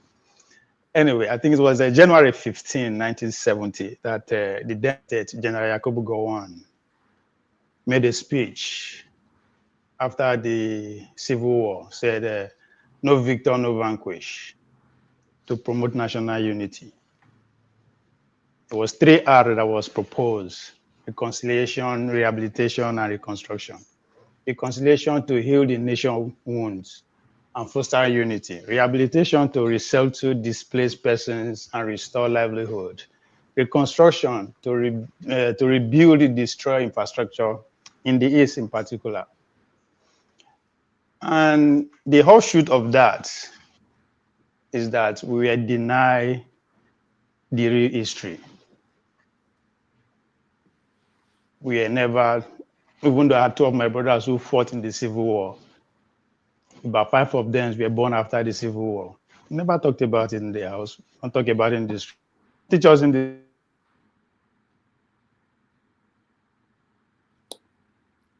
All right, Ovie is having difficulties. Let's go to KJ. Okay, thank you so much, Dr. Damages. And I will just try and not rant as I would have, but make, just make some few statements. Now, for those of us who come here and we have issues, like me, I have issue with the Nigerian government it's because I found out that whatever is the problem with Nigeria is very clear to everybody. Everybody in Nigeria knows what the problem is. But the only people who don't know what the problem is the government. They refuse to know. They refuse to accept. They refuse to do that which will bring Nigeria unity together. And there's no debate about that because we know. We have had one conference or the other. The last one being the Jonathan's conference. After that, we had another conference to try to put together the systems that will work in Nigeria. It's called the somebody West. What's his name now? The former David West. Yeah, no, not David West. The former somebody West. I remember the reform of the civil Are you service. talking the one that Erufai conducted? No, there is civil service reform that narrowed down all that needed to be done, which was supposed wise.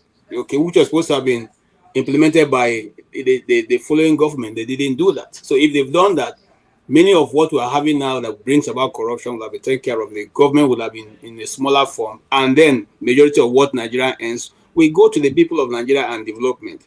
That was not done. So we know that there is what. Okay, but we are not doing it. Now, we should take a very, very hard view on the differences with every part of Nigeria. What are the different parts? What are they complaining about? For instance, long before I was in primary school in Benue State, we have always complained about the Fulani incursion. The Fulani wanted to run over Benue State. The Fulani wanting to attack Benue people. The Fulani all the time. In fact, the last governor of Benue State, Otom, almost lost his life because of Fulanis who chased him and chased his security and shooting at him. Thank God, like he said, he was very healthy that he was able to run with his leg. If he didn't run, perhaps we'll have a different story today. And they made a national vow on TV, on newspaper, that Benue will never know peace until Benue changed the anti-grazing law, which he had enacted. This is there. It is not a new thing. How did the Fulanis got to this point? We heard the Bala Muhammad say all the Fulanis around the world are Nigerians, and they are their brothers, and they will come and go as they like. Okay? And that nobody can stop them. And that is what is happening. So we know where the problems are coming from. It's not hidden. It's there. These things can be verifiable on the internet. Now, we also heard this week that Turkey is coming to establish a military base in the South. Okay? And I expected that those who are concerned about security should be talking about it. They didn't raise an eyebrow. They didn't come talk about it. They didn't come and say, no, this cannot happen. But rather, they are more concerned of, recruiting more people. You know what? It's not today that Turkey started trying to Islamize Nigeria. The first time this was made public was in the 2020, and that news was carried by CBN. Okay, the Christian Broadcasting Network. It's still on the internet. You can check it out. Now, these people have been in the forefront of supplying arms to Boko Haram, but today we are bringing them in, and we are situating them in the south, and nobody is talking about it. If we talk about it, it will be that we are being tribalistic, and we are being because we are Igbos who don't want the country to continue. That is not it. If the country was doing good, who does not like a functioning country? Question I'll ask anybody who bothers to know is, what's Nigeria doing for any Nigerian? Apart from those who are in the government, milking the government, is there any entitlement that you get because you're Nigerian? If you think, you don't have to think too far. Look at those people who are being prosecuted around the world now. What is the Nigerian government doing for them? Are they standing out for them? No. Dabir have already told us, Igbos, or those who are in South Africa, let me not say Igbos, pack and close your shop and come back. That's the only advice they will give you. Not even to find out how you come back, whether you have transportation. The single Ghanaian man that was singled out, the Ghanaian government have already said, we are bringing him back and we are settling him. They've made already arrangement. They're going to bring him back on government expenses and resettle him in Ghana, saying that he is a good representative of Ghana. When shall we have a government that can take care of his people and rush to their aid as soon as it's possible? Look at what is happening with the opposition party right now. Nobody talking about it. Tomorrow, if the people in the opposition party fight breaks out and they begin to fight, or things begin to go bad, we say we'll come back and complain and blame the opposition and blame Obi and blame whoever can lay a hands on. But today, that the government itself is not allowing them to even function, to even have a meaningful meeting. Nobody's talking about it. These are things that we should be worried about. Look at the woman who made a video on just simple bread. The bread she had kept for 1 month. It wasn't working. The bread I watched it over and over. The woman didn't even show the label of the bread. But an individual who have money decided to use the IG to put her in cell.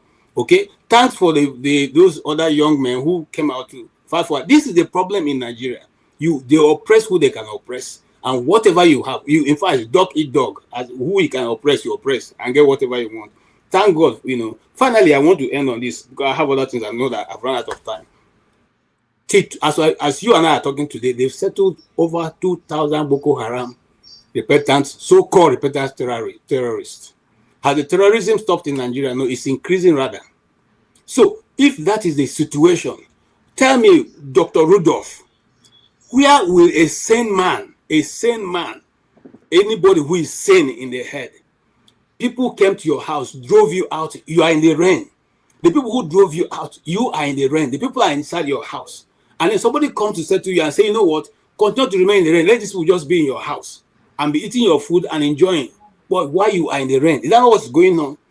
Our people are still in IDP camp. By the way, we're the only ones in the world that have internally displaced people in refugees in our own country.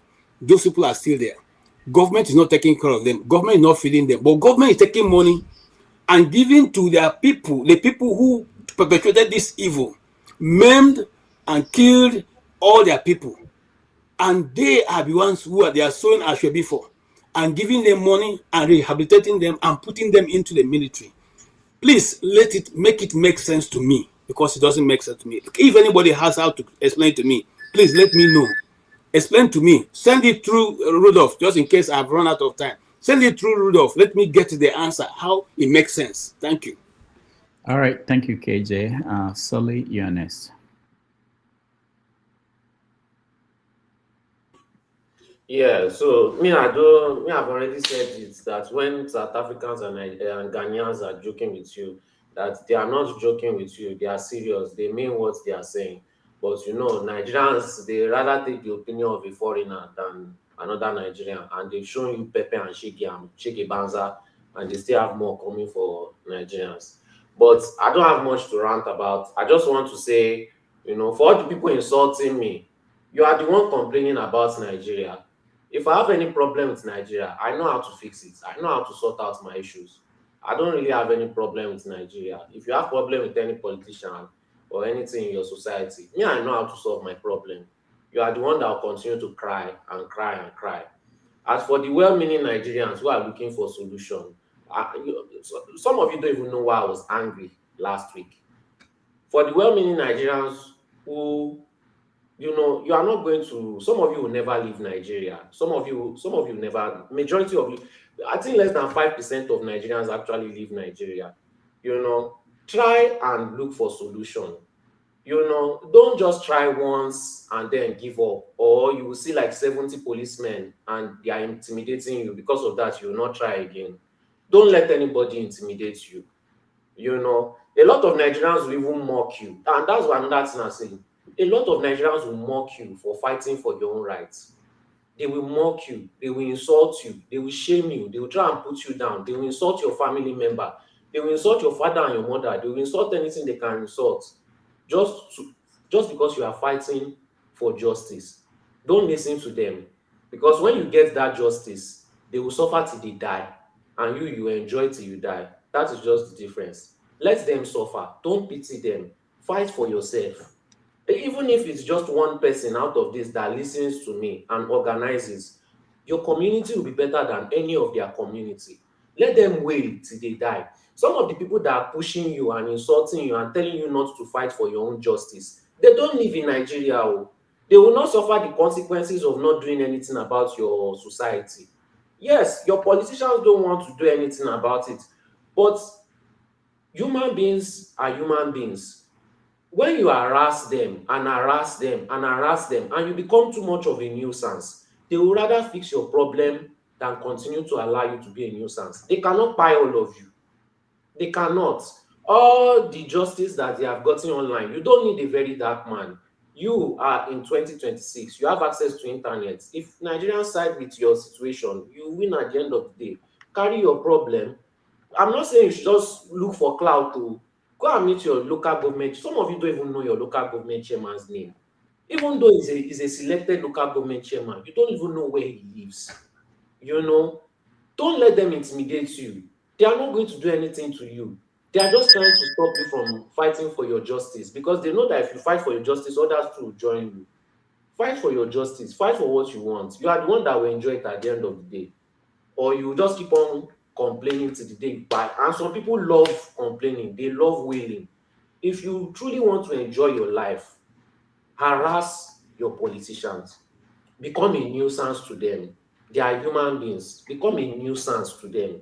There are many stories in the Bible of where people fought for justice. At some point, they became a nuisance. Some of you don't even read your Bible, but you are Christians and you go to church every Sunday. I'm not a Christian. I've read the Bible 3 times. Some of your behavior doesn't reflect what is in the Bible. In the Bible, people fought for their rights. People fought for justice. How did they fight for it? They became a nuisance to the oppressor. Even Jesus was a nuisance to the Romans. So why don't you follow the religion that you go to church every Sunday for? How can me, a non-Christian, know your Bible more than you? How can I be more Christian than you? It's just terrible. Please, you can keep on insulting me, but me, I don't have problem. I don't have problem. That's just it. Continue. Thank you, Sully. Ovie, you can finish your thoughts. Yes, Mona listened to Sully because the first person to ever protest, even though you know they're successful, but the person end up getting a kingdom, and that is Lucifer. That's the first person that went against authority, but he ended up having his own kingdom. So either way, you will always win. They say you miss the shot that you never take. So I was talking about the way the victim of history. So in the name of reconciliation, rehabilitation, reconstruction, there's no point to teach the younger ones to know what happened after, or maybe before they grow up. The country could not rehabilitate, reconcile, everything could not smooth. So, but unfortunately today, the civil war still defines what we have as Nigeria today. So in my adult life, as of today, people are being burned to ashes. And when I see those kind of things, I would say maybe now because I don't hide. Then when I did sober, I make I go online, find what it happened. They don't delete the tweets. In the name of religion, people have been displaced from their various homes. Tomahawk missile has been thrown to this in our own land for the very first time in the name of what religion? So I'll be damned. I will be damned. No amount of gaslight from anybody. No amount of intellectual gymnastics from anybody. I can tell me what my eyes are seeing, koro. No, I will not do that kind of things to the next generation that will come before me. I will tell them exactly what did happen. People are being killed in the name of Christian and Muslim. So what I was denied in the name of reconciliation, rehabilitation, no, I will not deny the next generation in the name of national unity, in the name of Mugu no break. No, Nigeria is negotiable. However they want to negotiate, and we will do them. That's the world. That's how the world works anyway. We are all animals. Look around you. A dog eat dog. So the idea that Mugu they suppress information, I don't care. That's not from Dr. Damage's show to Arise News show to CNN. You can't tell me otherwise. I'm living the reality. It's the reason I have to cross Atlantic Ocean to live my life. I'm the only slave. Those way they say will be slave from my family. My family will pass 100 people. They be Agbaji. I'm the only one outside. Why? So, as I said, what I was denied, the least I could do, just like Dr. Damage will say, my great-great-grandchildren will come and read it, but they will come watch out for Dr. Lambeji. Say, get one Igbo smoker. And my great-great-grandfather, he said it. So nobody figures like me. I don't travel. I don't read. I don't fight. They don't beat me. I don't live the real jungle life. Nobody will tell me anything what did happen. You can tell me, Dr. Donald Trump, na idiot. The reality is that he's the president of the United States of America. Now, what thing I would tell my siblings be that? I'm not going to say he be idiot. I don't know what that means. As I said, even for my village, so people are being murdered in the name of religion. Solely mentioned English Alaji. And my brother now is also a boy. So I'm part and parcel of, I have skin in the game. I'm married Nigerian, I'm born Nigerian. And somebody will come and tell me, say, hey, you want to tell me my Nigerian story? You want to tell me Biafran story, my own story? You want to tell me when I see they are alive and never die? You want to tell me? I will continue to the smoky bowl. If that's the only way that keep me insane, among insane people, I will continue. All right. Thank you. Okay. It's not, even the federal government is about to make it legal, so don't worry about it. Okay. Saxonia. Yeah, I see your eyes when he talked about Lucifer. You were staring at the screen like, what is he talking about? But yeah, I get the analogy. But listen, I think the problem here is a lot of Nigerians tend to miss what you say and deviously misrepresent it, and then they miss the forest for the trees. They hear you, but they're not listening. Because I don't know how this all devolved into religious talk, because I never even brought that up. I brought up a situation where I said, we need to be circumspect of strangers in our midst from foreign lands that come to breed division using violence. That was just the bottom line of what I said, and all of a sudden everybody's talking about where you're from, what's your religion, minded, like, this is the problem with Nigeria, you know. And I wish Mr. Ike was here, because, yeah, he did go at forefathers with the slave statement, but I made it first. And I want to say, what do you think Black people, what do you think the position of Black people on the planet is?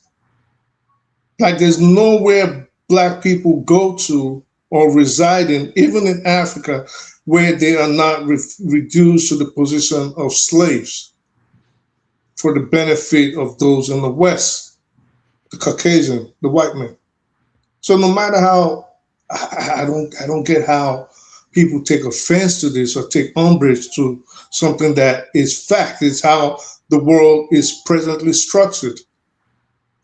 Africa itself has been reduced to nothing but a producer continent, meaning they come, they ravage the whole place, take what Africa produces and send it overseas. In fact, one of the times when I first came on the show, forefathers here and G-Day were arguing with me that that wasn't true. This was a while back. But the fact is, this is how the world is. In America here, Rudolph, you stay here. You see indiscriminate sentences. You see how white Black people are subjugated. Ovi, I don't think this is a religious war. And my complaints today is that it doesn't become that. True, Boko Haram is made up of people that proclaim Islam, Muslims. We know that. But what we're hoping for is that this new development, in case you guys either haven't seen it or are pretending not to see it, this new development where Christian-backed militia groups are rising in Nigeria is becoming worrisome. A preacher got arrested supplying arms to his people, distributing arms, and now they form the militias in Plateau. No, y'all ain't talking about that. But I talk about be careful of these people that come and preach and say they love you and they're telling you to kill yourselves. all of a sudden nobody's trying to listen to that.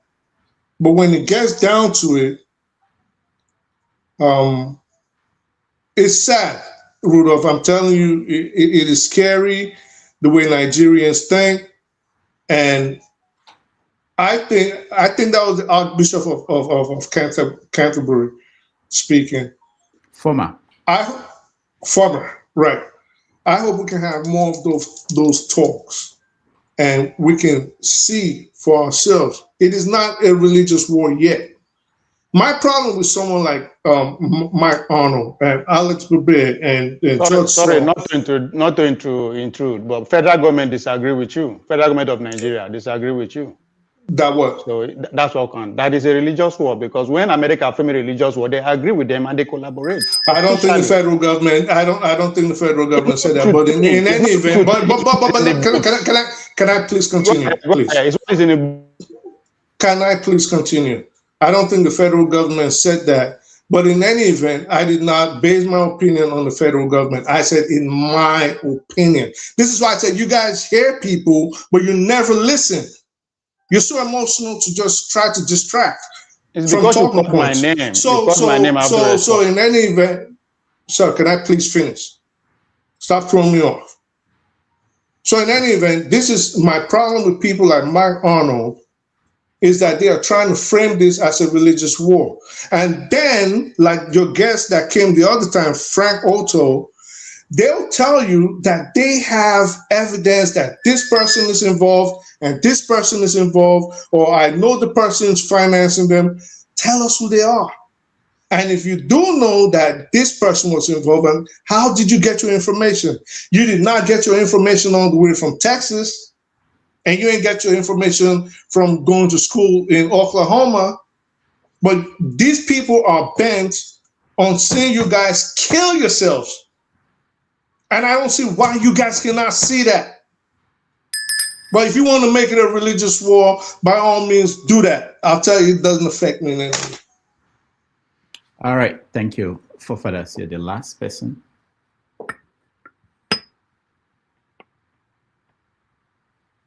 You're muted, Fofadas. All right, maybe you came in with your Abba-made just fill out that form and submit it. The New Hope Media Movement. You know it to Nigeria. You collected the form from Abuja. Fill it and submit it. Can you hear me? Okay, we can hear you now. Yeah, we can hear you. Yeah, this mic is just being weird today. I don't know what is going on. So yeah, I think the way a lot of our people talk is very, very disappointing, isn't it? And this is exactly why I said the over 50s are a write-off right now. Because they don't have a true perception of reality. Even when they look at the mirror, they don't truly see themselves. They only see an image representation of what they think they are. They don't know their predicament. They don't know how slavish they are in the world and how the world truly sees them. As a people that have potential but never truly, rose up to that potential. All we sit here doing is begging other women's husbands to come and save us. You know how pathetic that is. In a country that you are not under sanction, nobody has invaded you directly, yet you can't even do enough work to fix your country. And Abigail Dabiri, as much as I dislike that woman, because she likes to praise our people overseas like a slave trader. Yeah, look at that. We've just sold some people overseas and they are doing so well. How nice. For once, she actually said our Nigerian people should return home. Some people are getting crossed. Like I said, the only thing I will be happy to see, they should deport all our Nigerians to Nigeria. And I will ask you Nigerians, if they do that, do you think Nigeria will be better off or not? If all of us that are overseas get deported, somebody tells me Nigeria will improve by force. Because what is actually going on is that they are harvesting our minds. They take us overseas, we go and serve them, NASA, all the great places, but we'll never truly win anything. Have you seen a black man win a Nobel Prize in sciences? None of the sciences, and there are many sciences out there. Not one out of 1.something billion. Every year after the other, none of them show up there. Every other race has showed up there. Every other race, even Arabs are there. Indians are there. Everybody is there. It's only us. You know the way we win? The only Nobel Prize we win is a Nobel laureate, where we write their language for them, and for peace that we don't have. This life that we are living in, we don't recognize ourselves at all. We want to hack back and make the same mistakes over and over again. Okay, in terms of Islamic militants and what they are doing, clearly that is a problem. And I really wish other Muslims also acknowledge that and say, okay, these are our boys. We need to figure out a way to kind of purge ourselves of this.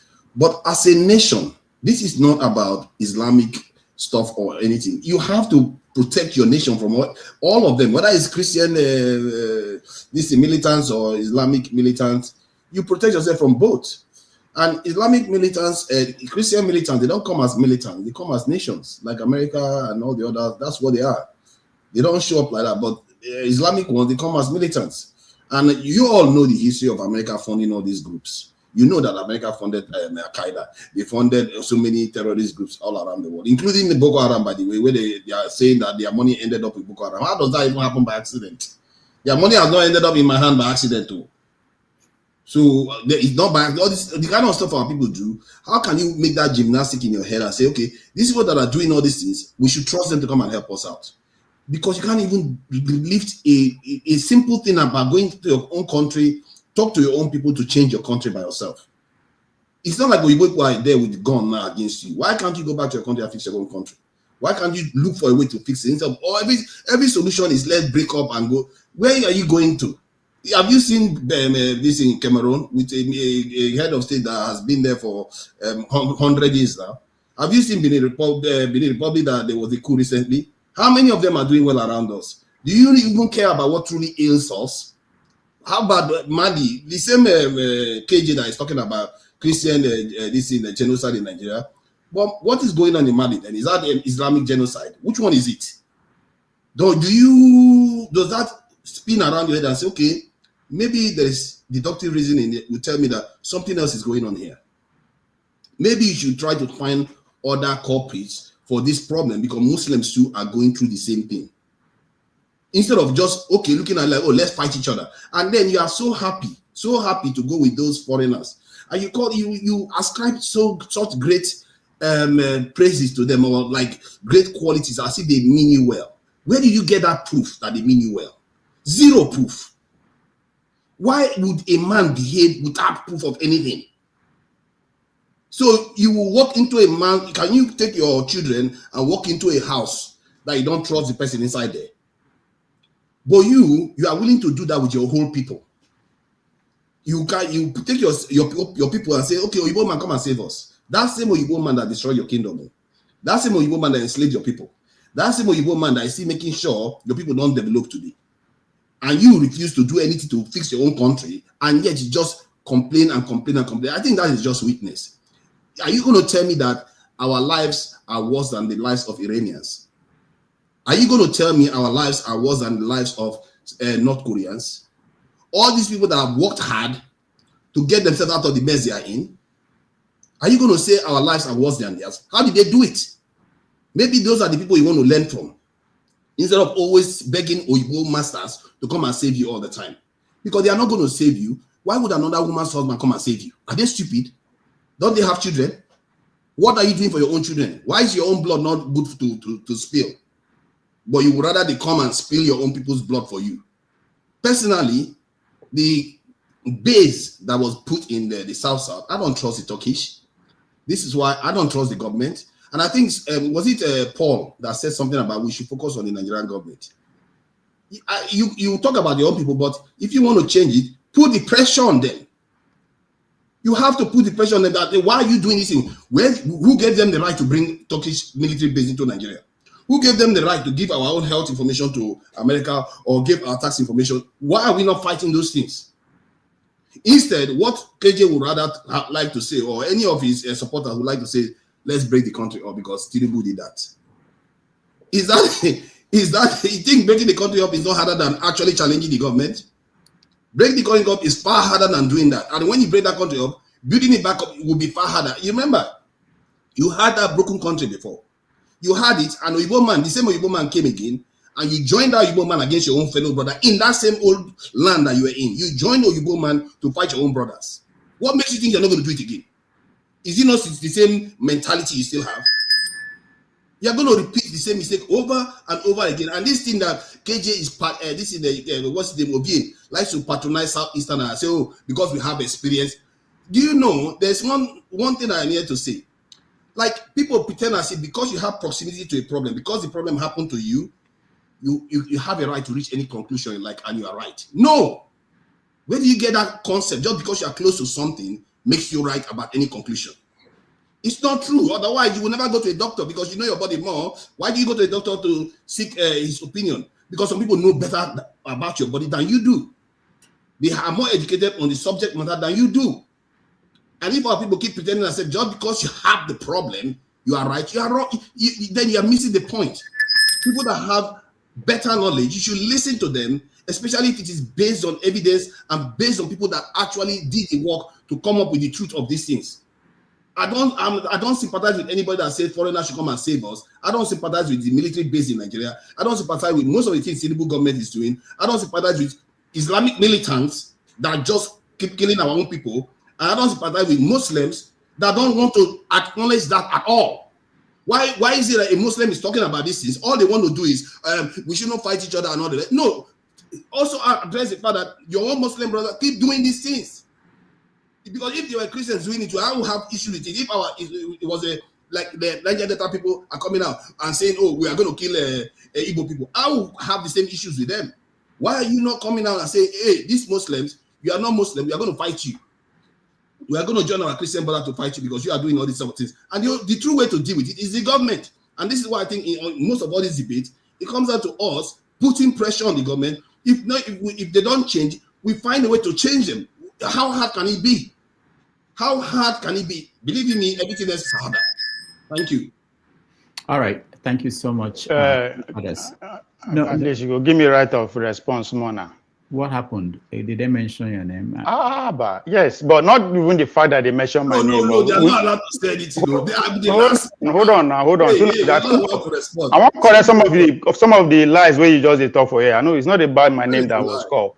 I know you are ranting, but you mismatch a lot of things.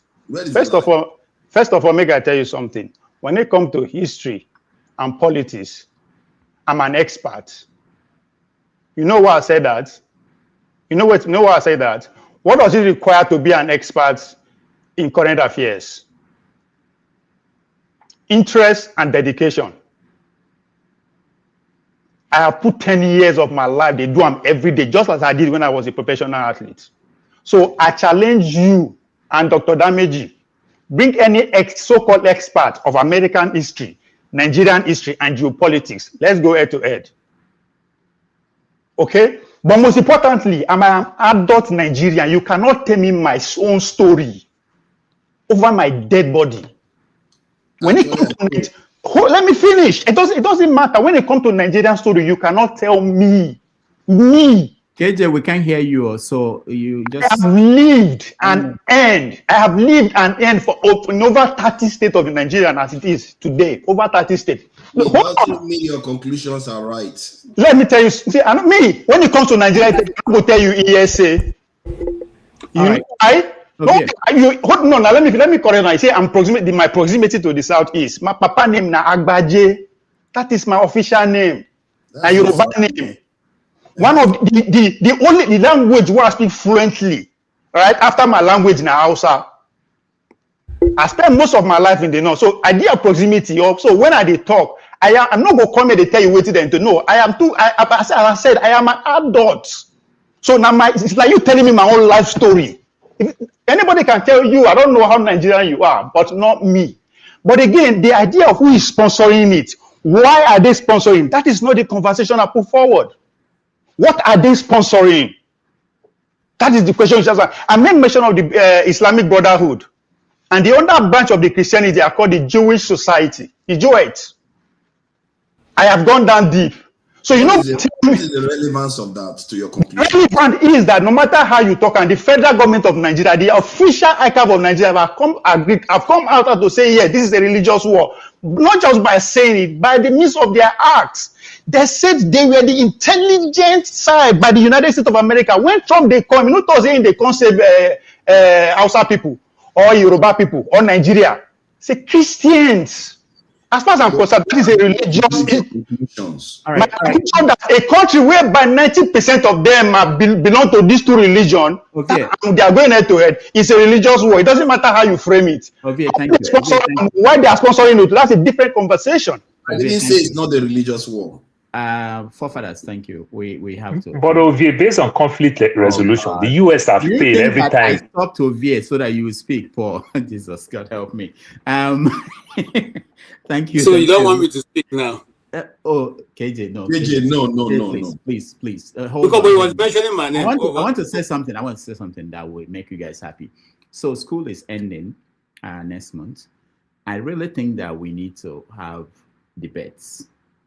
Two people explore topics longer than, because it will help us more than just shouting and people don't have enough time. So I could put Ovie and Forefathers, get a topic, and we explore it to the fullest. I think it's more productive than what we do every Saturday. For instance, Forefathers was speaking and he said they have to deport all of us before we fix our country. And I'm thinking, Indians that fix their own, did they deport all of them? That's something we can explore, but we can't do it now because we don't. Hold on, Forefather, we don't have time. Then you said something about if they are doing well.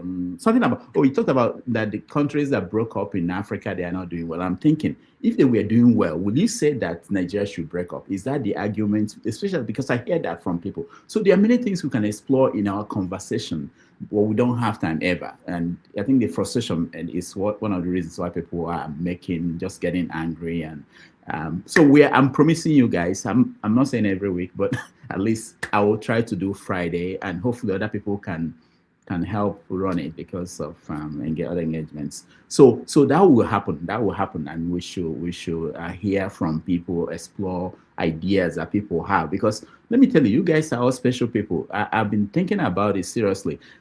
This is not easy. What we do here every Saturday, it's not everybody that will come here and be talking the way all of you are talking. So I consider you, and then the personalities that we have too, real, similar to each other in a way, because but we are going to explore that. Thank all of you for being here. I want to thank the people that supported us. Let me see. We are concluding, but you didn't mention what I was telling you. Look, my only pain with this forefather is he is the country that kept Nigeria where it is. It was them who introduced the divide and rule. Yeah, go ahead. It was them who introduced the divide and rule in Nigeria. It was them who perpetuated the evil that is going on today in Nigeria. They rigged the first census. They rigged the first census. They rigged everything. They handed the staff of this thing to the Sultan of Sokoto. That's why we still have the problem we have today. And now you are not even indicting them. Every time you come here, you're pointing to America. Is there no problem in England that you want to bring to this platform? Let's discuss it. America and because England you guys are being run over by the Islamists, and you're know. not talking about it. Why are you so concerned about what goes on in America? Because America and India, England are the same. All right. And that's what I want. So let's have a debate on what goes on in London. I challenge you to that. Okay. Let's talk about it. All you right. have more than 50 mayors that are that run your country, your state there, and you're not talking about that. So let's have a debate on London. I challenge you to that. Thank you, KJ. The KJ, Turkey is a NATO member. I hope you know that. He doesn't know that. All right. So we said that. It doesn't matter whether Turkey is a NATO. What use is that to me? We said that. Why you should take over Nigeria? No, the way you sound, you sound like a terrorist nation. You understand? If America is there and Turkey is there, if we solve our problem, we don't have a problem with that. Let's shop somewhere else. Paul, you should be preparing for your own debate too. We will fix you. All right, thank you everybody for joining us. I want to thank Kulata for the support. Let's see, Jaja, thank you so much. Timajek, thank you. Oscar Blackbone, thank you. Timajek, Mr. Shaw, thank you. George Blueshell, thank you. Guy, thank you. Timajek, thank you.